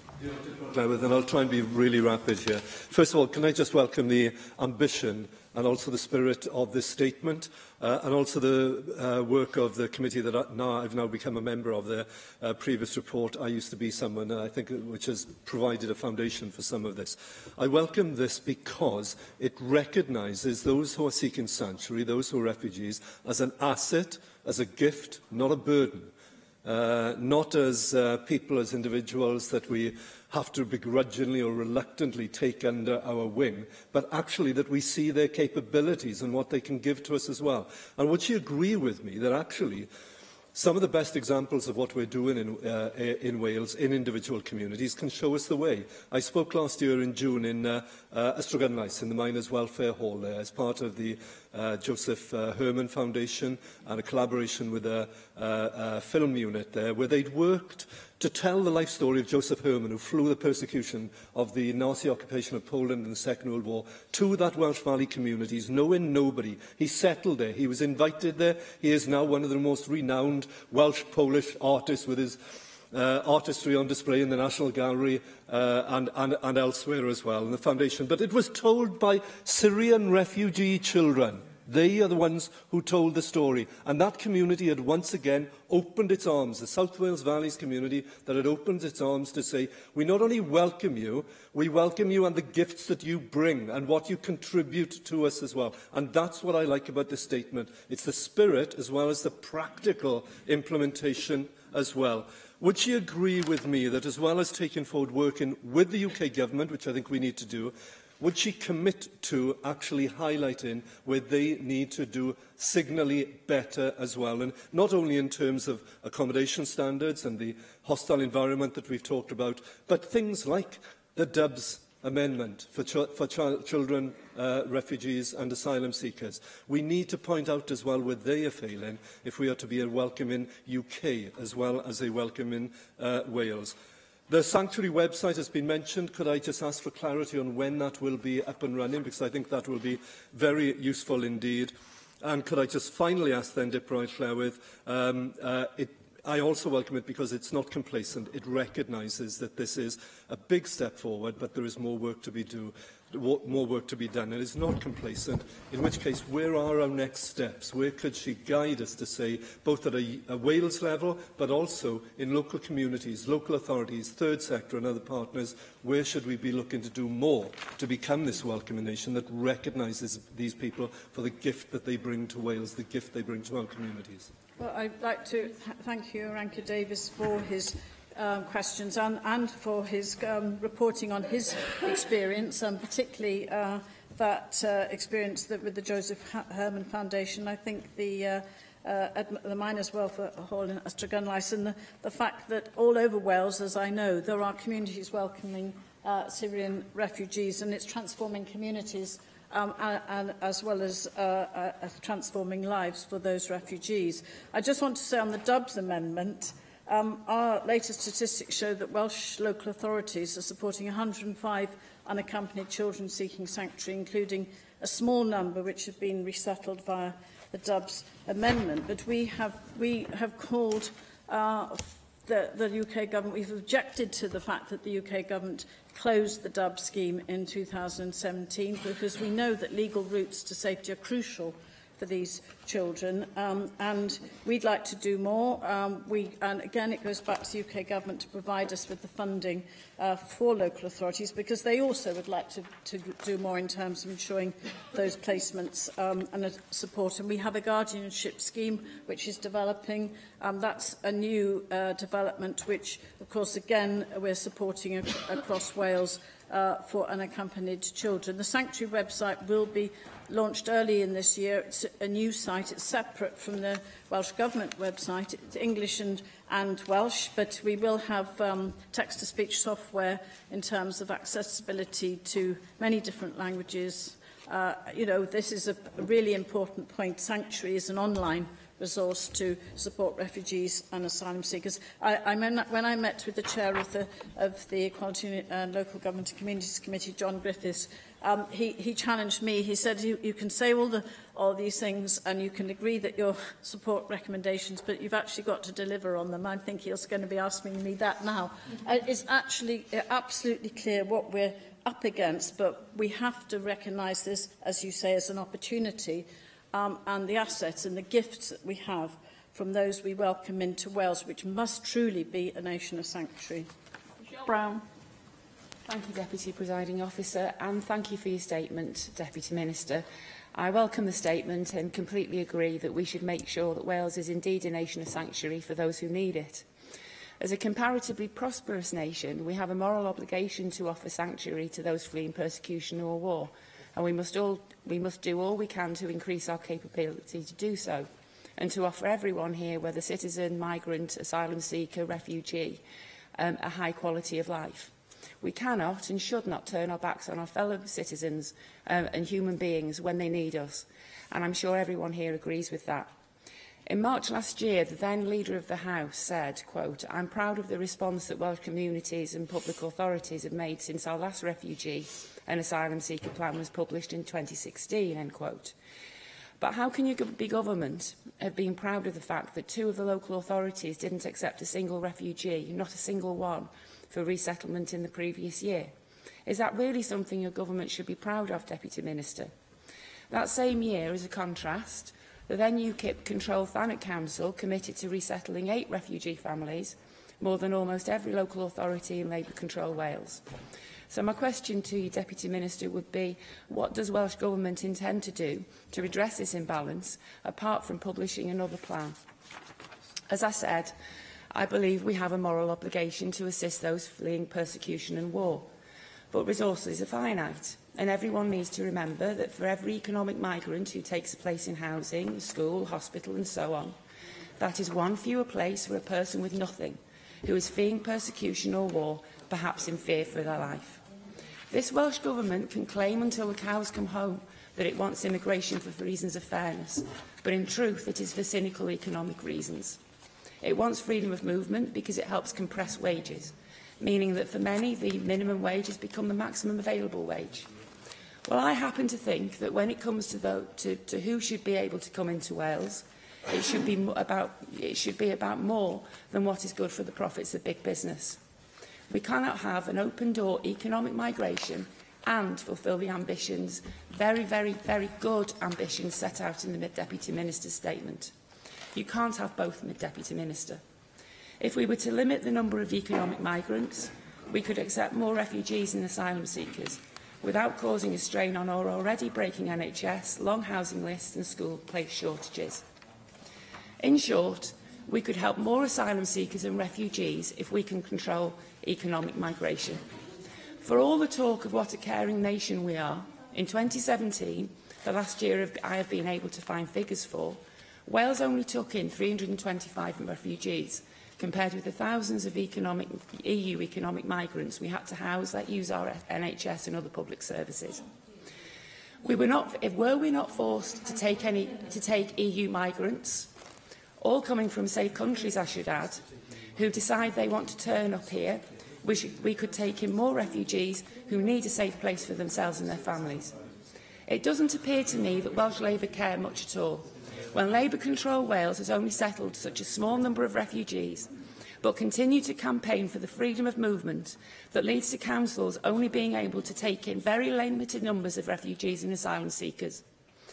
You cannot expect to be believed when you say you care about asylum seekers, whilst all the time being in favour of total freedom of movement from the EU, simply because you think it benefits our economy, when that is causing us to control the number of refugees we accept. As I have already said, we have finite resources, and so the question arises, who do we prioritise, asylum seekers or economic migrants? Minister, Deputy Minister, sorry, I would prioritise asylum seekers and refugees over economic migrants any day of the week. And that is why I'm asking you to admit that if we want to maintain public services that perform for everyone in Wales, whether citizens or migrants, we have to agree to control economic migration so we can prioritise the refugees and asylum seekers who need us to offer sanctuary, and so that we can ensure that that sanctuary is stable and well-resourced. So my last question is, Deputy Minister, would you be prepared to control immigration by those who simply want to come here so that we can increase and give a better life than we do at the moment to those who need to come here? Thank you. Just answer the question. Well, yes, I think, you started in a promising way, but I'm afraid that didn't last very long. And I just want to say something about the kind of remarks that you make and what it means in terms of response in our communities. In the month following the EU referendum, there was a 72% increase in referrals to the Welsh Government-funded National Hate Crime Report and Support Centre, precisely because of the kind of ill-founded views that were coming from those who espouse those views. That spike included a rise across all types of hate crime. And if we look then at the opportunities that we have to drive out that kind of hate crime, it has to look towards the spirit of the Nation of Sanctuary plan, which of course is a plan for all of those who work and play a contribution in this country, for the doctors, for the nurses, for those who work in our care homes, those who work in agriculture. Those are the people that we support, and they are part of our community and our nation, and it's very disappointing that you choose to bring these uninformed views, and which can then lead to that spike in hate crime, which we so abhor in this chamber. Watson. I want to tell you a very short story about my father, who was born and brought up in Llanbemaya, and who was called up to fight in the Second World War, and found himself imprisoned in Stalag 22 for 4 years, and managed to escape from Poland to Scotland. And he only was able to do that because he had the help and kindness of strangers in a strange land. He then, and continued all his life, was out there to fight and help retain peace and understanding rather than the promotion of hate and ignorance. And as a consequence of that, he also remained a huge supporter of the European Union that was founded on those very principles of peace and understanding. We have heard today that there are many, many Syrian refugees in this country, and they are here equally because of the consequences of war. And we rightly make those people welcome. But the issue that I would like to raise here today is that in welcoming those individuals, we do recognise, and we have in this statement today, the unaccompanied minors. I'm really, really pleased that we in Wales are giving some guardianship support and service to those individuals, because I don't know how many people here in this room would understand how very difficult it is to tell and retell your story about how you've ended up in a country completely traumatised. I know that my father would understand that because he couldn't talk about it. So we need to keep those people those children safe. And the closure of the Dubs scheme is absolutely scandalous, because it was particularly to keep identified children at the source where they were identified being in danger, to travel to safety. I cannot understand how anybody could close a scheme that he himself has identified as being alive today as a consequence. That only leaves the gates open to human traffickers and to those young people ending up in slavery, and there's plenty of evidence to support that that is exactly what happens. There's also plenty of evidence to support the fact that unaccompanied minors who end up in the care system are actually going missing. And there's plenty of evidence also that supports that the fact that young females who find themselves going missing, 86% of them end up in the sex trade. Well, I want to thank Joyce Watson for that very moving and personal account. It's an account I haven't heard before, and I don't think possibly in this chamber have heard. It's an account that is on the record about your father's experience. It says everything that we want to do to address and to enable us to, in his, in tribute and memory of what he himself stood up for, and you are the product, Joyce, and you're here, I'm sure, because of him. It's important you mentioned the Dubs scheme, because it did actually offer a very small but very crucially important signal that actually in the UK we care deeply about the plight of these children. And there was such a strength of feeling when the decision was made by the UK government to close the scheme. We need to go back to reopening that scheme, to calling for that scheme to be reopened. But we can do things in Wales, and that's why we have responded to the committee inquiry recommendation, as I said, to develop this guardianship service for unaccompanied children seeking children. And the Nation of Sanctuary Plan does conclude this action. It's going to fund local authorities this year. It's going to support a pilot measure in respect of guardianship, and it does aim to establish the legal needs of those unaccompanied asylum-seeking children and explore the demand for a guardianship service and what such a service should look like. And we have already agreed funding. We've applied £550 million over the past 2 years to assist local authority social services, funding placement, social work training, foster care training.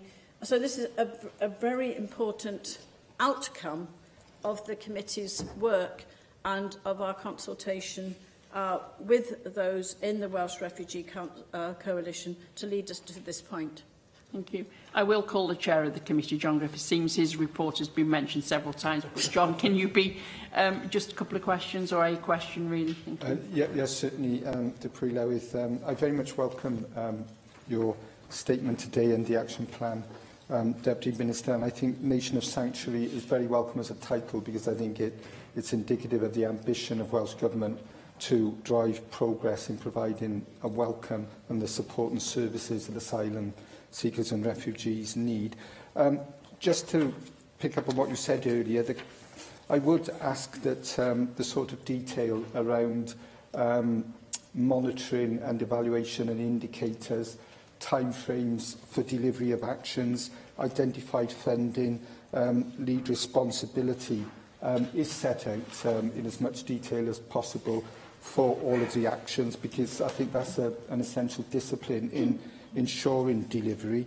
And I'd also like to know what sort of update you might be able to provide, Deputy Minister, in terms of the refresh of the Community Cohesion Plan, the way that we can develop adequate relationships with the media to address those issues that have been identified, and whether the assessment of the impact of right-to-rent checks has been done, and finally, whether funding for the guardianship pilot will be available to all local authorities in Wales. I thank you very much for those questions, John Griffiths. Thanks to you and your committee that we are here with a refreshed plan, Sanctuary for Wales. And I hope you will agree that the way we've laid out the plan, the actions, who's responsible, and that includes the divisions of the Welsh Government and other partners that are clearly laid out in the plan, and I expect to be rigorously monitored on this plan, as will I expect the Welsh Refugee Coalition to monitor me on it as well. But it is across the government that delivery has to be made by, of course, ministers, and it will be clearly monitored, I know, by your committee. You raise an issue about the community cohesion programme. We're working to a national community cohesion programme. It's already been developed, I'm sure you're aware. We're putting it out for consultation, for a refresh, and we've continued to fund our network of community cohesion coordinators across Wales. And of course, that's crucial in terms of some of the issues that have been raised in response to this statement today. The threat, the very real threat to people in terms of cohesion, and also the key issues that have come out of this very challenging climate that we have for refugees and asylum seekers. We can't be complacent about the fact that although we may in this chamber, the majority of us, be espousing and supporting and driving actions, that the challenge to this is real and deep, as we have already heard today. I think the funding that's available for our guardianship scheme and unaccompanied asylum seeker children scheme is going to be made available to all of the local authorities, but obviously we need their cooperation in terms of housing. And your final point, I mean, we are particularly looking at what we can do within our powers in terms of housing, and looking at issues, I mean, particularly, for example, around the Rent Smart Wales Code of Practice. I mean, that's crucial in terms of how we can protect many asylum seekers and refugees, and to make sure that where our people are rehoused, they're with fit and proper people to be granted a licence. And that's particularly key in terms of exploitation. But we will continue to press with the UK government in terms of better contracts and for them to accept our recommendations in terms of those contracts, in terms of asylum accommodation. Thank you very much, Deputy Minister. The Adult Placement Service Providers and Responsible Individuals Wales Regulations 2019, the Regulated Advocacy Services Service Providers and Responsible Individuals Wales Regulations 2019, and the Regulated Fostering Services Service Providers and Responsible Individuals Wales Regulations 2019. In accordance with the Standing Order 12.24, I propose that the following three motions under the items 6, 7 and 8 on our agenda are grouped for debate. Does any member object? No. Well, I call on the Deputy Minister for the Health and Social Services to move the motions. Julie Morgan. Thank you, Deputy Presiding Officer, and I move the motions. The Regulation and Inspection of Social Care Wales Bill was passed unanimously 3 years ago. Through phased implementation of the Act, we are establishing a new system of regulation and inspection of social care providers that is robust, streamlined and citizen-focused. The new system better enables Care Inspectorate Wales to take an overview of the whole service and makes registration with the Inspectorate easier and supports citizens to access key information when choosing their care and support. Furthermore, it seeks to ensure that regulated services provided in Wales will be registered and inspected in Wales. Ensuring consistency in the requirements on regulated services under the Act has been one of our main policy objectives. Therefore, where possible, the requirements on providers and responsible individuals of adult placement, advocacy and fostering services through these regulations before us today equate with those approved by this Assembly and brought into force at Phase 2. But we have been mindful that each service has its own distinct attributes and should be regulated accordingly. Therefore, we've worked extensively with stakeholders to tailor certain requirements to ensure best fit with how each service is delivered in practice, without compromising the overall standards expected. Each of these regulations include core requirements in relation to the governance of the service, the way it is carried out, its staffing, and how it safeguards and supports people. They also focus on secure a focus on outcomes and the well-being of individuals, and include matters underpinning quality, safety and improvement. Where providers or responsible individuals fall short, the regulations clearly specify which breaches will or may be treated as an offence.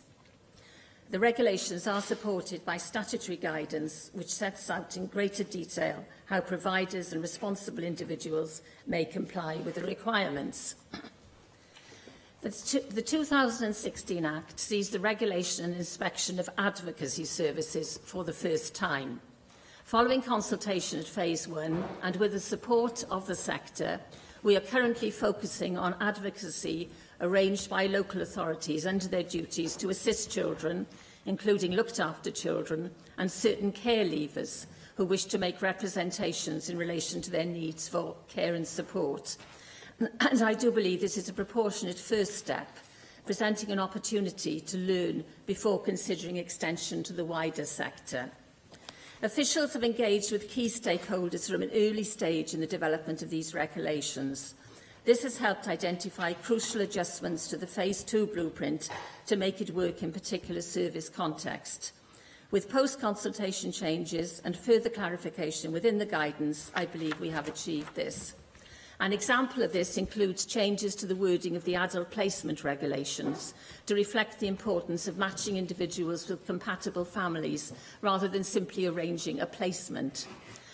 These regulations also now build in the need for providers to require adult placement carers to notify them within 24 hours of any exercise of control and restraint methods. The service provider is then required to make a record of the incident immediately, minimising risk of delay. A similar amendment has been made in respect of fostering services. Responding to feedback, the exemption from regulation for a person who provides advocacy to 4 or fewer persons in a year has been amended so that sibling groups can be considered as a single instance. And this now applies whether the provider is an individual or an organisation. Consultation also promoted a change to the duty of candour, removing the requirement to act in an open and transparent way with service commissioners, which consultees felt could be at odds with the primary purpose of advocacy, which is to consider and help represent the views of individuals while ensuring their right to confidentiality. There have been a number of key alterations prompted by stakeholders to enhance requirements on providers of regulated fostering services.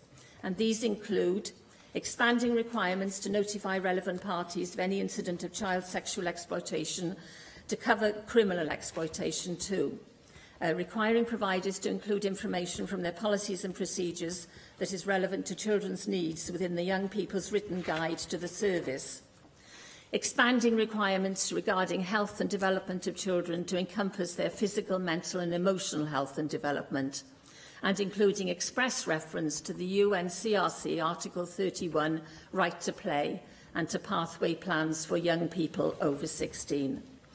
A requirement has also been added for a provider's policy and procedures to ensure adequate oversight of savings that are made on behalf of children, including passing on records at the end of their placement. And this addresses issues that were raised by a recent Ombudsman case in Bridgend. And finally, transitional provision has been included within the regulations in respect of service managers' registration with Social Care Wales. For adult placements and fostering, this requirement has been deferred until April 2022 and advocacy until September 2022, in order to provide time for new and existing managers to gain the qualifications to register where these have not already been attained. Thank you very much. Helen Mary Jones. Thank you very much, Deputy Presiding Officer. And I'd like to thank the Deputy Minister very much for her statement and to assure her that Plaid Cymru will be supporting obviously, these regulations today. I just wish to raise with the Deputy Minister one particular use of language in the regulated fostering services regulations.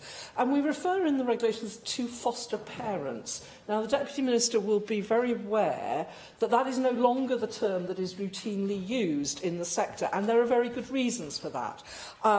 It recognises, using the term foster carer, it recognises the professionalism of foster carers, which I know the Deputy Minister is very well aware of.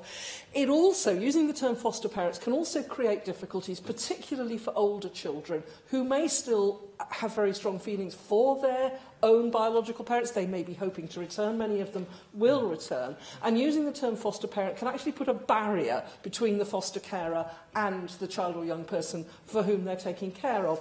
It can also be a term that can be confusing for children who eventually end up being adopted, because their foster carer is not actually going to be very often their long-term parent. So I would just like to ask the Deputy Minister to clarify why we are still using a term which I think the sector on the whole, and particularly young people who are care experienced, are not enamoured of, not particularly keen on, and whether it would be possible, it's not a reason certainly to oppose these regulations today, but whether it would be possible going forward to consider a more appropriate and more contemporary use of language. I suspect that it may be that this is the right language to use in these regulations because it may fall out of the primary legislation, but I do think it is something that we should be very careful of. Foster carers are not seeking to be parents, though they do offer, of course, very often the kind of love and support that the best parents do.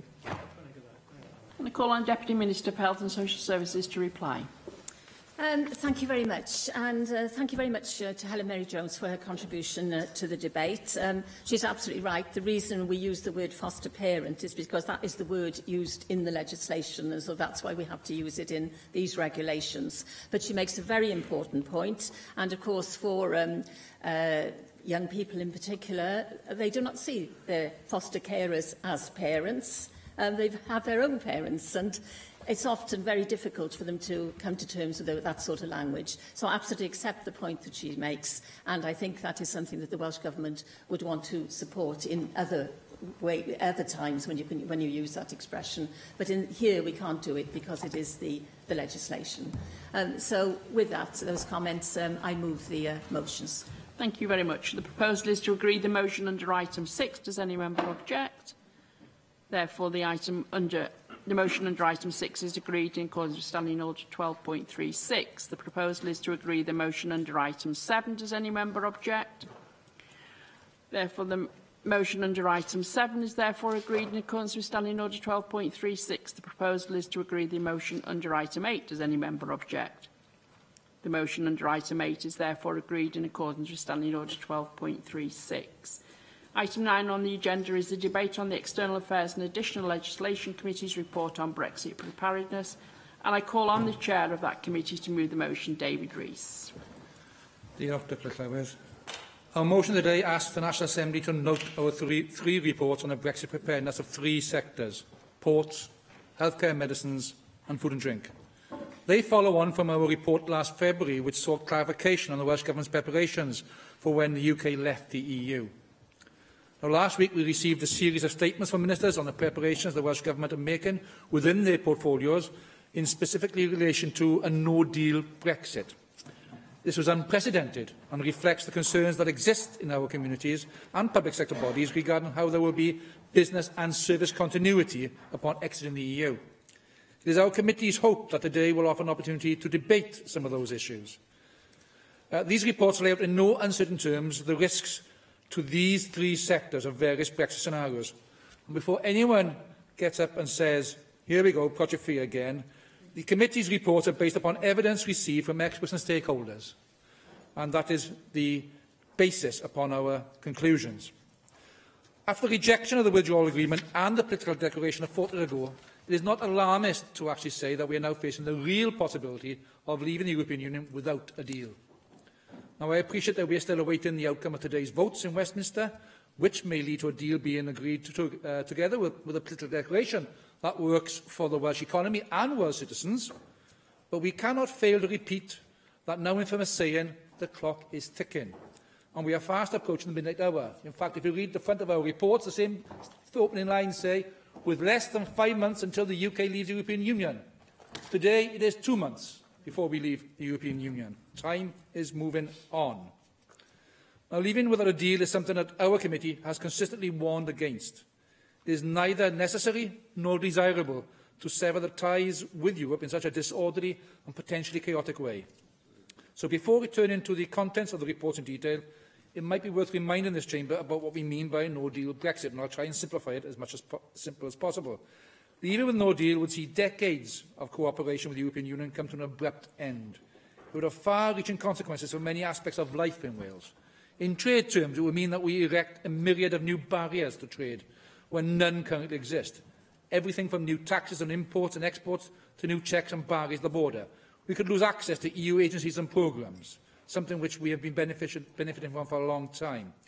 The clear and overwhelming message that we have received from stakeholders during our time considering these issues has been that no deal should be avoided. Llywydd, I will now turn to our three reports in a little bit more detail. And the reports being debated today look in depth at some of the issues faced by three sectors which are important to the Welsh economy. And they also build upon previous reports of the committee. And whilst it will not be possible to consider all the issues in the time available to me today, I would encourage members from across the chamber to study them carefully if you haven't already done so. Our follow-up report on the implications of Brexit for ports revisits some of the issues we first brought to the attention of the National Assembly in August 2017. We took evidence from stakeholders involved in running Welsh ports, from hauliers, and together representatives from the aviation and tourism sectors. And it's worth noting that not only do Welsh ports perform an important function in our modern economy, they actually also support over 18,000 jobs in Wales. The fundamental issue at Wales' major roll-on, roll-off ports is this. They lack the physical capacity and infrastructure to accommodate new customs and border checks, together with the parking requirements that will be entailed in all that. And that's why we call upon the Welsh Government to publish its contingency plans for managing traffic at Welsh ports, should new delays in checks become necessary after 29th of March 2019. Now, I appreciate the Welsh Government believes that there may be some aspect of commercial sensitivity in doing this, and I welcome the subsequent assurances given to me by the Minister for Economy and Transport on this matter. However, it would be helpful if the Government could share this information with us on a confidential basis. On no deal, we heard from port operators and hauliers that a transition period was essential as we leave the EU. In particular, the Road Haulers Association told us that UK and EU road hauliers, the majority of their customers and officialdom are not and will not be ready for a no deal, no transition scenario. They also told us that current preparations are insufficient to avoid catastrophic disruption to supply chains in such a scenario. We noted this in our report about the proposals for future customs arrangements if we have an orderly Brexit. Widely held concerns remain about the timescales for transition to any new system, and we also note the difficulties that may be faced by exporters if they have to operate two complicated sets of systems after Brexit. And it's helpful that in that regard, the Welsh Government is working with key sectors to the economy to build that resilience. I also welcome the contribution by the Minister for Economy and Transport last week, which reminded us all of the challenges in gaining HGV permits for Welsh businesses and the impact that might have on our indigenous companies. A simple matter that we all take for granted. Now we can transport our goods across Europe without any difficulty. It is now one which no deal could severely damage.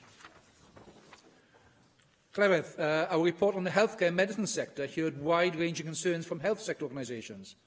These included the implications of Brexit for the continued supply of medicines, access to clinical trials and maintenance of the health and social care workforce.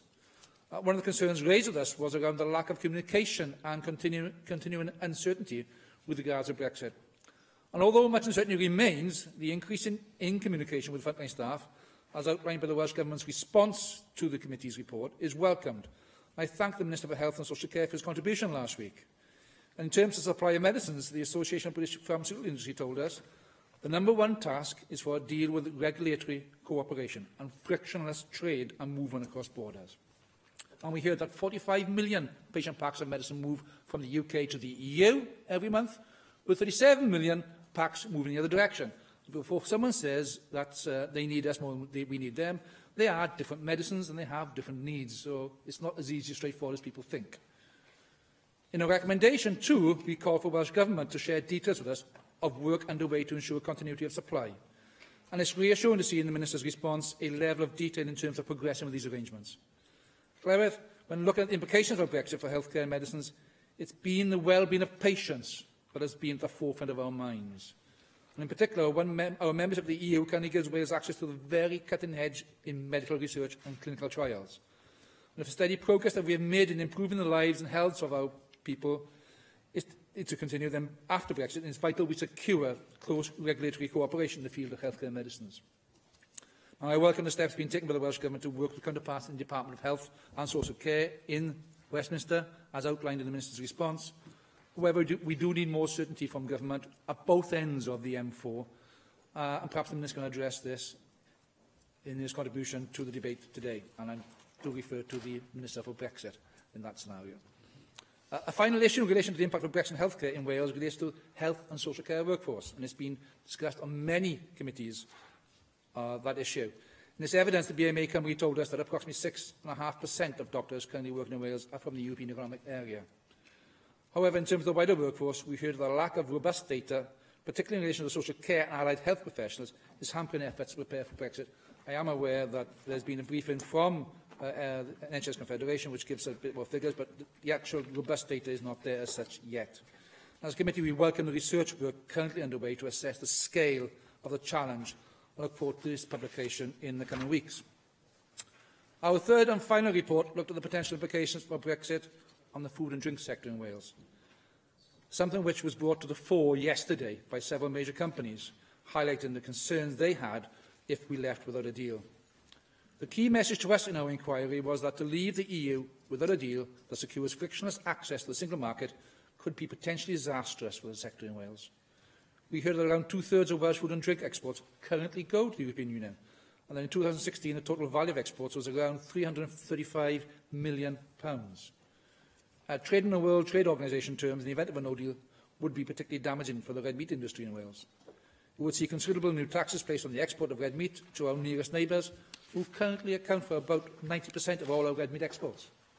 And furthermore, we hear that it would be very difficult to replace the European market with trade to the rest of the world in the short term. It will take a concerted effort over a number of years for the rest of the world markets to mature, and the committee welcomes the work currently being undertaken by the Welsh Government in that regard, but it is a longer-term solution.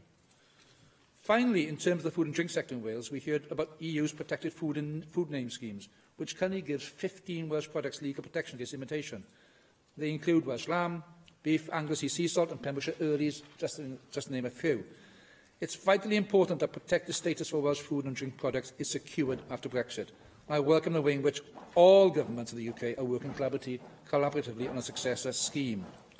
It is vital, with the level of change that we are about to see in agriculture and food sectors as a result of Brexit, that this Assembly also has ample opportunity to scrutinise policy proposals in detail. I'm sure all ministers will reflect upon this going forward, so that we are able, as a legislature, to actually scrutinise the policies that come forward to us.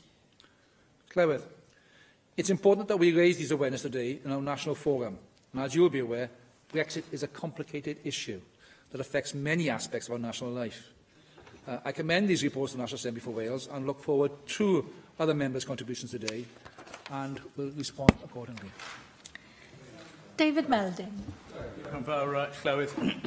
Can I start by thanking our chairman, David Rees, for the way he's led the committee. And I think it's done so with great alacrity. This is very pressing and serious work, and I do appreciate the way you've chaired our meetings and sought to draw out a consensus amongst committee members.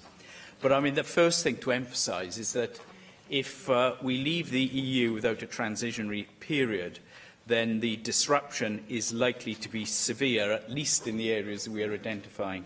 And potentially, we run considerable risks. And indeed, it appears that some of those risks are heavier in Wales than they are in other parts of the UK. So this is very, very serious work indeed, and I'm really, one thing that gives me encouragement is that we've been so led in it, and backed by a wonderful secretariat in terms of producing and helping us to produce these reports. I also want to commend broadly the Welsh Government for taking, I think, quite a responsible attitude in trying to seek out all the practical ways that it can liaise with the UK Government to ensure that a range of contingencies are prepared. And I do welcome this. I think it is a mature approach. I want to refer just to some of the concerns. They've already been raised by our Chair, but let me amplify a couple of them.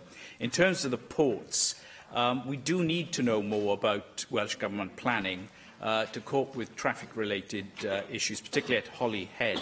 Now, the UK Government has started to do this, so in terms of the Channel ports in particular. So the commercial sensitivities, I'm not so sure that they are that pressing. And anyway, the biggest need is for us to get some information and communication out there. So I do hope this can be readdressed. An issue for the UK Government, which the Welsh Government can put pressure on, is the capacity at the moment at our ports to deal with the changes in the regulatory regimes that may apply very, very quickly. This is a great worry for the stakeholders, and I think, again, we need some reassurance. In terms of healthcare, as has been mentioned, the issue of the number of medicines that come into Britain and the number that go across to Europe is really quite substantial. And this, again, requires very careful coordination, particularly around those that perish quickly, like insulin. This was emphasised to us. And I know there's an ongoing challenge about warehousing. We were already quite close to capacity in some respects, as far as I understand, especially over the ones that require careful storage. And these medicines are often required by the most vulnerable in society, so there's an issue there. The staffing implications are really important. I won't repeat them other than to say I think the Welsh Government is hoping to report on this specifically about staffing in social and healthcare and expecting to report sometime in March, and I do hope it's able to report as early as possible. I do realise that you don't yet know the actual situation we'll be facing, but it's very important that we get some clearer information, and again that is communicated. Finally, on food and drink, if we could have some update on the food supply issue of Tesco's announcement that they were very concerned, and I think this just emphasises the whole issue of leaving the European community after 40 years, whatever your views are about it. Trading and economic patterns very set. We've been Europeanised substantially. We have globalisation over this. The supply chains are incredibly intricate. And we do need to be, to bear that in mind. And it will be inevitably disruptive if those are broken without a deal and a transitionary period. Finally, I do think we now have to spell out what is likely to happen to lamb if we don't have a deal. We will face a 43% tariff. That's the best scenario. We could be in a worse situation than that. We will lose our markets overnight in Europe. Many of the countries there will start to produce more lamb. Now, that will take them a little while. But New Zealand only uses half its quota at the moment in the European market. There's every chance that the slack created by Welsh lamb becoming too expensive could then go to a competitor. This could devastate our industry.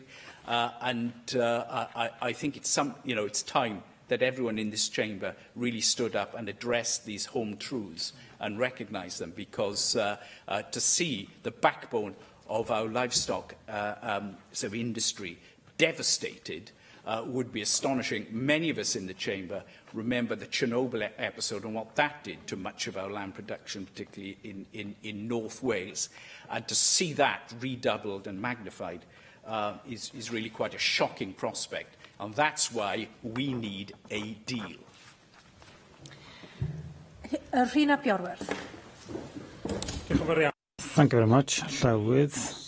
Count of how many times warnings have been sounded in this chamber about the real uncertainties that face us from any kind of Brexit and the huge risks that are in front of us should there be a very hard or even a no-deal departure from the European Union. And it's important that we remember the context in which this debate takes place today and what is happening down the M4 in the Houses of Parliament. And we should always strive, however unlikely it feels at times, to hope that our message and our concerns here in this national parliament of ours are heard by those making decisions in Westminster and in Whitehall.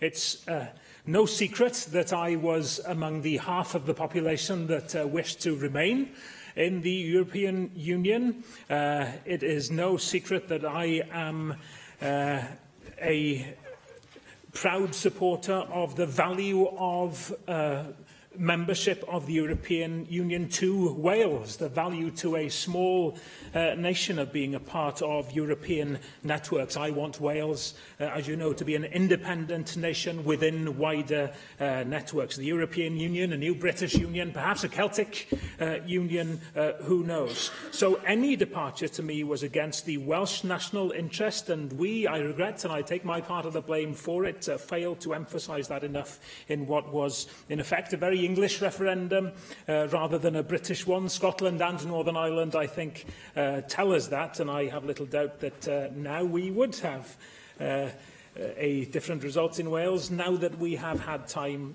to discuss the specifically Welsh implications. But the referendum took place nearly 3 years ago. But now to be in a position where we are facing the most damaging Brexit possible is to be in a position where everyone will bear the brunt wherever they are in the UK, although I fear that Wales would be amongst the hardest hit. And pseudo-British imperialists will revel, no doubt, in a perverse pursuit of splendid isolation, where the real isolation is one which can only limit opportunities for the impoverished, for the enterprising, for the young, for business, for agriculture, for our public services, for tolerance, for international cooperation. The list is far longer than the llywydd would allow me to run through comprehensively time-wise. But today we note 3 reports sounding more warnings, 3 reports by the External Affairs Committee. The Chair has already eloquently reminded us of some of the warnings that committee sounded on the effects of Brexit on ports, on health and on the food and drink sector in Wales. The Government has accepted the many recommendations made for preparatory work needed, and I'm pleased they have been accepted, but of course preparation simply cannot be done adequately, not even given all the time in the world, let alone the 8 weeks that we have left, to put us in a position where we could look forward realistically to being on an equal footing post hard or no deal Brexit as we are on now. We are dealing today, of course, with the legacy of decisions taken following that referendum in 2016, namely the decision to trigger Article 50 so quickly, setting a date for departing the European Union, a date with destiny, without a clue about what destiny we were really even seeking. And I'm very proud that my Plaid Cymru colleagues in Westminster voted against the triggering of Article 50 then, and perhaps history can judge if Labour and the Conservatives were right to hurry, as happened, to trigger that. But it's clear to me and my colleagues we want that date put back. I want Article 50 delayed to buy time, perhaps to seek a less damaging Brexit, perhaps taking into account some of the warnings that have been sounded again in these 3 reports by this Assembly committee. But it would be time even better spent, in our opinion, to ask the people again if this is what they and people like my eldest daughter, a passionate European who has become eligible to vote since that referendum, still really want. Hywel Anker Davies. Diolch, Llywydd. I'm going to focus on one of the 3 reports, but before I do, as somebody who's recently joined the committee, can I just commend the work that the committee has done on these 3 reports and the thoroughness of them, and the fact that they deal with facts very directly. It isn't unnecessary scare stories or fear. It's purely what the scenarios look like, particularly with no deal, but even on a managed Brexit withdrawal, and what we need to do. But it is a stark reminder of what we are facing. And just to pick up on David's point about sheep and lamb within Wales, we often think of those pastoral idylls in Mid Wales or North Wales, like lamb and so on. But of course, colleagues here who sit on these benches who represent South Wales valleys, like my own, they won't be massively dissimilar from my own. 40% of my territorial area of my constituency is upland hill farm. Those farmers traditionally actually survived and live in by not simply doing hill farming, but by being the haulage company, being the scaffolder, or running the bakery. That's the only way they've been able to do it. They know very much what the risks are now of cutting off the ties of non-tariff access into Europe, regardless, I have to say, of the wider potential that there is, because we have links now out into Middle Eastern countries, out into Dubai, Qatar and so on. And just one point on that, it's based on the gold standard of our produce, the high animal welfare standards, the high slaughter standards that we have. So one thing that we do need to do in preparing for Brexit is making sure that in no way do we compromise those standards, because curiously, what has been previously criticised as the gold standard, gold plating our regulations and the way we do it, it's actually that very standard is why our export markets do have the potential to grow even after Brexit withdrawal. But we cannot lose that European markets, because then we'll end back in the situations where in the South Wales valleys you will have farmers on their uppers. You will have abandoned upland hill farming in South Wales. And that is not only economically important, it is culturally important as well.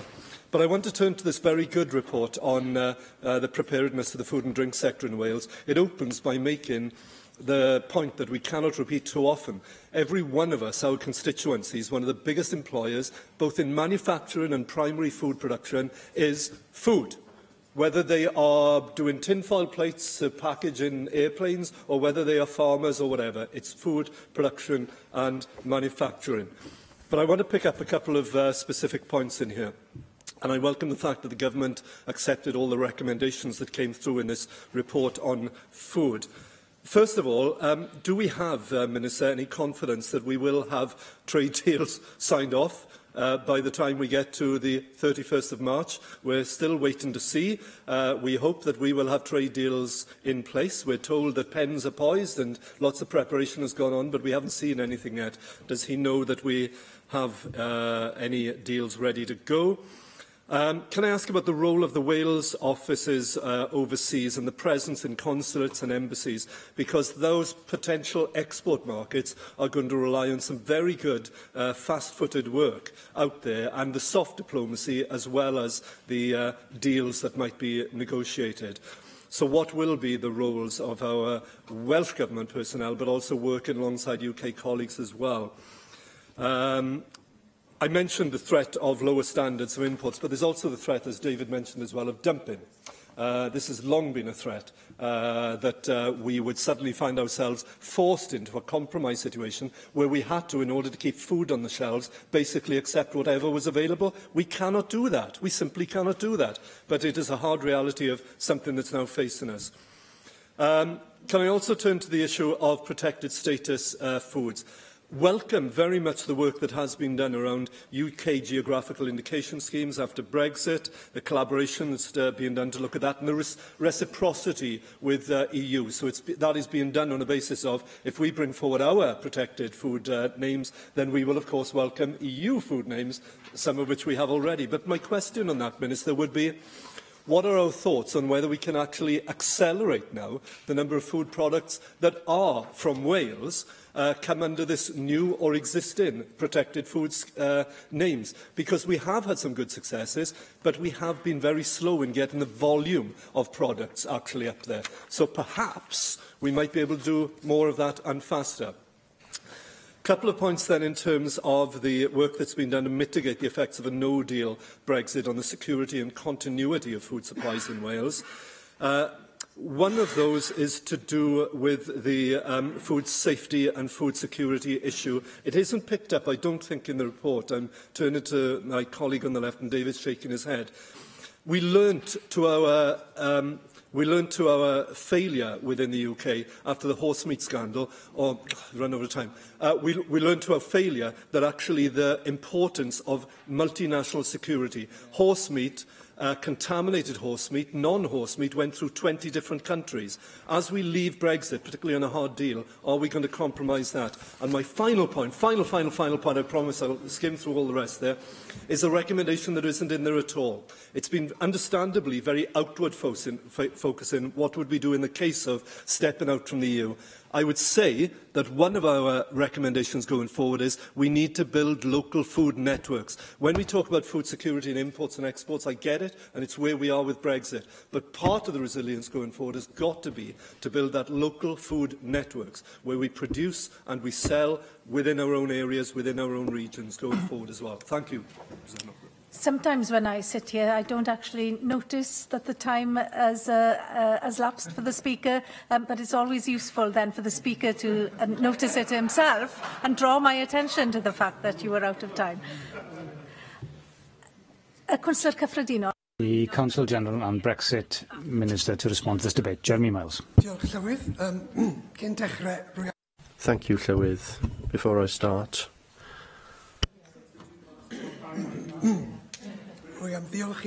I'd like to thank members of the External Affairs and Additional Legislation Committee for the 3 reports looking at the Welsh Government's preparedness for exiting the European Union. I'd also like to thank you for the opportunity to reply to this debate. I'm pleased to say that the Welsh Government, in our formal response, have accepted all of the recommendations in each of the reports. Of course, the situation in terms of each of these issues changes swiftly, as David Rees mentioned, and I welcome the questions and comments that we have heard today. I am not going to have time today to discuss the appalling way that the UK government has dealt with the Brexit negotiation and the crisis facing our nation as a result of that. There will be another opportunity to look at that situation tomorrow, but I do have to say once again that, as I and other Cabinet members have emphasised time and time again, that exiting the European Union without a deal will be disastrous, as Rhina Pyorwerth and others have already mentioned. And at this 11th hour, we encourage the Prime Minister of the United Kingdom to secure a deal which would benefit Wales and the UK as a whole. Last week in the Assembly, a whole day of plenary proceedings was allocated to outline the impacts of a no-deal Brexit on various sectors. This shows how significant the dangers for Wales are, in our view, if we do leave the European Union without a deal, and how grave the message is for the UK government that they must secure a deal. The statements highlighted some of the most grave impacts that could arise from a no-deal exit, and these can be seen too in the reports laid by the committee. I can't lay out the Welsh Government's response to all of the recommendations in the time available, but I can tell you what our response is to the most important issues. Many of the possible impacts of a no-deal Brexit lead to delays at borders, and I want to emphasise that the UK Government is entirely responsible for managing the UK's borders, and we are working with them to understand and mitigate the impacts on our infrastructure, on our transport infrastructure, our businesses and our people, but we ourselves can't decide on customs arrangements. The UK government has decided not to put additional checks in place on goods from European nations, temporarily at least, if we were to leave without a deal. But this does not guarantee that goods will flow as freely as they currently do. If we do leave without a deal, then Ireland will have to treat goods from the UK as goods from a third country, including all the necessary checks, and that could lead to delays at Welsh ports. In most of our ports, we would be able to manage the impact of the delays within the space available in the ports themselves, but Holyhead would find it more difficult to cope with this. As the Minister for Economy and Transport said last Tuesday, and I refer members to his statement on this issue, which could outline in a little more detail in the government's response to the committee's recommendations, because it could refer to some of the confidentiality issues which applied at the time. As he said, although modelling work suggested it was likely that we could keep the traffic delayed within Holyhead, within the port itself, we have developed contingencies in order to have as little effect as possible on the locality, and this includes looking at a number of sites that could be used as contingency spaces for lorries if there is delay at the border. To be able to report that we are taking substantive action in this area, and that we are reasonably confident that disruption at our ports will not lead to severe problems on our road network.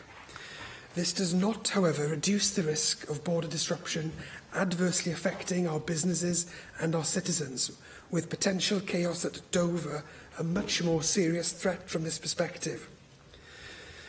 In particular, the potential difficulties at the ports could have an impact on the ability to bring sufficient supply of medicines and medical devices into the country, as the committee has identified in its report on the preparedness of healthcare and medicine sector in Wales.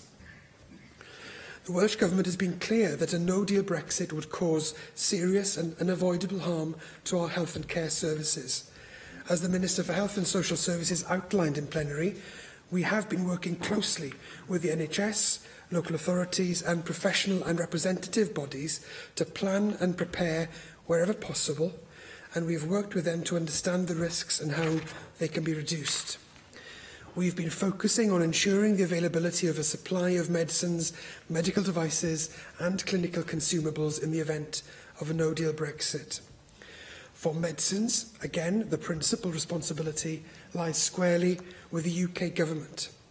But in acknowledgement of the point that David Rees raised, we have been doing and continue to do everything we can to ensure that the assurances that ministers are giving, that UK ministers are giving, about the ability of the buffer requirements placed on pharmaceutical companies, the additional warehousing and alternative transport routes, including air routes for radioisotopes, are well-founded.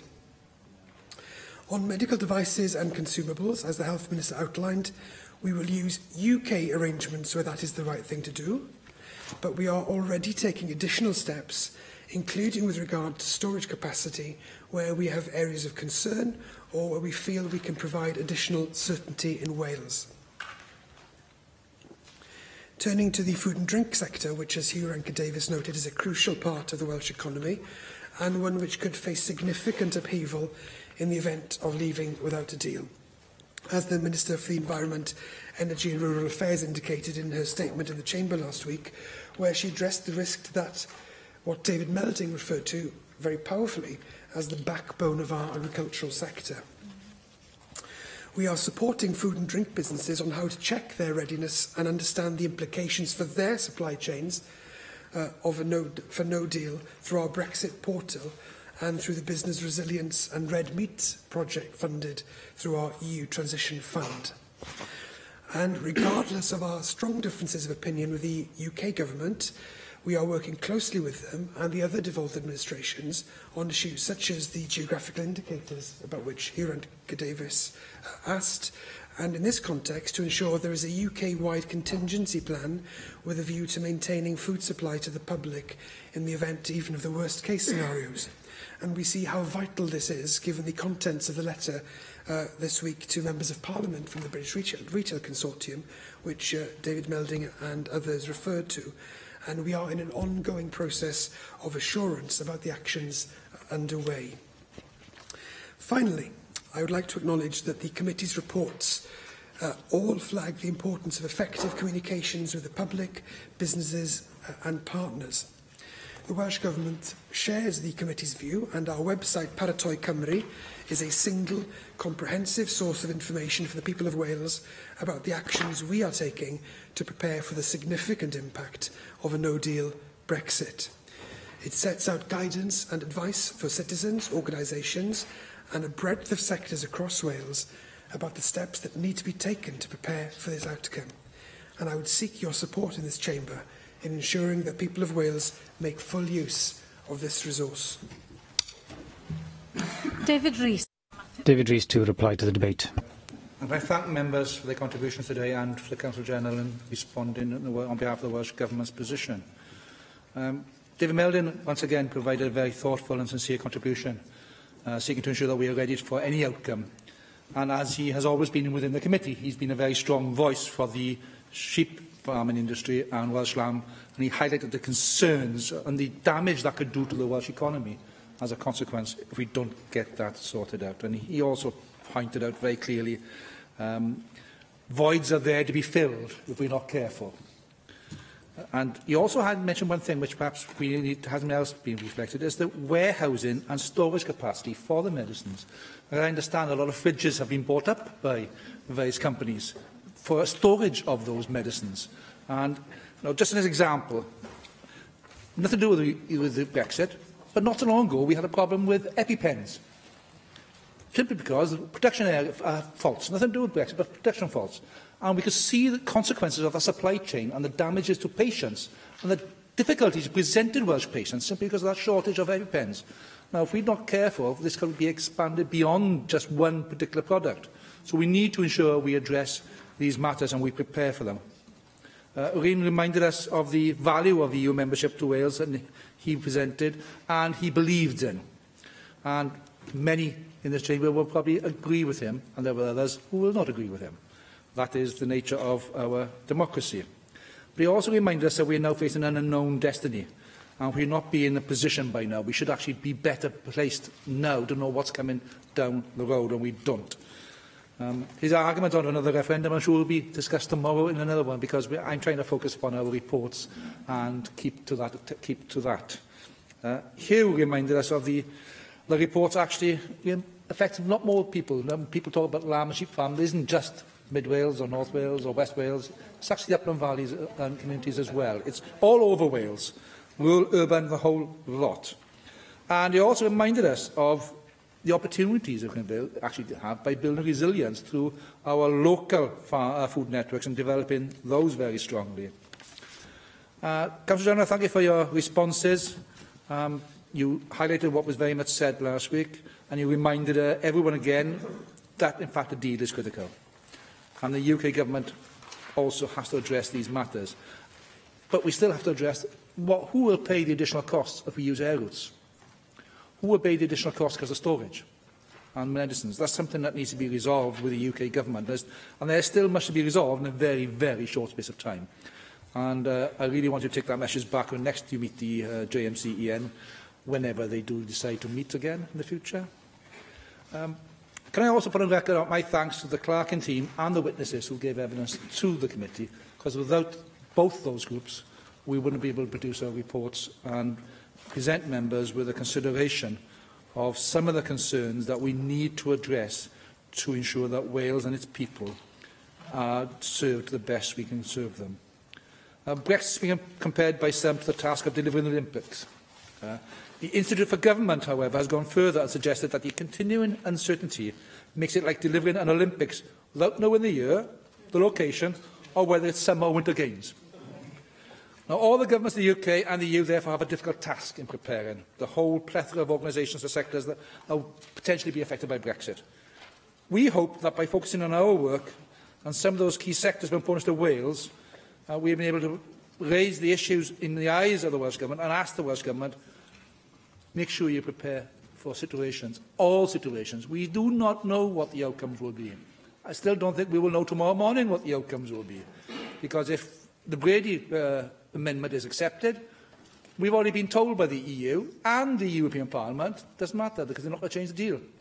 So there are deep concerns where we will end up, and therefore we have to make sure our preparations are solid. Diolch yn fawr. Question you. The proposal is to note the committee's reports. Does any member object?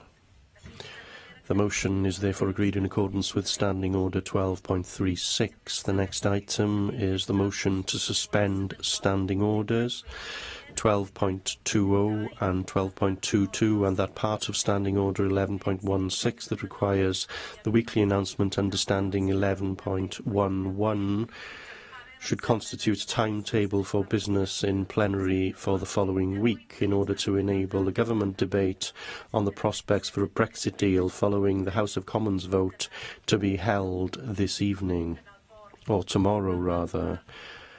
I call on the Trefnydd to move the motion formally. The